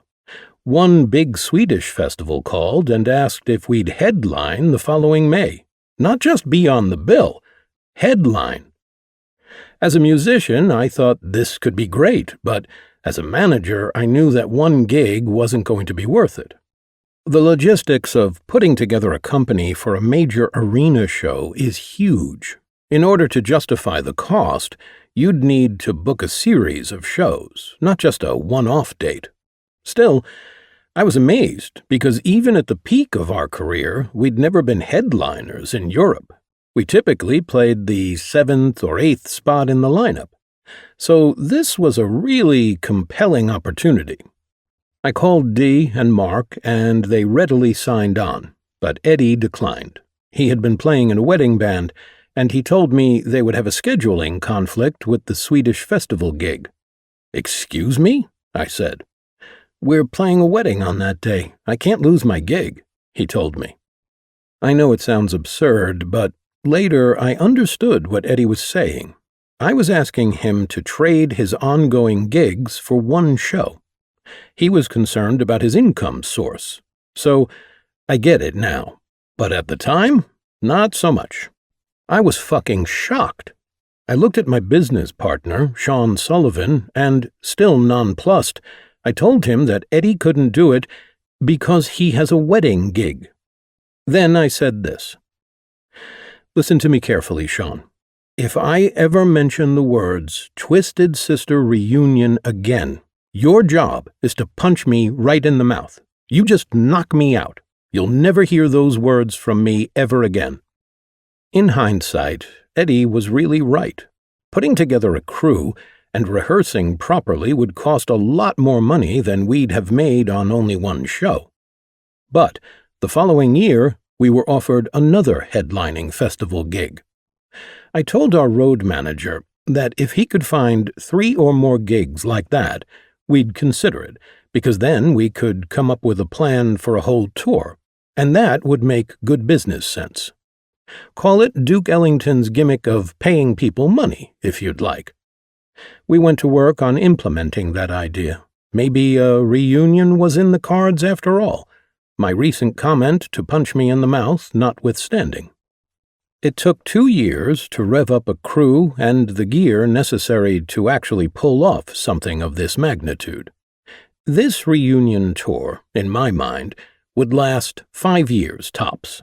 In 2003, we headlined Sweden Rock, the biggest metal festival in Sweden. And that kicked off a 14-year career of Twisted Sister as a headliner in festivals around the world. In 2006, we released a Christmas album called A Twisted Christmas with an independent record label called Razor and Tie, owned by a personal friend, Cliff Chenfeld. Because of all the contracts I'd read and the lessons I'd learned, we were able to negotiate a deal where we split the profits with the label, and each of us donated money to an autism foundation. The album sold so well, both in the U.S. and Europe, that we made more money from this deal than we did from the initial multi-platinum sales of Stay Hungry. Let it snow, let it snow, let it snow. The pressure to put on big shows in this kind of environment is huge on so many levels. The credibility of every festival rode on our ability to put on a great show. Add to that the constant jet lag from traveling back and forth to Europe, the ear-splitting volume of the concerts, and the knowledge that millions of dollars are at stake in every performance, and you'll get the idea of the kind of toll this takes on you after a while. As much as I liked performing, each year I was getting more tired. Going on stage at midnight, as the headliners do, getting up early the next day to catch a plane to another festival, worrying that the crew had stayed up all night, loading in the gear from the night before to get to another festival, showing up and, as a manager, making sure that interviews or press conferences were happening, and never sounding cynical about this whole process, wondering when disaster would strike again, concerned that all this was going to crash and burn, just like the club days when the drinking age went up and the big bars went extinct.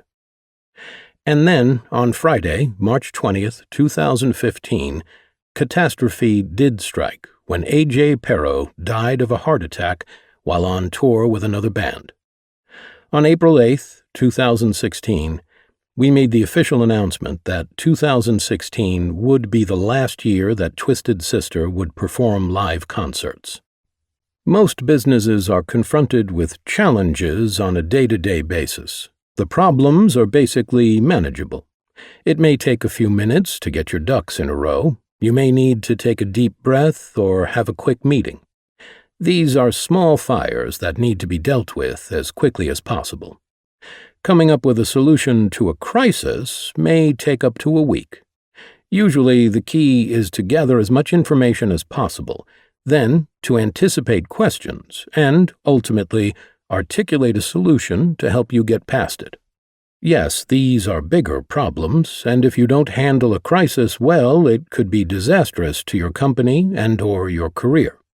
But if you're a good manager, you should be able to get through it. Catastrophe is the top level of these kinds of events. There are 2 kinds of life-changing catastrophes. The first is proactive, and the second, and much harder to deal with, is reactive. In proactive events, you make the decision that will possibly change your life. You have the luxury of having the time to play out all scenarios in your head, like a chess game. You also prepare yourself mentally for what is about to happen. With a proactive catastrophe, you plan the catastrophe in order to save yourself. I call it the nuclear option. Sometimes you have to batten down the freaking hatches and go, you know what? In order for me to survive, I'm going to take this whole thing down with me. But because I know I'm doing it, I will make all the preparations. When my bankruptcy happened in 1988, and my wife and I divorced, and the band broke up, I knew it was coming weeks before, and I basically said to myself, this is going to be a tough stretch. In reactive catastrophes, you are handed a situation that you couldn't possibly have prepared yourself for, and you have to go into survival mode. A reactive catastrophe, for example, is like the week my girlfriend left me, the band broke up, and my mom died. I really didn't see much of it coming, and it all happened at the same time, and I was devastated by it. When AJ died, I created a priority list of immediate, short-term, and long-term problems, and right after the funeral, I started to attack each of them in the order of importance. I never thought that I would have so many issues confront me so quickly. I had been working non-stop, dealing with problem after problem, in an order of importance that I developed instinctively over the years. A challenge in business is like light turbulence on an airplane. You have to buckle your seatbelt. It's an annoyance, but you get through after a few tense moments. A crisis in business is more like dropping 3,000 feet and having to reach for the oxygen mask. It's very scary, but recoverable. Terrifying, for sure, but statistically nearly always survivable.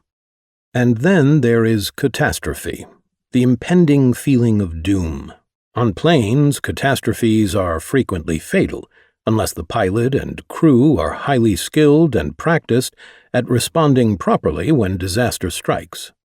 For companies, catastrophes can mean the potential end of your company, usually due to circumstances that seemingly come out of nowhere, expose your company's weaknesses, and could relegate your business to the dustbin of history.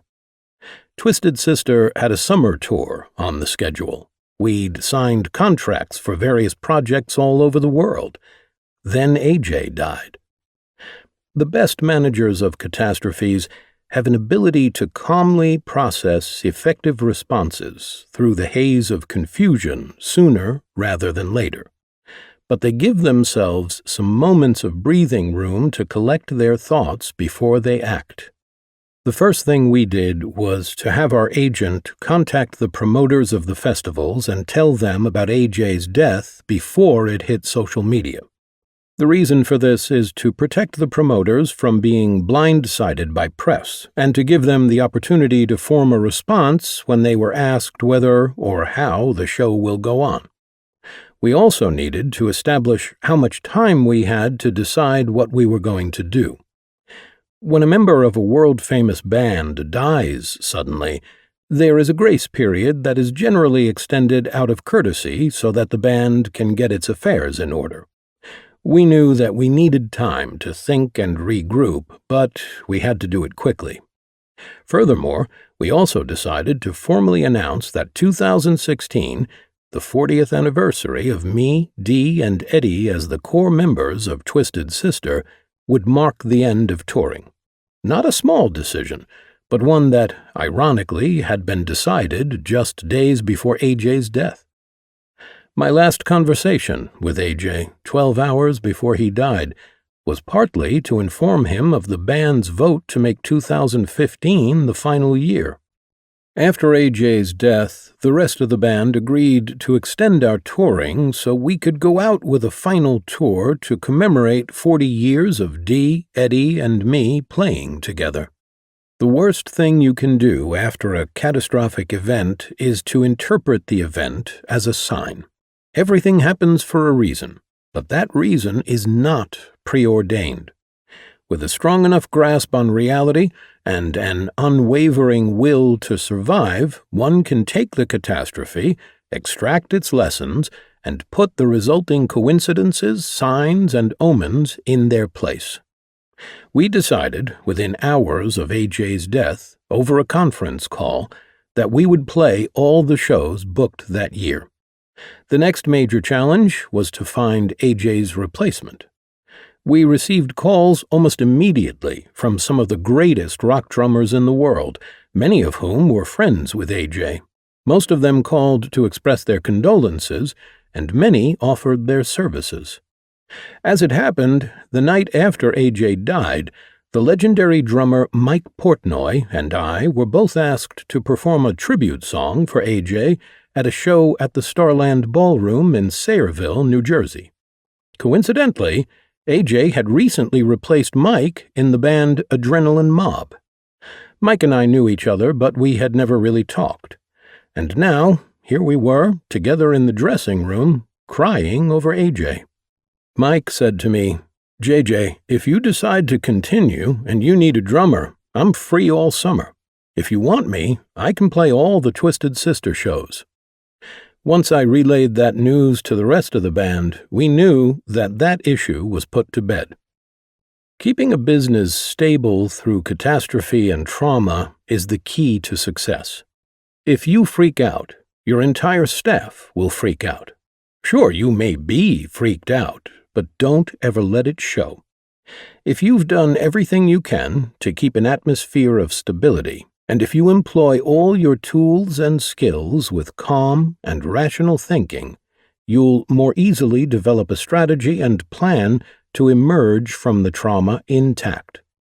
And when your people feel confident that when all hell breaks loose, you're going to have the presence of mind to figure out the solution, you know you've established your credibility and trust. And when all is said and done, nothing happens without trust. 8. T. Trust. If you're a leader, you have to trust your instincts. Not that they're always right, but in the absence of compelling evidence to the contrary, you have to believe that they are. And oftentimes you have to fight off the naysayers. Entrepreneurs understand how important wisdom-informed instincts are in running their companies. I'm a believer in taking in all the information at your disposal and then moving with your gut. But trusting yourself is only a small part of the story. You also have to earn and maintain the trust of others. In every deal and decision you make, in every action that you take, you need to demonstrate that you're a person of your word. Without that, your credibility is shot, and without credibility, you have nothing. In research conducted on every continent on the planet for the last 40 years, leadership gurus Jim Kouzes and Barry Posner found that, in their words, credibility is the foundation of leadership. If people don't believe in the messenger, they won't believe the message. They describe a trusted, credible person as one who consistently demonstrates a principle they call DWYSYWD. Do what you say you will do. It's so simple, and it's so profoundly important in every aspect of life, especially business. In the late 70s, when we were working 5 nights a week trying to become more popular, it soon became clear that our little lighting rig, bar bands carried around their own lights in those days, was really inadequate. We needed to make a statement, and a big, impressive light show was very important. But there was a problem. The lights were very expensive, and we didn't have the money. As fate would have it, fate was always there when we needed it. A guy named Tony Scleroux came to one of our shows and became friends with our lighting tech. Tony worked for one of the biggest lighting companies in the world, Altman Stage Lighting, based in Yonkers, New York. It made all the really huge spotlights and associated gear for the biggest arenas and shows around the world. Tony loved the band and invited me to meet his boss, Ronnie Altman. I went to the factory, a huge complex on the Hudson River in Yonkers. I had never seen anything like this operation. Ronnie came over to meet me. He was a short man with a huge bellowing voice. He was brusque and intense. He wore jeans and a work shirt. I got the feeling that he was a hard-working, blue-collar guy who was all business. I was so right, and then some. Tony told Ronnie about the band and what we needed. Ronnie said that the cost of the light show that Tony described would be around $10,000. Ronnie looked at me and asked if we could afford it. I said that we couldn't. He took me aside and said, "Tony tells me your band is really good and that you are a good guy. I'm going to rent you this light show for $25 a week. Can you afford that?" I was blown away. This was exactly what we needed, and it wasn't costing me anything up front. I also knew that the lighting rig would evolve over time, so I wouldn't be burdened with having to resell it. I readily agreed. "Good," he replied. "You can pay me that $25 every week, whether in person, by mail, or carrier pigeon. But understand this, the week that you miss the payment, you lose me as a friend. The lighting rig that I'm giving you is something that I won't miss, and the $10,000 will not make the difference in my life. You, however, will never do business with me again if you miss the payment." I had never heard anything like this before. Ronnie was, in effect, daring me to be honest, and giving me my own noose with which to hang myself if I wasn't. I never missed the payment. And over time, Ronnie's trust in me grew, and he gave us more and more equipment. Every couple of months, we got more items, and the lighting system kept growing at no extra charge. I think that he thought of us as a pet project that he could be a part of and tell his friends about.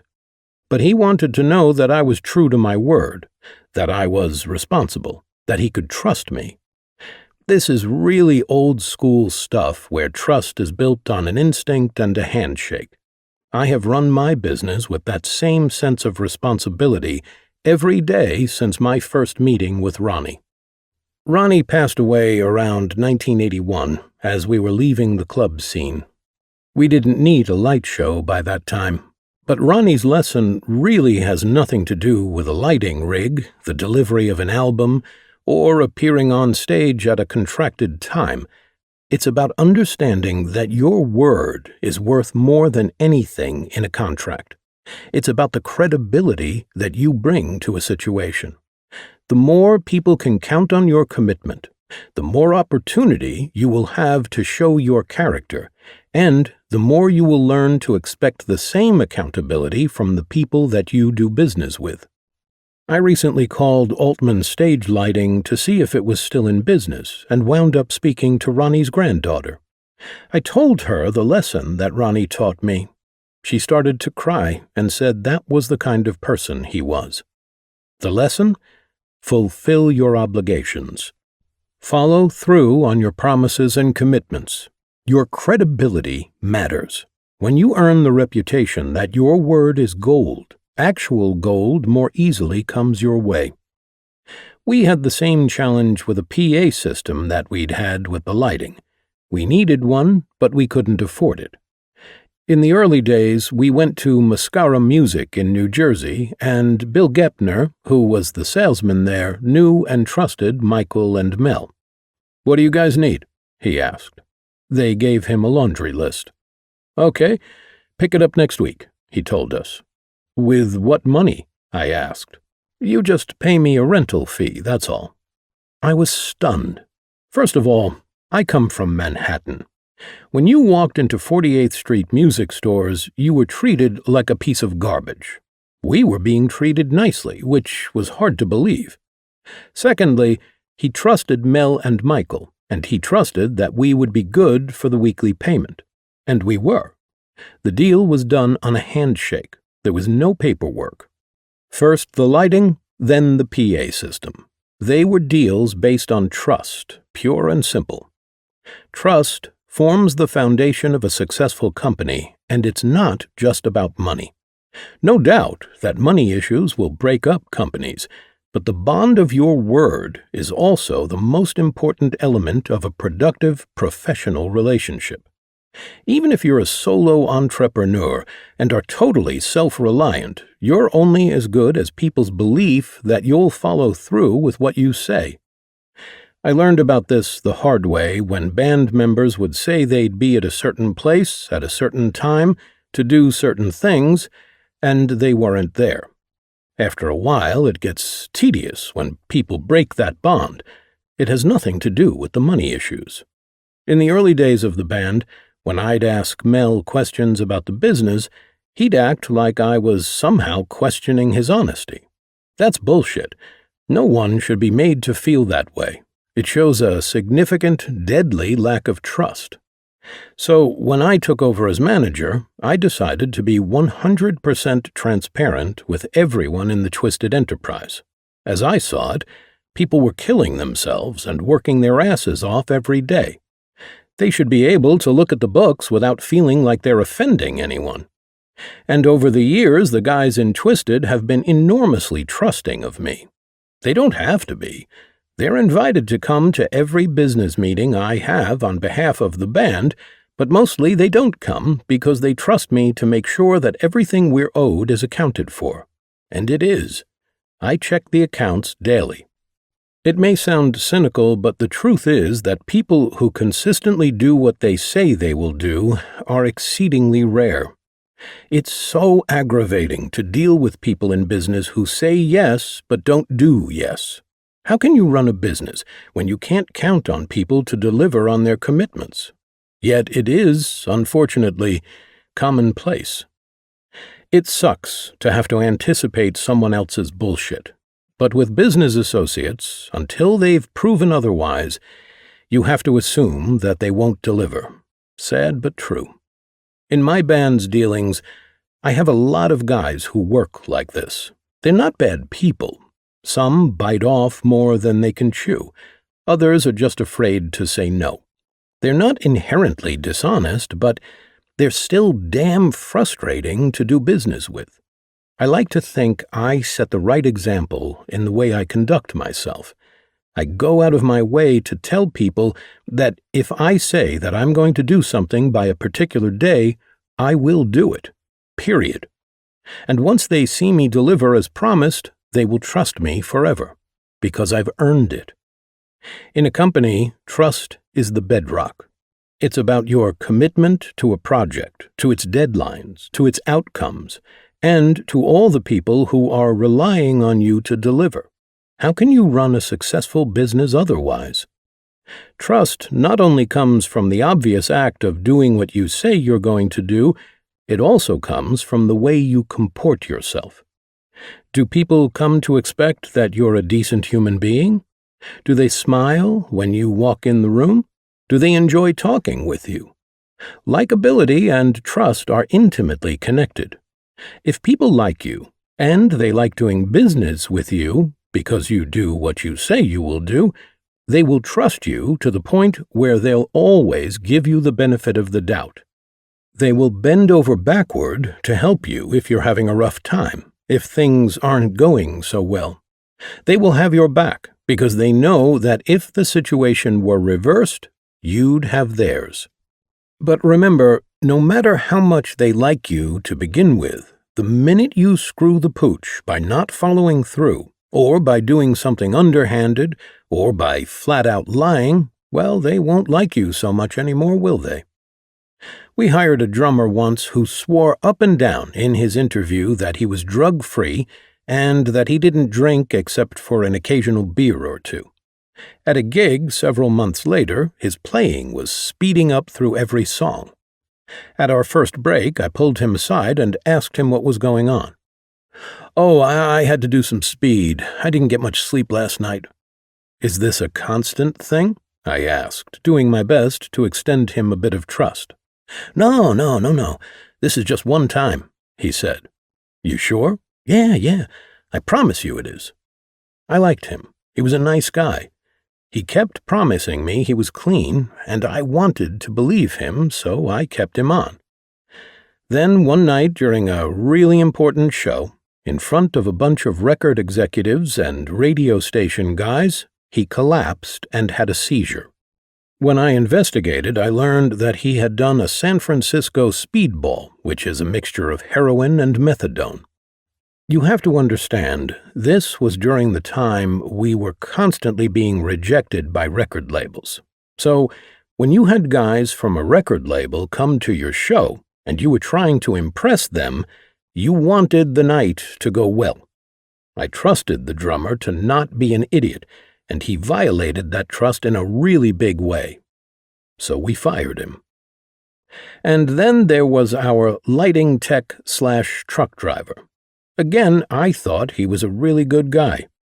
One day, my assistant manager started noticing that the driver's gas receipts had consecutive numbers from the same gas station. There's no way this could happen when you're filling up once a week.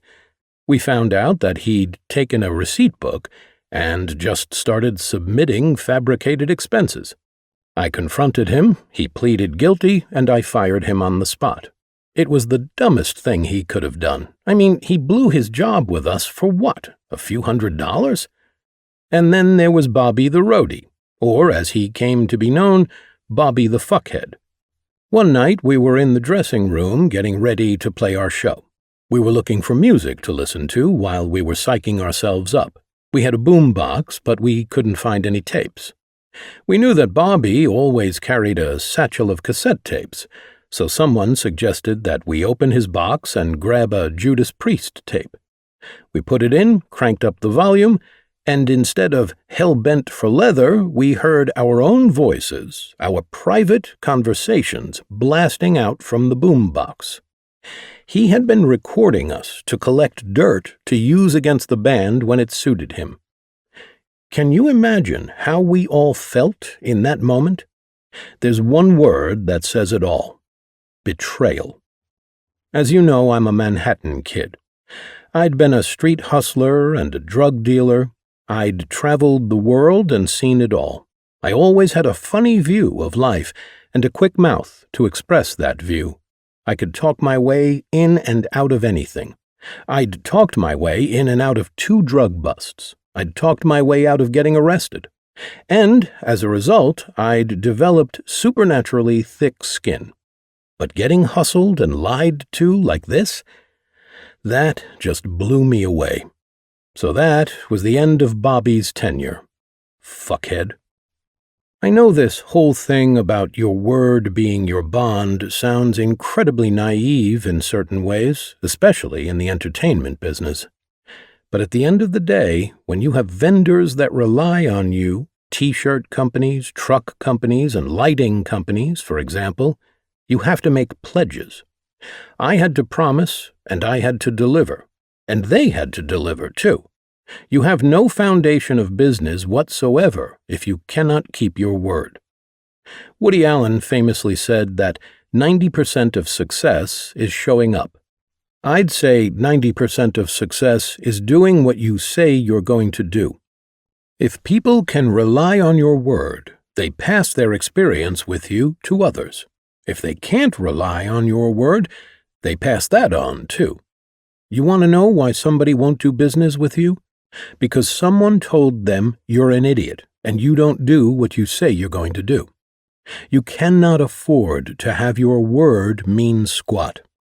As for the guys who seem to succeed in spite of it, I guarantee you that when they start to fall, their business associates will not only run away from them, they'll cheer and celebrate their demise. And trust just feels good, too. I like people to feel that they can trust me, and I do whatever I can to earn and maintain that trust. On the occasions when we had trouble drawing crowds, the club owners always helped me out. Sometimes they even gave me extra money to promote the shows. Why? Because they trusted me, and as a bonus, they liked me. I'm a likable guy, and, to be clear, I like people to like me. Not just the club owners, but the record companies liked and trusted me as well. Tony O'Brien was the COO of Atlantic Records, and over the years he came to be a personal friend of mine. Years after the band stopped playing, I walked into Tony's office and showed him our royalty statements. The band broke up and stopped performing in 1988, I said to Tony. But I keep getting these royalty statements. I spread them out on his desk. It says that we owe the record label $450,000. It's a bullshit number. We don't owe Atlantic a penny. What kind of creative accounting is this? I left it as a rhetorical question and continued with my lecture. This is the reason everybody hates record labels and movie companies. How do I sell 20 million records and owe you $450,000? You gotta help me with this, Tony. Tony offered to discuss it with Ahmet Ertegun, the chairman of Atlantic at the time. I knew that Ahmet liked the guys in the band, and he liked me. Let me see what I can do, said Tony. Phil Carson, the guy who signed us to Atlantic, was no longer with the company, but he and Ahmet were still very close. Ahmet, Phil, Tony, and Jason Flom got together, discussed our situation, and unanimously decided that this $450,000 was bullshit. Tony called me and said, "We're going to wipe it off your sheet. You don't owe us $450,000 anymore." I thanked him and said, "Hey, Tony, since you're not releasing our records anymore, why don't you just give me back our masters?" Let me explain something about the music industry. Labels never relinquish the masters. Never. Giving up the record masters means giving up all future interest in and ownership of the music. My asking for them was nothing short of ridiculous. It was ballsy for me to even say the words out loud. But since Tony and I were good enough friends, I figured that he wasn't going to throw me out of the office for asking. He wasn't going to accuse me of being a fucking idiot. "I can't give them back to you," he told me. No surprise in that answer. But then he offered something almost equally unprecedented, something I never expected. "But I will license them to you, John. That way you can make deals with other labels and have the control you need to keep making your money, and we'll make a little on the licensing fee. I'll give you a 5-year term, and we'll reassess at the end of that period." He licensed us the masters for our albums. I went off and did deals, and we made a lot of money. After 5 years, the deal ran out, and Atlantic extended it another 5 years. 5 years later, that deal ran out, and they extended again. This went on for 20 years. For 20 years, I had unfettered access to our masters from Atlantic. I made deals, kept the money, and paid them a small override. I believe that Twisted Sister may be the only band in the history of Atlantic Records to be offered this kind of a deal, where we, for all intents and purposes, got our masters back.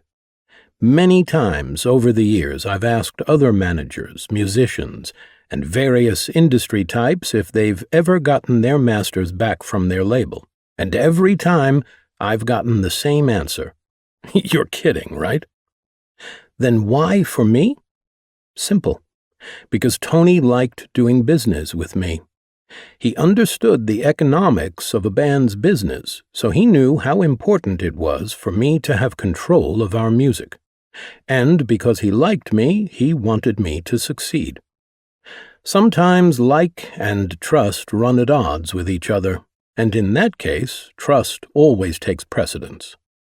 As you know, we've had long stretches in our band's history when we weren't particularly fond of each other, but on a deeper level, the trust has stayed intact to this day. Remember, I owned the Twisted Sister brand. I did, not the guys in the band. Now, this might sound counterintuitive to some, but because I owned the brand, I felt good about splitting all our revenues evenly among all the guys, and that's what I've always done. To this day, A.J. Perot's estate gets his 20% of our money. He was never on the contract, but that was our deal. I promised his kids, and I'd given my word to him, and that was that. Your partners and your clients have to trust you.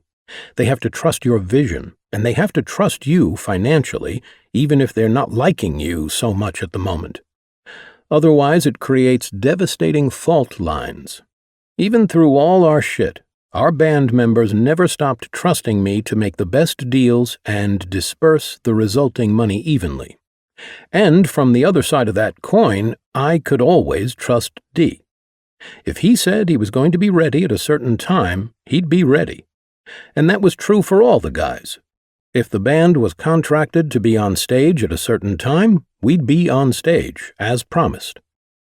Trust is about honoring your commitments 100% of the time with everyone involved in your enterprise. It's not about perfection. Everyone screws up from time to time, and sometimes outside, unexpected circumstances can conspire against your living up to your word. But those situations need to be the rare exceptions to the rule. We experienced that mutual trust every day of our performing career. Think about it. When you're playing on a 100-foot stage to an audience of 100,000 people, you're relying on everyone in your crew, from roadies to sound engineers to lighting techs to bandmates, to do the job they're supposed to be doing that day. The minute you step on stage, you have to have an incredible amount of faith that everyone will do what they have to do. To put it simply, trust is not a quaint, naive, or old-fashioned idea. It is essential, no matter what business you're in. And when the trust among your people is deep, your opportunity to achieve excellence is spectacular. 9.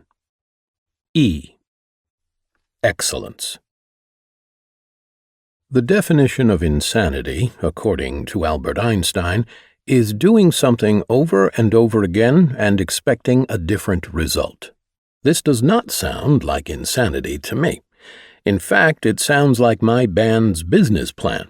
Actually, it sounds like the plan of most successful artists and athletes.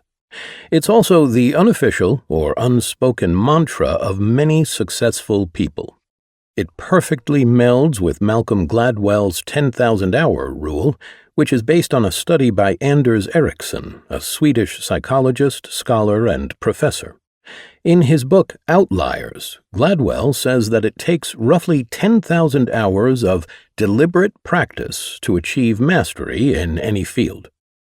I added up all the hours we spent playing in the bars during the first 10 years of our history and found that just in playing time and rehearsing alone, we spent about 9,600 hours from 1973 to 1982. Once all the travel and performance prep time was added up, I was amazed to discover that we actually spent 50% of our waking hours of every day working toward our goal of a record deal. I thought about that for a moment and what it really means.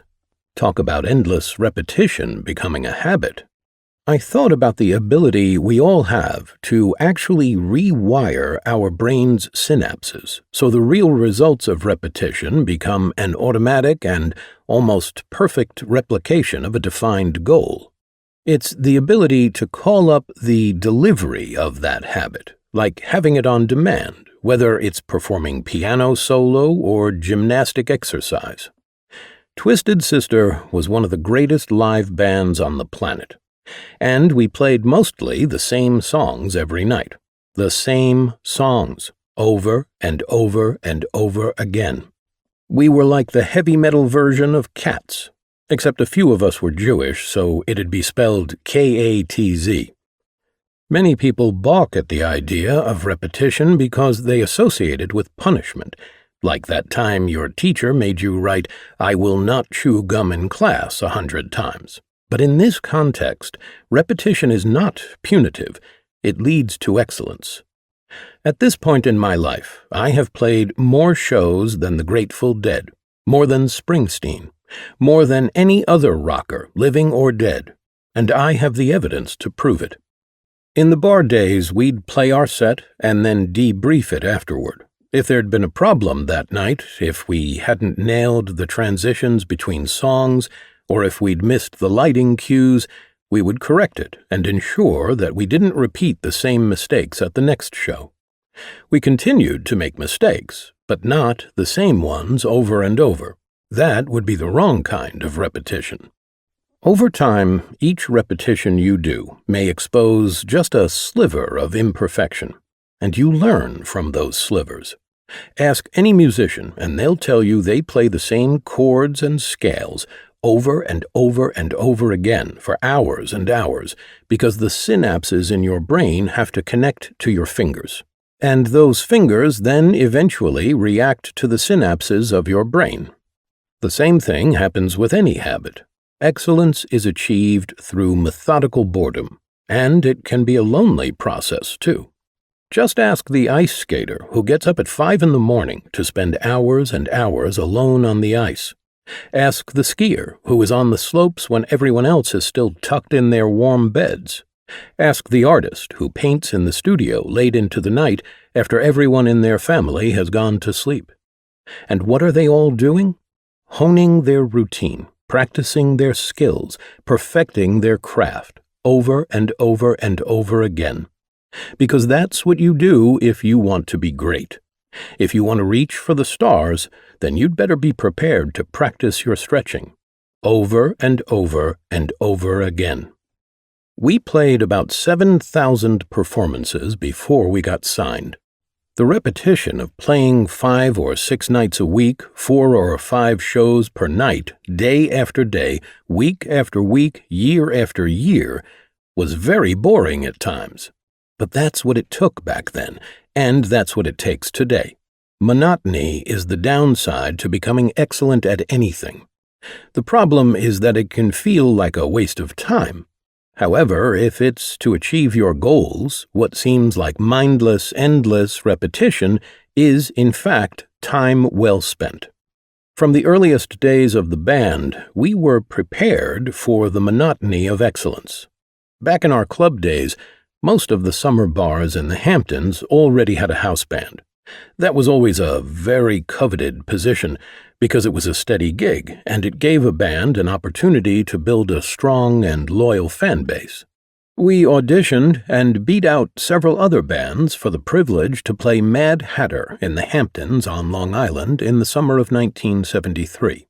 There we were, a bunch of 20-year-old kids dressed in drag, playing rock and roll for 15 weeks in a row, Memorial Day to Labor Day, 4 50-minute shows, 5 nights a week. That's why whenever any current 20-year-old musician asks me for advice, which happens a lot, the conversation goes something like this. Musician: "Hey, JJ, you gotta come and see my band." Me: "How long have you been together?" Musician: "About 2 years." Me: "How many shows have you played over that 2-year period?" Musician: "A lot, about 50 shows." Me: "How long are your performances?"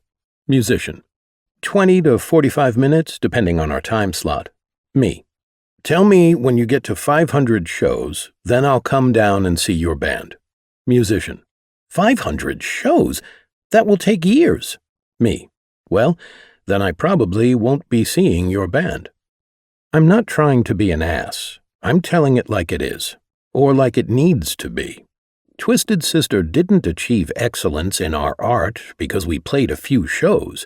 We achieved it because we played a shit ton.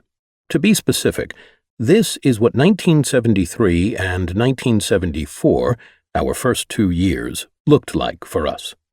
Total nights performing at a club: 396. Total performances: 1,972. Mostly 5 40-minute shows each night, with only a couple of single 1-hour performances.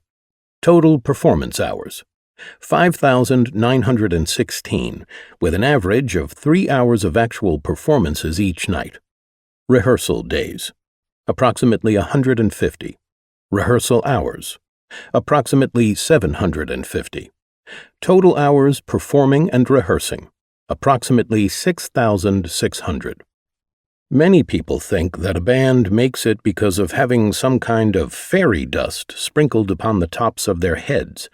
The real truth of it is that in the first 2 years, with so much daily interaction among the band members, I learned everything I needed to know to build the very solid foundation of what it takes to really succeed in business. We worked hard every hour of every day in an unrelenting quest to be the best. Under all the pressure, none of the guys in the first iteration of Twisted Sister could ultimately stand it except for me. But I was relentless, and I kept pushing. I eventually found the right guys who could handle it as well. Dee, Eddie, Mark, and then, finally, AJ, who joined us just before the record deal in 1982. Live shows have always been our bread and butter, the core product of our business. We have had to perform many times in the face of really depressing business news, but we have learned to shrug it off, put on the game face, get into a zone created by all that practice and performance time, and carry the fuck on. That practice, and the performance muscle memory it created, was never more evident than in the months after AJ died. We played our first show with a new drummer, Mike Portnoy, a legend, and we couldn't have asked for a better replacement, at the Joint in the Hard Rock Hotel and Casino in Las Vegas in June. It was, of course, a bittersweet experience and very emotional for everyone. But our longtime fans told us we played with more passion than they had ever seen, like we were totally in control. That's not how I felt, not at all. The truth is, in those final days of the band, we only played about a dozen shows a year, almost always between May and August. We were off doing other things the other 9 months of the year. We'd usually only run over the songs once at a rehearsal. I was always feeling just a little queasy and unsure. That's why, before we'd go into our first rehearsals, sometime in April, I'd be gripped with anxiety.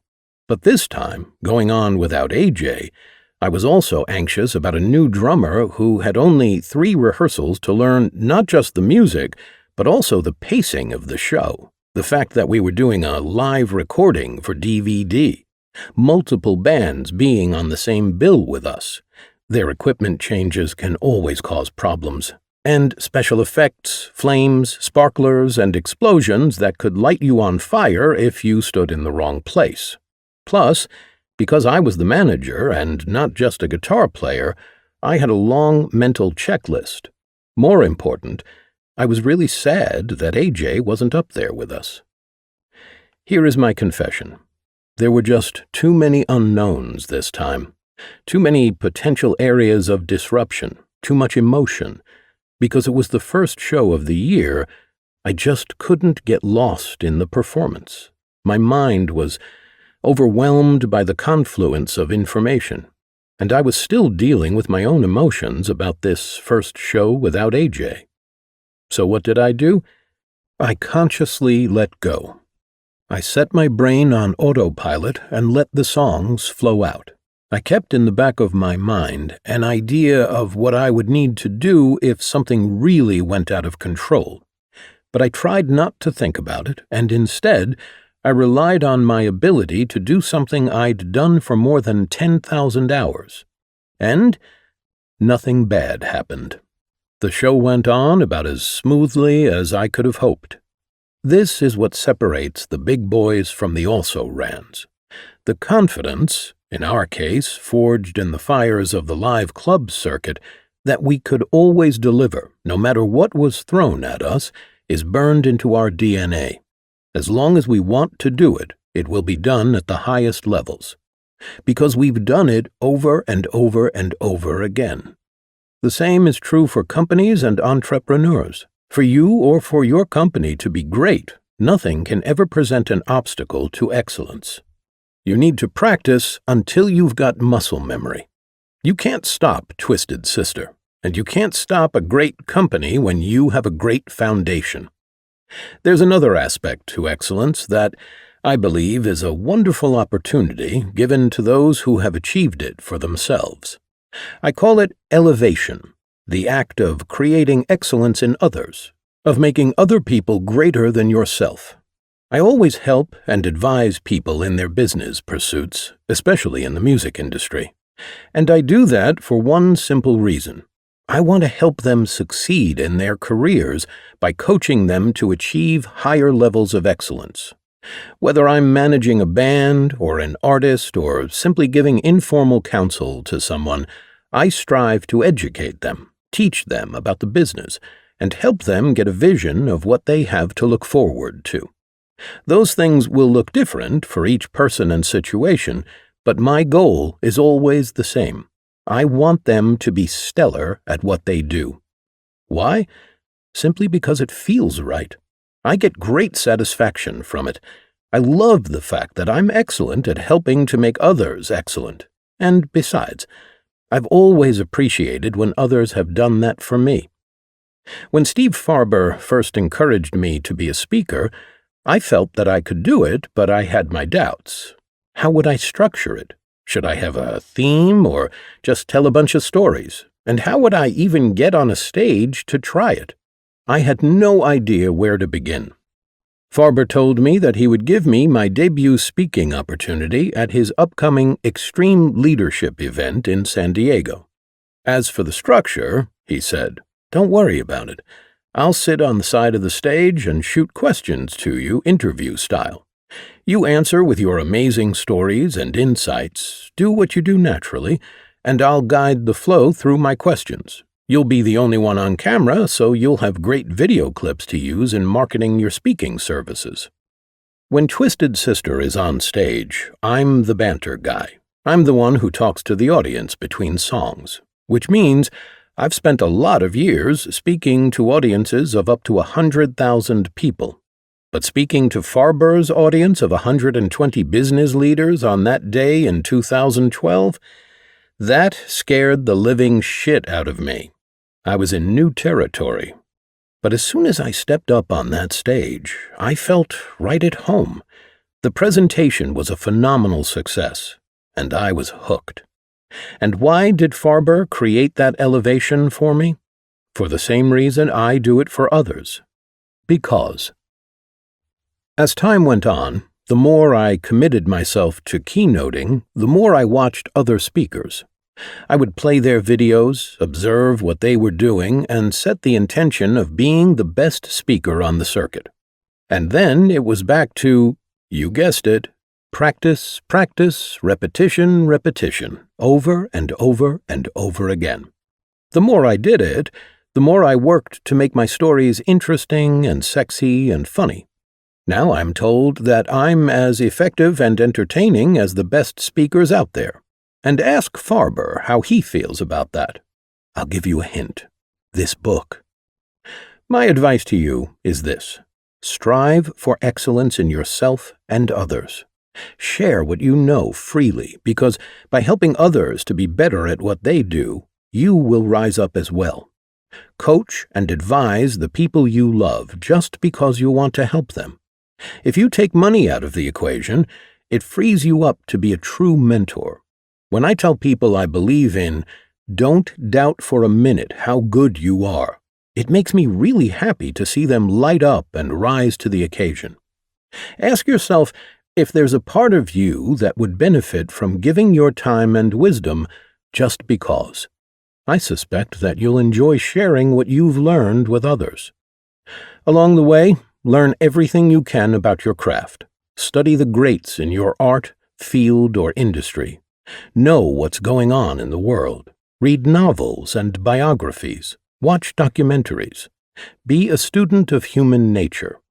I hated school and didn't go to college, but, starting when I was 10, my parents encouraged me to read the New York Times from cover to cover every day. As a result, I could talk to anyone about anything. I had a greater capability to dream and plan how I'd achieve that dream, which led to my ability to visualize excellence and figure out exactly what I needed to do, over and over and over again. 10. D. Discipline. Excellence is achieved through repetition, but it takes discipline to keep you coming back. Discipline is about getting clear on your priorities, defining your own rules about how you're going to achieve your goals, and then sticking to those rules no matter what. Throughout the years, I wrote my own rules, and then I stuck to them, especially when chaos rained down on me. It's easy to follow your rules and do the work when everything is rosy, but can you remain disciplined when all hell is breaking loose? That's the true test of your discipline level. Do you give up when your practice becomes challenging or inconvenient? Or do you redouble your resolve to do what's necessary even when, especially when, the world is crashing down around you? I know that discipline and heavy metal band may not seem to go hand in hand, but by now you understand that I don't give a fuck about how other bands do things. I have a rule: no drugs. So I hired Dee Snider because he hated drugs and he hated alcohol, and he was just ferocious in wanting to be successful. One by one, we fired every damn guy in the band who drank and did drugs, no matter how talented they were, until we had a clean band. Mark Mendoza also shared that passion and disdain for drugs and alcohol. Eddie and I picked Mark and Dee not only because of their disdain for drugs, but also because they both showed us how badly they wanted to succeed. That's our winning combination. Of course, the irony is I'm in the only business where being clean is actually the worst thing that could possibly happen to your reputation and career. Think about it. A politician gets caught with a young girl and cocaine, and he's done. An athlete gets caught with a young girl and cocaine, and he's done. What happens when a musician gets caught with a young girl and cocaine? Hey, good for you, man. You write a song about it. As rock stars, we're essentially given a license to do bad things, to remain kids. We have carte blanche to be crazy and to wing it with a who gives a fuck attitude. But that doesn't work if you want to be successful in the business of rock and roll. So we had a rule: be responsible adults in our finances and in our dealings with others. But that was our internal rule. It was not our brand image. Because Twisted Sister was so clean, we had to seem crazier than we were. We called ourselves Twisted Fucking Sister, and our motto was, look like women, talk like men, play like motherfuckers. Our fan club became the Sick Motherfucking Friends of Twisted Sister. Why? Because we had to appear like we were out of our minds. But we were not. While we were acting crazy on stage, I was looking out to the screaming crowd of fans and thinking, let's see, what do we have? Like 1,350 people in here tonight times $7.85. I stuck to my responsible finance rule even in the context of pretending to do otherwise, even with every temptation to be as wacko and irresponsible as we appeared. Discipline. Early in our bar phase, our pay was determined by how many people came to our shows, and I wasn't getting straight answers from the owners about audience numbers. I realized if I knew what the drink averages were, I could figure out how many people were there. I hired a guy who hid in the corner with a clicker and counted the number of people entering the club. Then I pretended to drink with the bartenders. I've had 5 beers in my life. I really hate the taste of beer, but I would pretend to drink with them, and over time the bartender would tell me what his sales averages were. When I started to know the bar averages, I started to understand how many people were really coming. I knew that the club owners were lying to the agents to keep our money down. So I told our agent, I know how many people are coming. If the guy's not giving me a raise, tell him, fine, guess what, we're going to leave. Knowledge is power, and that's how we operated our business. I don't mean to be cynical or make you think that I believe all musicians are dummies or that other heavy metal bands have no discipline. Obviously they do. Iron Maiden, Metallica, and Kiss are extremely successful. These bands aren't stupid. They didn't get there by accident. But I can tell you that Twisted Sister ran our band like a business from day one because we knew our rules and practices and we stuck to them. And that's really the key to all of it. Tenacity and discipline have similar qualities, but there are things that set them apart. Tenacity may be the never-ending desire to want something and to keep going after it, to keep attacking the hill through all the flak and bullets. You know what you want. You really gotta have it. You're gonna keep pushing. But discipline's a rules-based system, something I've been living by for as long as I can remember. I didn't even understand it until I looked back at my life and consciously realized that I had been instinctually holding myself accountable to rules that I'd created for myself. Tenacity is wonderful from an energy perspective, but discipline is where the rubber meets the road.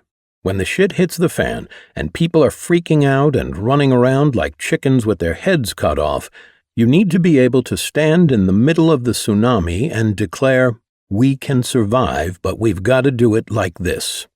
And therefore, you need to be clear about and committed to your rules and practices. Pilots follow a set of rules for dealing with turbulence. While terrified passengers are screaming, "Oh my God, we're gonna die, we're gonna die," a seasoned pilot will calmly sit and chant, "Check 1, check 2, check 3. The pilot knows that if she does things in the order she's been taught, there's a 99% chance she'll get everyone out of this disaster. But if you're the pilot and you just start flailing and hitting every switch in the cockpit, you can kiss your ass goodbye.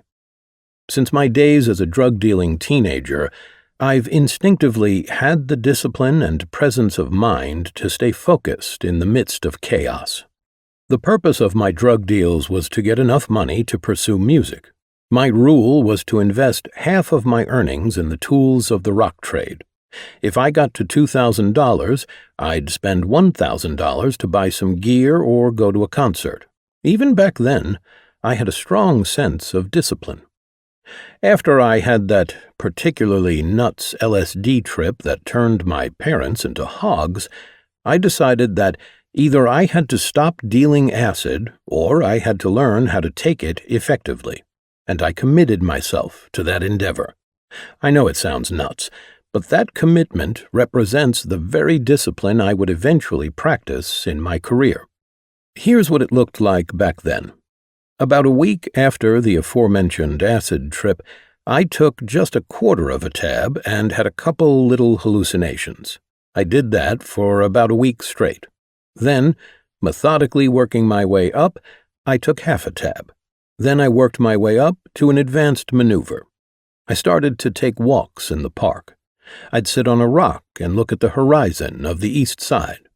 I learned to make the buildings do things. I could make gargoyles get up and move. I could make animals appear out of rooftops. I was totally in control of my own mind-bending experience. I worked myself up to 1 or 2 tabs, and soon I could function perfectly well on acid. So I took it all the time. I was a high-functioning acid head. I was able to go to Grateful Dead concerts and make everything melt, then I'd turn around and do a drug deal. I was multitasking while on acid. But it wasn't normal, and it was dangerous and destructive, so I stopped all that shit. But it did reveal something significant and essential that would later serve me in running our business. I had the ability to stay focused, even while the world was literally melting around me. Throughout my life, I was always able to stay focused and stay out of trouble, even when I was surrounded by it. Let me give you an example of how I stay focused and disciplined, even in the face of one of the most surreal events of my younger life. In the Upper West Side building, where I grew up, the same apartment building I live in today, there were several interesting characters, especially my friend John Bello. John's mother, unlike every political lefty in the building, was a right-wing Republican Nixon supporter. John wasn't the most political guy, but if you pushed him, he'd lean more toward his mother's views and say he was more of a Republican than a Democrat. Now, I don't know what it is about New York City, but unlike Texas or Oklahoma, where lots of young men were getting drafted to fight in the Vietnam War, no New Yorkers seemed to be going over there. We didn't get drafted, we got deferments. I didn't know anyone who had enlisted or was forced to soldier up, but John Bello volunteered. Right smack in the middle of 1968 New York City hippiedom, John up and joined the Army. 1 year later, in the spring of '69, I heard from John's mom that he was busted for having 1/10 of a gram of marijuana and 2 melted Dexamils, which are prescription uppers. It was nothing, really, but not as far as the Army was concerned. He was court-martialed and given a sentence of 8 years of hard labor in Leavenworth Penitentiary, which his counsel bargained down to a year. One afternoon, I walked out of George Washington High School on to 191st Street, and there, standing right in front of me, was John Bello in the flesh. "John," I said, "what happened, man? Did you cut a deal?" "No," he said. "I escaped from prison in Fort Riley, Kansas yesterday." "What?" "I escaped, man. Now, remember, at this point in my career, I'm not a professional guitar player. I'm a drug dealer. This guy had just escaped from Fort Riley. Every MP on the planet was probably searching for him. As much as he was my friend, John Bello and I didn't need to be seen together right then. "You've got to help me, man," he said. "Your mother has to know people in Canada, right? She has to get me out of here." This right-leaning guy wanted to use my mother's left-leaning connections to do what the draft dodgers did, flee to Canada, which is more than a little ironic. But my mother was a principled lefty, and she always liked John. She saw him as a harmless, sad sack kind of guy. So I brought John home and told Mom the story. She didn't judge him. She didn't ask any details about how he escaped from Fort Riley, but she fully understood. "I will get you to Canada," she said. Moving quickly, my mother hit the phones and made arrangements for our fugitive. Then he disappeared. We didn't know what happened. He could have made it across the border, or he could have been nabbed by the police. Either way, as quickly as he'd appeared in front of George Washington High School, he was gone. And that was the end of that. Or so I thought. Several months later, during the summer of 1969, I was dealing drugs like a motherfucker. I was selling, getting wasted, dropping acid, and jamming with bands during the day, and going to rock concerts every night. Day in, day out, full-on uber-hippie drug mode. One afternoon, I was, as per usual, doing a drug deal in my bedroom. These customers, however, were not my typical clientele. They were all in their early 20s, but they looked pretty hard. It was a mixed group of black and white men and women. They looked like a movie set version of a radical revolutionary group, but they were buying dope from me, and that was all that really mattered. The guy who brought them to me said, "By the way, these are serious revolutionaries." To this day, I still don't know if that was true, but this was the scene at the time. I'm in my apartment doing a drug deal with the people who may have blown up a bank, and we're smoking so much dope that my room looks like Chernobyl. Sitting there, I was thinking, wow, man, these guys are hardcore criminals. But I didn't really give a fuck. I was just trying to make a sale. My mother came in. Yeah, she was more or less used to this kind of scene by then, and told me I had a phone call from Betty Beaulieu, John's mother. I rarely, if ever, spoke with Betty, so I had no idea why she'd be calling me, but I took the call. "Listen," said Betty, "I'm not home. I'm at our house on the Jersey Shore. I just got a call from John. He's in our apartment." I said, "What do you mean? He's here? In the building?" "Yes," she said. "He wasn't feeling well, so he's been staying in the apartment for a few days." "I haven't seen him in months, and now he's been here in the building for the last couple of days and he didn't tell me?" "Yeah," she said. Anyway, he says that someone's knocking at the front door, and he thinks it's the dry cleaner. He doesn't want to answer it for obvious reasons. You think you can go over and see what's up?" So I left my room, which, you will remember, was full of revolutionary, criminal, drug-dealing weirdos, and I was wasted. I headed downstairs and crossed the lobby to the other tower, then took the elevator up to the 8th floor, where the Bellows lived. The door opened, and I saw 3 MPs with rifles standing there at John's door. They saw me and shouted, "That's him!" I shouted, "Oh, shit!" and slammed frantically on the door close button until the elevator door shut. I descended to the lobby, but these guys ran down the stairs and got there first. They pulled me out of the elevator, threw me up against the wall, and forced my arms up like you've seen in every Hollywood cop show. While they were frisking me, my mother, coincidentally, had come down to get the mail. She walked into the lobby, saw these cops, who had their son flayed out all akimbo, and, having no idea about the current John Bello situation, thought I was finally, after all this time dealing dope in my bedroom, getting my ass busted. My dear, sweet mom sprinted across the lobby, flew through the air, landed on the back of the cop who was on top of me, and screamed, "You fucking pig, get off my son!" She pounded her fists on the guy's back, and then the building superintendent walked out. "What's going on here?" he shouted. "We're arresting John Bello," said one of the MPs. "That's not John Bello," the super said. "That's John Siegel." "Oh, wrong guy," said one of the cops, and they left me, just like that, and raced back up to find Bello. Meanwhile, the building was crawling with federal agents, alarms were blaring, police were running down the street to our building, and I had got a gang of weathermen wannabes sitting in a reefer haze upstairs in my bedroom. I had to keep my head on straight. I got back to the apartment and walked into my room, where everyone was, understandably, freaked out. They thought the man was coming for them. My mom thought the cops were coming for me.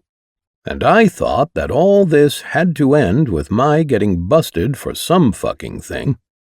I took a breath. I needed the discipline to stay focused and figure a way out of this mess. I looked around the room and came up with a very simple plan. "Listen, people," I said, and explained what was going on. "Let's just calm down, sit tight, and this should all blow over." Everyone agreed and settled down a little. I then walked down the hall to call John on the phone. "Dude," I said, "that's not the dry cleaner out there. There are 3 guys with M16s aimed at your door. You have to give up." I headed back down to the lobby just in time to see John in handcuffs being walked out of the building and into a paddy wagon. The sirens stopped. All the police left. Things quickly returned to normal, and, with a sigh, I realized I'd probably never see John Bello again. But what a day, man. Calmer heads prevailed, and everybody, except John, got what they came for that day. The next September, I was back at George Washington High. One afternoon, I walked out onto 191st Street, and there, standing right in front of me, was John Bello in the flesh. Déjà vu. "Oh, no," I started to say. "Don't tell me." "Wait," he said. "It's all cool. I'm out of the Army. Everything is fine." They arrested John in New York and brought him back to Fort Riley. Meanwhile, a local congressman was reviewing drug sentences for Army guys and looked at John's case. He felt that John's sentence was more than a little harsh, and the congressman successfully made his case to the powers that be in Washington.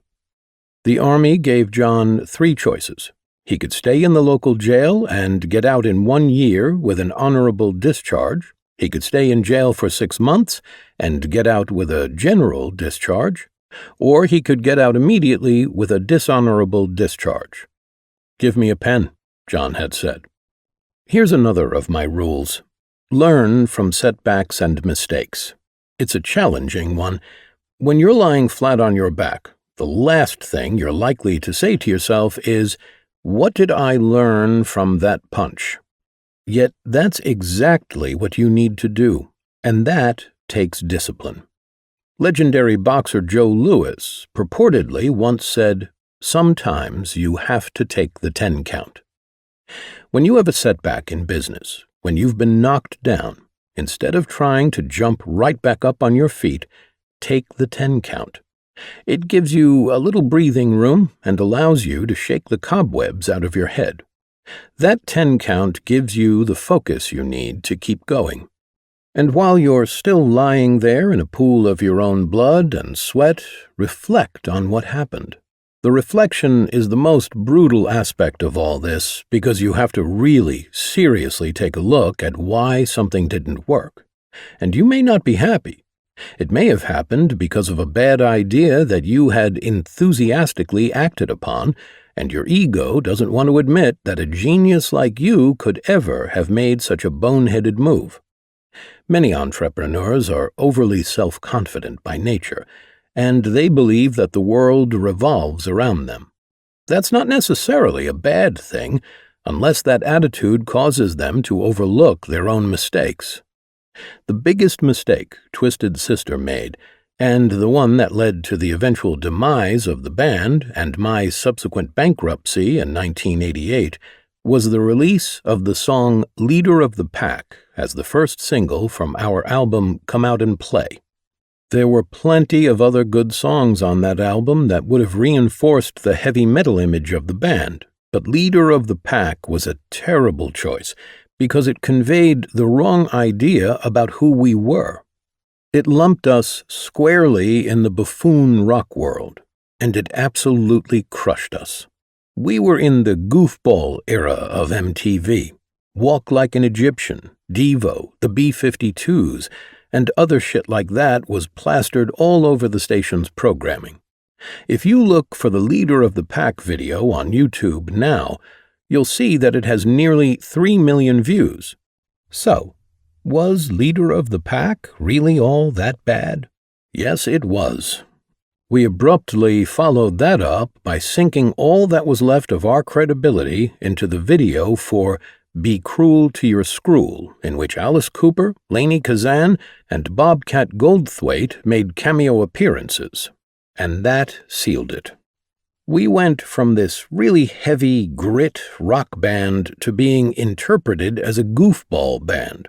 If we had used our previous album, Stay Hungry, which had gone triple platinum in the US and quintuple platinum in Canada, as a launching point to the next level of our career, we would not have crashed and burned. But crash and burn we did, and we never recovered. We didn't have a plan to come out of a knockout like that. There was no plan from me because I had checked out emotionally at that point. I've had a lot of years to reflect and ruminate on this, and I've looked at it from so many perspectives. It's been a very long, slow 10 count. Sometimes super successful bands and businesses focus so much of their energy to prove to the world that they can create a better mousetrap, they end up turning on themselves. There is a very fine line between reinvention and annihilation. Reinvention is always important, but you also need to hold on to the essence of what makes you great. Once you compromise that core, the end is near. A few talented artists have overcome the overnight sensation label and gone on to deliver a consistently good product and remain viable for years, even decades. It is true, however, that as hard as it is to make it the first time, it is even harder to continually replicate that success. This fear of failure was deeply ingrained in our psyche, yet we didn't see the danger markers approaching. I dismissed the warning signs, I think, because I was just feeling jealous of all the media attention Dee was getting. But that wasn't the problem. The cracks in the band's enormous success started to show in ways that were completely unexpected. And it started with our fans. The first time I was aware that a fan backlash was coming was when I went to a Mets-Phillies game in Philadelphia in the summer of 1984, just months into our MTV explosion, and while our two videos, We're Not Gonna Take It and I Wanna Rock, seemed to be playing every 10 minutes. As I sat in the stands, incognito under sunglasses and a hat, two kids, an 18-year-old and an 8-year-old, were walking up the stairs to their seats carrying hot dogs. The younger one was singing We're Not Gonna Take It, and the older one responded with these fateful, ominous words. "Shut up. I hate that song." I was horrified. An 18-year-old, our core fan base, was sick of our song because his little brother was singing it. In my mind, we went from hip to over in a nanosecond. Little kids were singing our song. I'm sure they weren't singing songs by Motorhead or Iron Maiden or Motley Crue. Those bands still had badass reputations. We became, it seemed, a cartoon, an over-the-top corporate representation of a hair band that was soon to become a punchline. That was the problem. In reality, Twisted Sister was a tough-ass bar band. We made it by looking almost like a cartoon, and then instead of being able to move away from the cartoon and looking like a tougher band, we just looked dumber. In pursuit of a higher level of accomplishment, we'd lost the discipline of holding on to our bar-forged heavy metal soul. The Beatles were one of the most disciplined bands of all time, and because of that, they built a strong fan base. From 1964 to 1969, they delivered 9 studio albums, 3 soundtracks, and 24 singles. In McCartney's interviews, he's very matter-of-fact about their approach. We just wrote for business, like we know how to do it. When I visited the Beatles Museum in Liverpool, I understood why Brian Epstein was such a damn good manager. Before the world knew who the Beatles were, Epstein spent 3 years laying the groundwork in England. I don't believe any band ever did that before. They played consistently. They played on Sundays on the BBC. When they heard that fans couldn't make it to a show, they'd write those fans a letter. This incredible connection with their fan base sustained them. When things took off, they already had the foundation. But here's the thing. Years later, if the Beatles hadn't released the White Album and Abbey Road, they might have forever been remembered in their cartoonish Sgt. Pepper's suits. The Beatles could have looked like a joke had they stayed psychedelic, but they didn't. They walked away from it. They were disciplined enough to know that to stay true to their Beatlesness, they had to get away from the psychedelic thing. The White Album legitimized them as a rock band again. And then, of course, Abbey Road was one of the greatest albums ever made. We did not have that same discipline, and as a result, we weren't able to escape the buffoon era. Before our demise, we had developed the same type of loyal following from our fans as the Beatles had from theirs. But don't get me wrong, I don't equate us to the Beatles. That's not what I'm saying. They learned by playing in the bars. We developed our sense of discipline in the same way. That's where we became ultra-professional. But if we had remained truly disciplined, we would not have released the single that destroyed our career. We lost the vision, we lost our discipline, and we learned a tough lesson from that. We tried to retool and reapply, but I had no control at that point. I had lost it all, so I went with the nuclear option and blew up the whole fucking enterprise. But today, after our resurrection and all the lessons we've learned, I keep control of the business, and I make damn sure we ain't a goofball band anymore. And our fans love us more than ever. And maybe that's the greatest lesson of all. Every successful business has to have a loyal base to get you through the tough times. If you lose the faith that your loyal base has with your brand, you'll lose it all. A successful business runs on consistency. No matter what business you're in, you have to be consistent. You have to be consistent in how the public perceives the product you're delivering. Be true to who you are. Be true to your message. be true to your clients and customers, and stay disciplined to always strive to maintain that connection. Thankfully, Twisted Sister returned, and we were given one more shot to get it right. Through the process of reinvention, I've developed the insight to understand and appreciate all the hard work, pain, and joy of being in a world-class band. I am grateful to all our fans around the world, and I'm grateful to Dee, Eddie, Mark, AJ, and Mike for the last 14-year run. And I'm forever thankful to our crew, Danny, Dwayne, George, Matt, Metis, Keith, Russell, Peter, and Rick. They always delivered by getting to the shows and turning around stages in 45 minutes. They made us look good, every time. Having said all that, here's my advice to you. Stay true to your core. Be consistent. Write your own rules and develop the discipline to stick to them, come what may. When you get clocked, which you will, stay down and take the 10 count. Learn your lessons, and then, with tenacity, wisdom, inspiration, stability, trust, excellence, and discipline, leap back on your feet and reclaim what is yours for the taking. Epilogue. The very last show Twisted Sister played was on November 16, 2016, in Monterrey, Mexico, with Kiss closing the show. Before the show, I called a meeting of the band and crew in our dressing room. I got pretty emotional. Not because we wouldn't play again, but because I wasn't going to see our crew again. I said my piece, which was videotaped and may be released someday.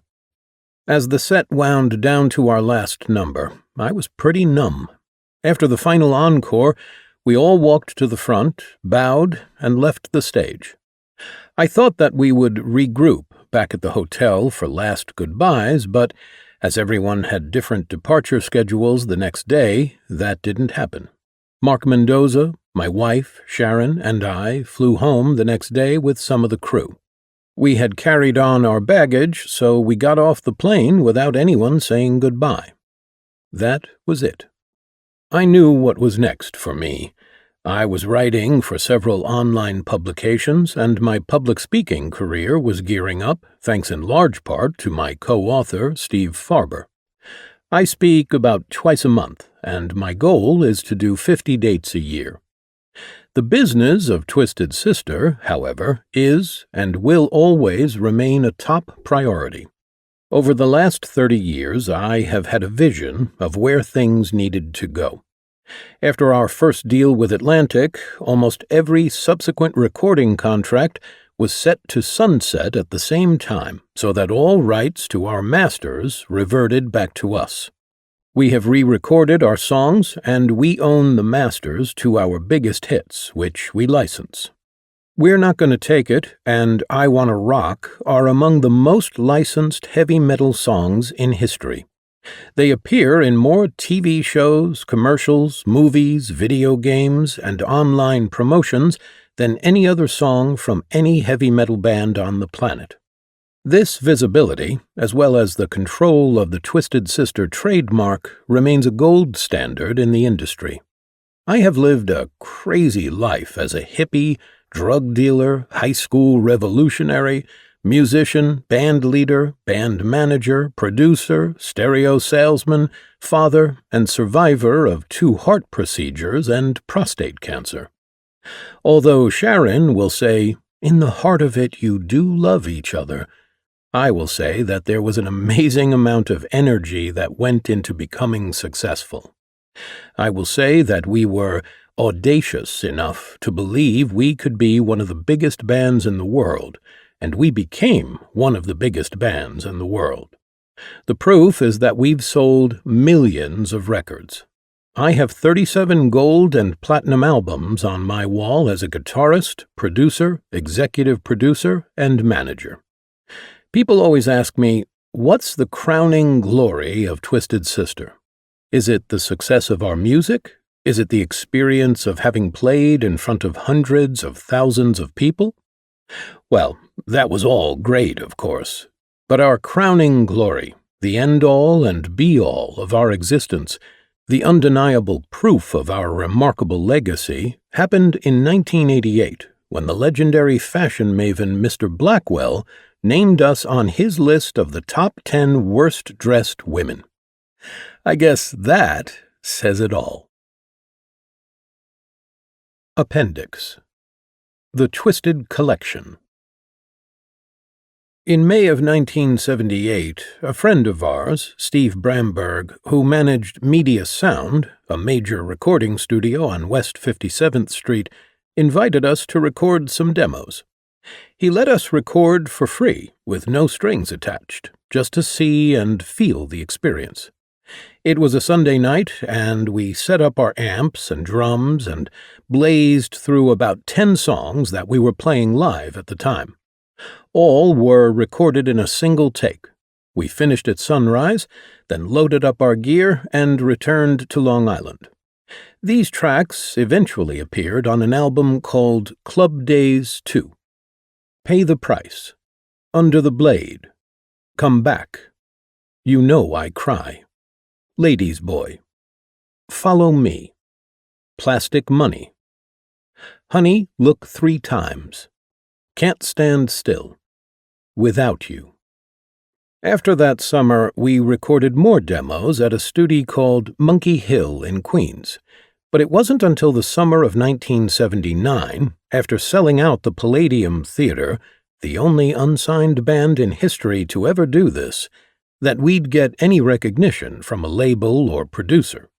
That July, world-renowned producer Eddie Kramer saw us play at a club called Detroit, located in Port Chester, New York.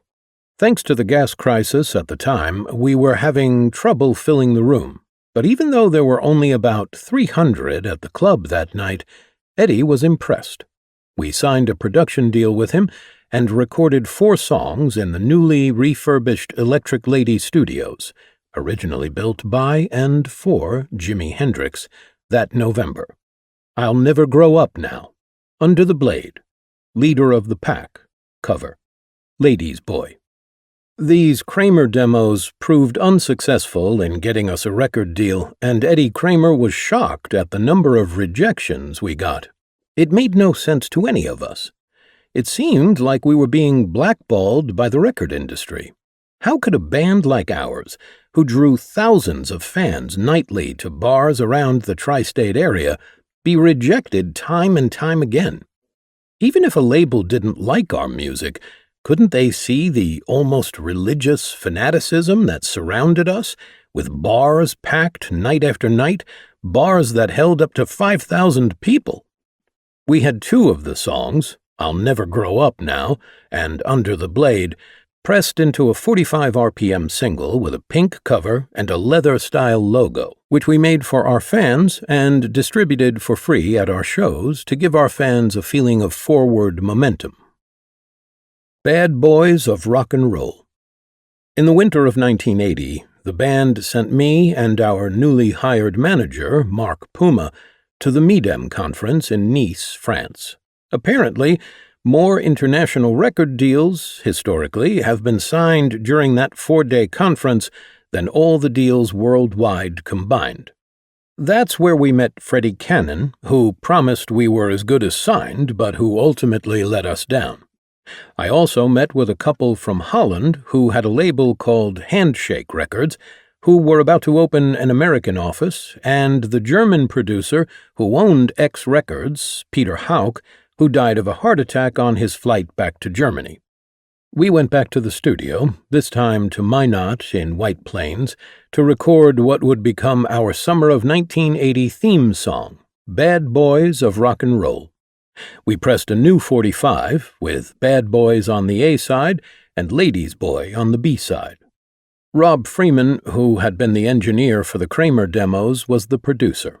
The single, again, was distributed to fans for free at our shows, and all we could do was hope that we'd get a break soon. Rough Cuts, 4-song EP. In April 1981, we found out that one of the main writers of British rock newspaper Sounds had featured one of our singles on his recommended playlist. Sounds sent over journalist Gary Bushell, who wrote an incredible review for the next issue titled Sister Sledgehammer. That review caught the eye of Martin Hooker, who had just started a punk label called Secret Records. He contacted us and said that he wanted to sign us if we were as good as Gary said we were. He attended one of our sold-out shows, and afterward came to our dressing room to tell us how great we were and to let us know he was going to offer us a record deal. During the winter of 1981, we recorded 2 more songs at a Long Island studio called Bolognese. Shoot 'em down. What you don't know sure can hurt you. Under the Blade. Our debut album, Under the Blade, was composed mostly of songs we'd been playing since 1976. It was recorded from July 5th to July 26th, 1982, in various locations around the UK. I believe we kept moving studios to take advantage of the cheapest daily rates. The basic tracks were recorded in a barn with a mobile recording studio attached to it. It was a working farm. I don't remember how we wound up there, but we had an argument with a local studio owner and had to leave. The barn was at the bottom of a hill in Hastings, where the famous Battle of Hastings was fought in 1066. We all stayed in a hotel that was built around 1300. Nothing like New York, that was for sure. At midnight on July 19th, we took the photo that wound up on the back of the album. It was my 30th birthday. On my 29th, I had given myself exactly 1 more year, and if we didn't have a deal by the time I was 30, I was going to end the band. I just made it under the wire, and it felt great. That summer, Sounds sent Ross Helfin down to take some shots for a cover story for the magazine. After a series of band photos, Dee suggested some solo shots be taken of him. When the issue came out the following week with only Dee's photo on the cover, I sensed trouble brewing. At least the album cover had all 5 members of the band on it, front and back. Under the Blade was released in September, and we were supposed to go to the UK for our first tour to promote it. The tour got pushed and then got cancelled when the label went bankrupt. By the end of October, we were back to square one once again. You Can't Stop Rock and Roll. This album was our first official album recorded for Atlantic Records. The budget was $60,000 for all, including making a promotional video, which was a new concept at the time. In order to make this record as cheaply as possible, Phil Carson, the music executive who signed the band, and who also was the former tour manager for Led Zeppelin, arranged to have us record at a studio called The Soul. The Soul was owned by Led Zeppelin's Jimmy Page, who bought it from Elton John's producer Gus Dudgeon. Jimmy gave Phil a very cheap daily rate and allowed the band to actually also live at the studio, which had an adjoining house. The studio was located in one of the most conservative towns in the UK, called Cookham, which was populated mostly by former members of Parliament. Everything shut down after 3 p.m. I mean everything. We probably brought the average age of the town down to 85. Every morning, Dee and I would go for a run and pass some old guy walking his sheepdog and smoking a pipe. This was right out of Monty Python. One of the best things about this experience was that our producer, Stu Epps, who was the caretaker and engineer of the studio, was working on the remastering of classic Led Zeppelin music for an album called Coda. This meant that all the 2-inch master tapes that contained all the classic Led Zeppelin songs were on the shelves at the studio. Here we were, a band from Long Island that used to play Zepp songs in the same room with all the master tapes of one of the greatest bands in the world. This was only 2 years since Zeppelin had decided to retire after the death of their drummer John Bonham. Not only that, Phil and Stu told us that Jimmy would probably visit us at some point. This was really great for me, as I had been in the front row of Zepp's first-ever New York City concert at the Fillmore East on January 28, 1969, and had seen them many times since then. Jimmy never came. Dee had written most of the songs for the album while we were recording Under the Blade the previous summer. We were all getting along really well as a band, and we decided early on that the song You Can't Stop Rock and Roll was the perfect title for the album. We arrived at Heathrow on February 2nd, and Stu Epps picked us up in a van. He drove us down to the studio in Cookham, then to the M&L Rentals, where the Who stored their stuff, and picked out the amps and drums for the recording sessions. On February 3rd, we began pre-production, rehearsing, on the first two songs, I Am, I'm Me, and We're Gonna Make It. Because of contractual issues with secret records that had to be sorted out before the actual recording began, it took 2 weeks before the recording session started. The drum and bass for The Kids Are Back and You're Not Alone commenced on February 16th. On March 17th, Secret Records agreed to release us, freeing us to sign the Atlantic deal. We wrapped recording on March 18th. On March 22nd, our first single, I Am, I'm Me, entered the national charts at number 45. On April 7th, we made our first appearance on Top of the Pops. The next day, we started the UK tour to support the album. Stay Hungry.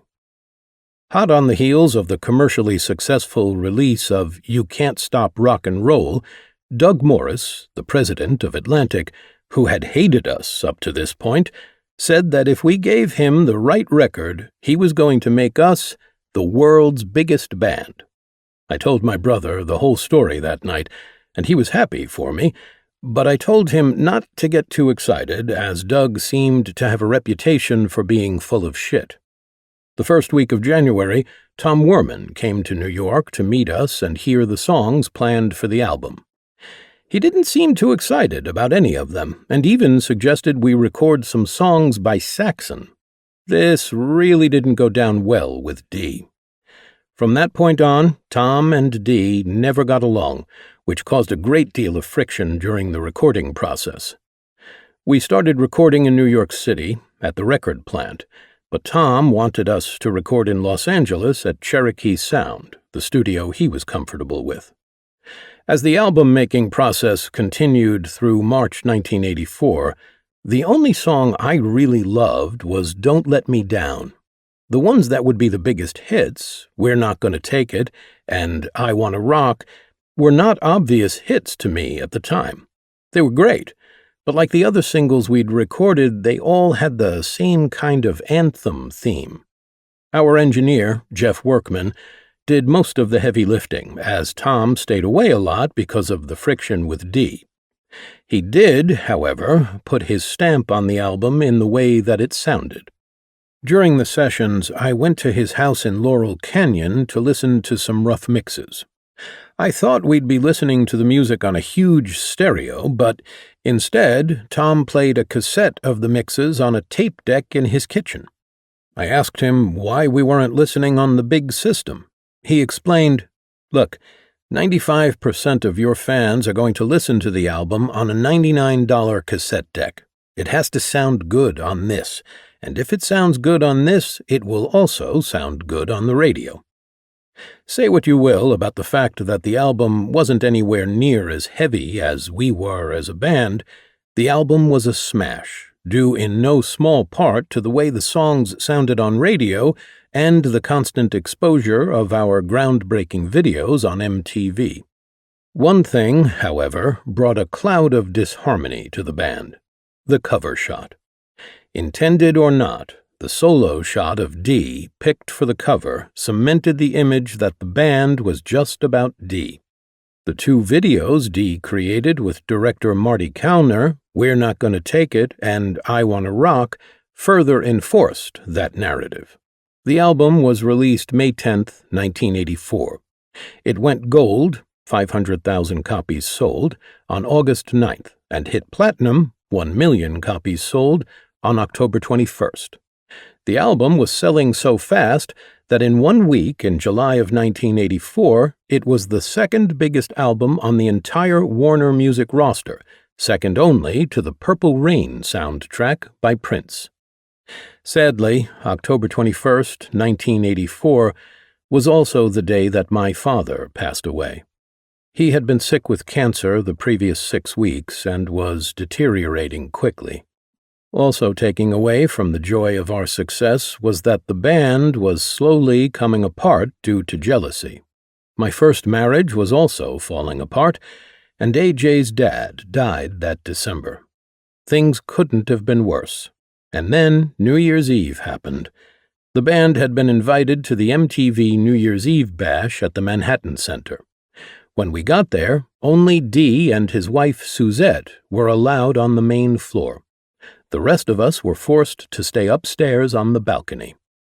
The Stay Hungry tour went on until May of 1985, and we became one of the biggest bands in the world. To date, Stay Hungry has sold 6 million copies worldwide. Come Out and Play. Come Out and Play, the much-anticipated follow-up to Stay Hungry, was recorded primarily at the record plant in Los Angeles from September through November 1985. Before anyone knew us, back when we were struggling in the bars, we'd make mistakes, but since no one really knew or cared about us beyond the tri-state area, any errors usually went unnoticed and were easily remedied. Not so after Stay Hungry, when the whole world was watching. The errors and miscalculations of timing and song choices now directly led to the beginning of the end of the album/video era of the band's history. We should have toured longer. We should have gone back to the UK and Europe for one more round of touring on the back of Stay Hungry. But we basically abandoned the UK, which was a very big mistake.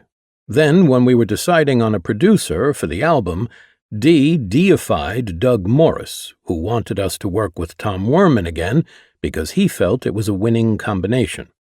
Dee didn't want Tom back. We said no, and Doug never liked our choice of German producer Dieter Dierks. When it came to the song choices, I was concerned that the band was becoming like a bubblegum pop metal band.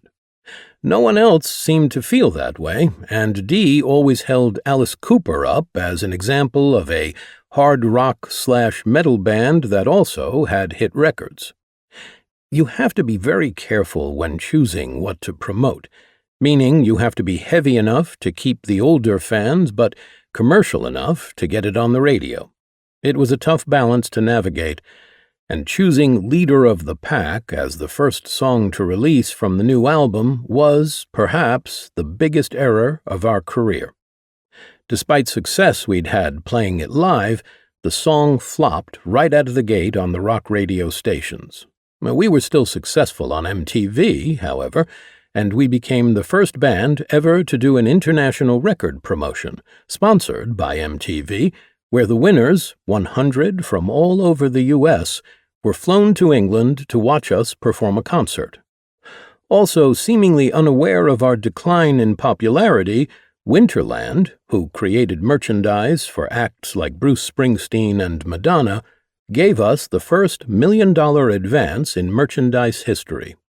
We quickly pivoted to the next song, You Want What We Got, which kind of sounded like We're Not Gonna Take It.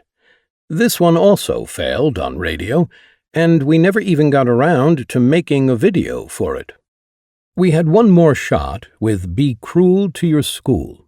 Dee had an idea for a video that would be so outrageous it would somehow bring back all our hard-earned credibility. The song featured guest appearances by Billy Joel on piano, Clarence Clemens on sax, Brian Setzer on guitar, and Alice Cooper on vocals. We spent over $300,000 of our own money, with the expectation that our record label would reimburse us, to hire legendary horror makeup artist Tom Savini to transform the 100 or so extras into zombies walking around a horror high school. We even got Bobcat Goldthwait to play a schoolteacher and Lainey Kazan to play a lunch lady in the video. The video was incredibly directed by Marty Kalner, and took 2 days to shoot. When it was finished and shown to the Atlantic Records staff, Doug Morris walked out of the room and declared it revolting. He said he would not only not support it, but he basically shut down promotion for the album. Our only hope was that the public would come to our rescue. They didn't. The video was also banned in over 100 countries. Our touring stage set was huge and very expensive. Only big-ticket concert sales could save it. Again, that didn't happen. A world tour that should have lasted at least a year and a half, through mid-1987, ground to a halt by the end of January 1986. In hindsight, we should have released The Fire Still Burns as the first single. That probably would have given us the best shot at success. Leader of the Pack should have never even been on the album. Still, Come Out and Play hit platinum in the US and several other European countries, but it never came close to the success of Stay Hungry. Love is for Suckers. In a last-ditch effort to save the band, we recorded Love is for Suckers during the summer of 1987 in Atlantic Records' own studios. This album had originally been slated to be a Dee Snider solo album, but we were advised by management that Doug Morris would only get back on board if we agreed to make it a Twisted Sister album and to use his hand-picked choice of producer. In this case, his choice was Beau Hill, who had lots of success with Rat. AJ had quit the band after our last live shows in Europe in 1986 and was replaced by Joey Seven Franco, so named because he was the seventh drummer to hold that position. Ironically, Joey didn't actually play drums on the album. He programmed a drum machine, but I believe he did hit live cymbals. Most, if not all, the guitar parts were played by Reb Beach, who was the go-to guitar guy for Beau Hill. Reb either played or re-recorded many of the guitar parts on the album. The end of this part of the history of the band came shortly after the release of this album. For the first time, we recorded songs that Dee didn't write, including the title cut. We made one video for the song Hot Love and embarked on a tour in the fall of 1987 that was supposed to last 2 to 3 months. It ended within 3 weeks. Dee submitted his official resignation on March 15, 1988. Still Hungry. In 2004, the band decided to package an updated version of Stay Hungry to go along with a DVD of a live concert filmed in Germany. When post-production video problems hit the project, all the live audio was lost, the band decided to record more songs and release a music-only package comprised of 7 additional tracks, among them 2 songs originally recorded for the Stay Hungry album, which Werman had rejected. The cuts, Never Say Never and Blastin' Fast and Loud and Heroes Are Hard to Find, were originally recorded in 1999 for the soundtrack to Dee's movie Strangeland. The new collection also featured newly recorded songs from our old bar days, Come Back, Plastic Money, You Know I Cry, and Rock and Roll Saviors. The purpose behind the re-record of Stay Hungry was twofold. 1. The band had never liked how the original album sounded and wanted to update it to sound more like we really played. 2. We wanted to license our own better-sounding versions of the songs for movies, TV shows, and commercials. We pioneered this movement to re-record and control 100% of the masters and all the licensing money, cutting out the record company's version and half the fees. This has been one of the best things we've ever done, as our songs are among the most licensed songs in the history of heavy metal. A Twisted Christmas. In 2006, we came up with the idea of A Twisted Christmas. It was all about marketing and taking all the lessons we'd learned about making deals to the max.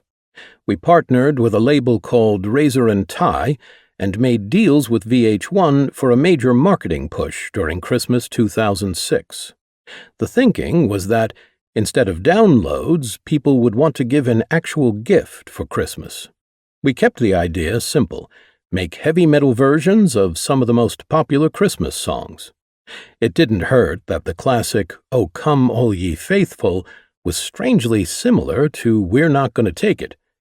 Along with a classic video and lots of VH1 and broadcast TV promotion, The Tonight Show, The Late Late Show with Craig Ferguson, plus local morning shows, the album, against all odds, became a hit. Our CD sales soared. We performed Christmas shows live on Broadway and did a week at the Hilton in Las Vegas. Along with the CD, we also released 2 DVDs of the Christmas show. Now, every year, another metal band releases Christmas music, thanks to our vision. This concludes Twisted Business by J.J. French and Steve Farber.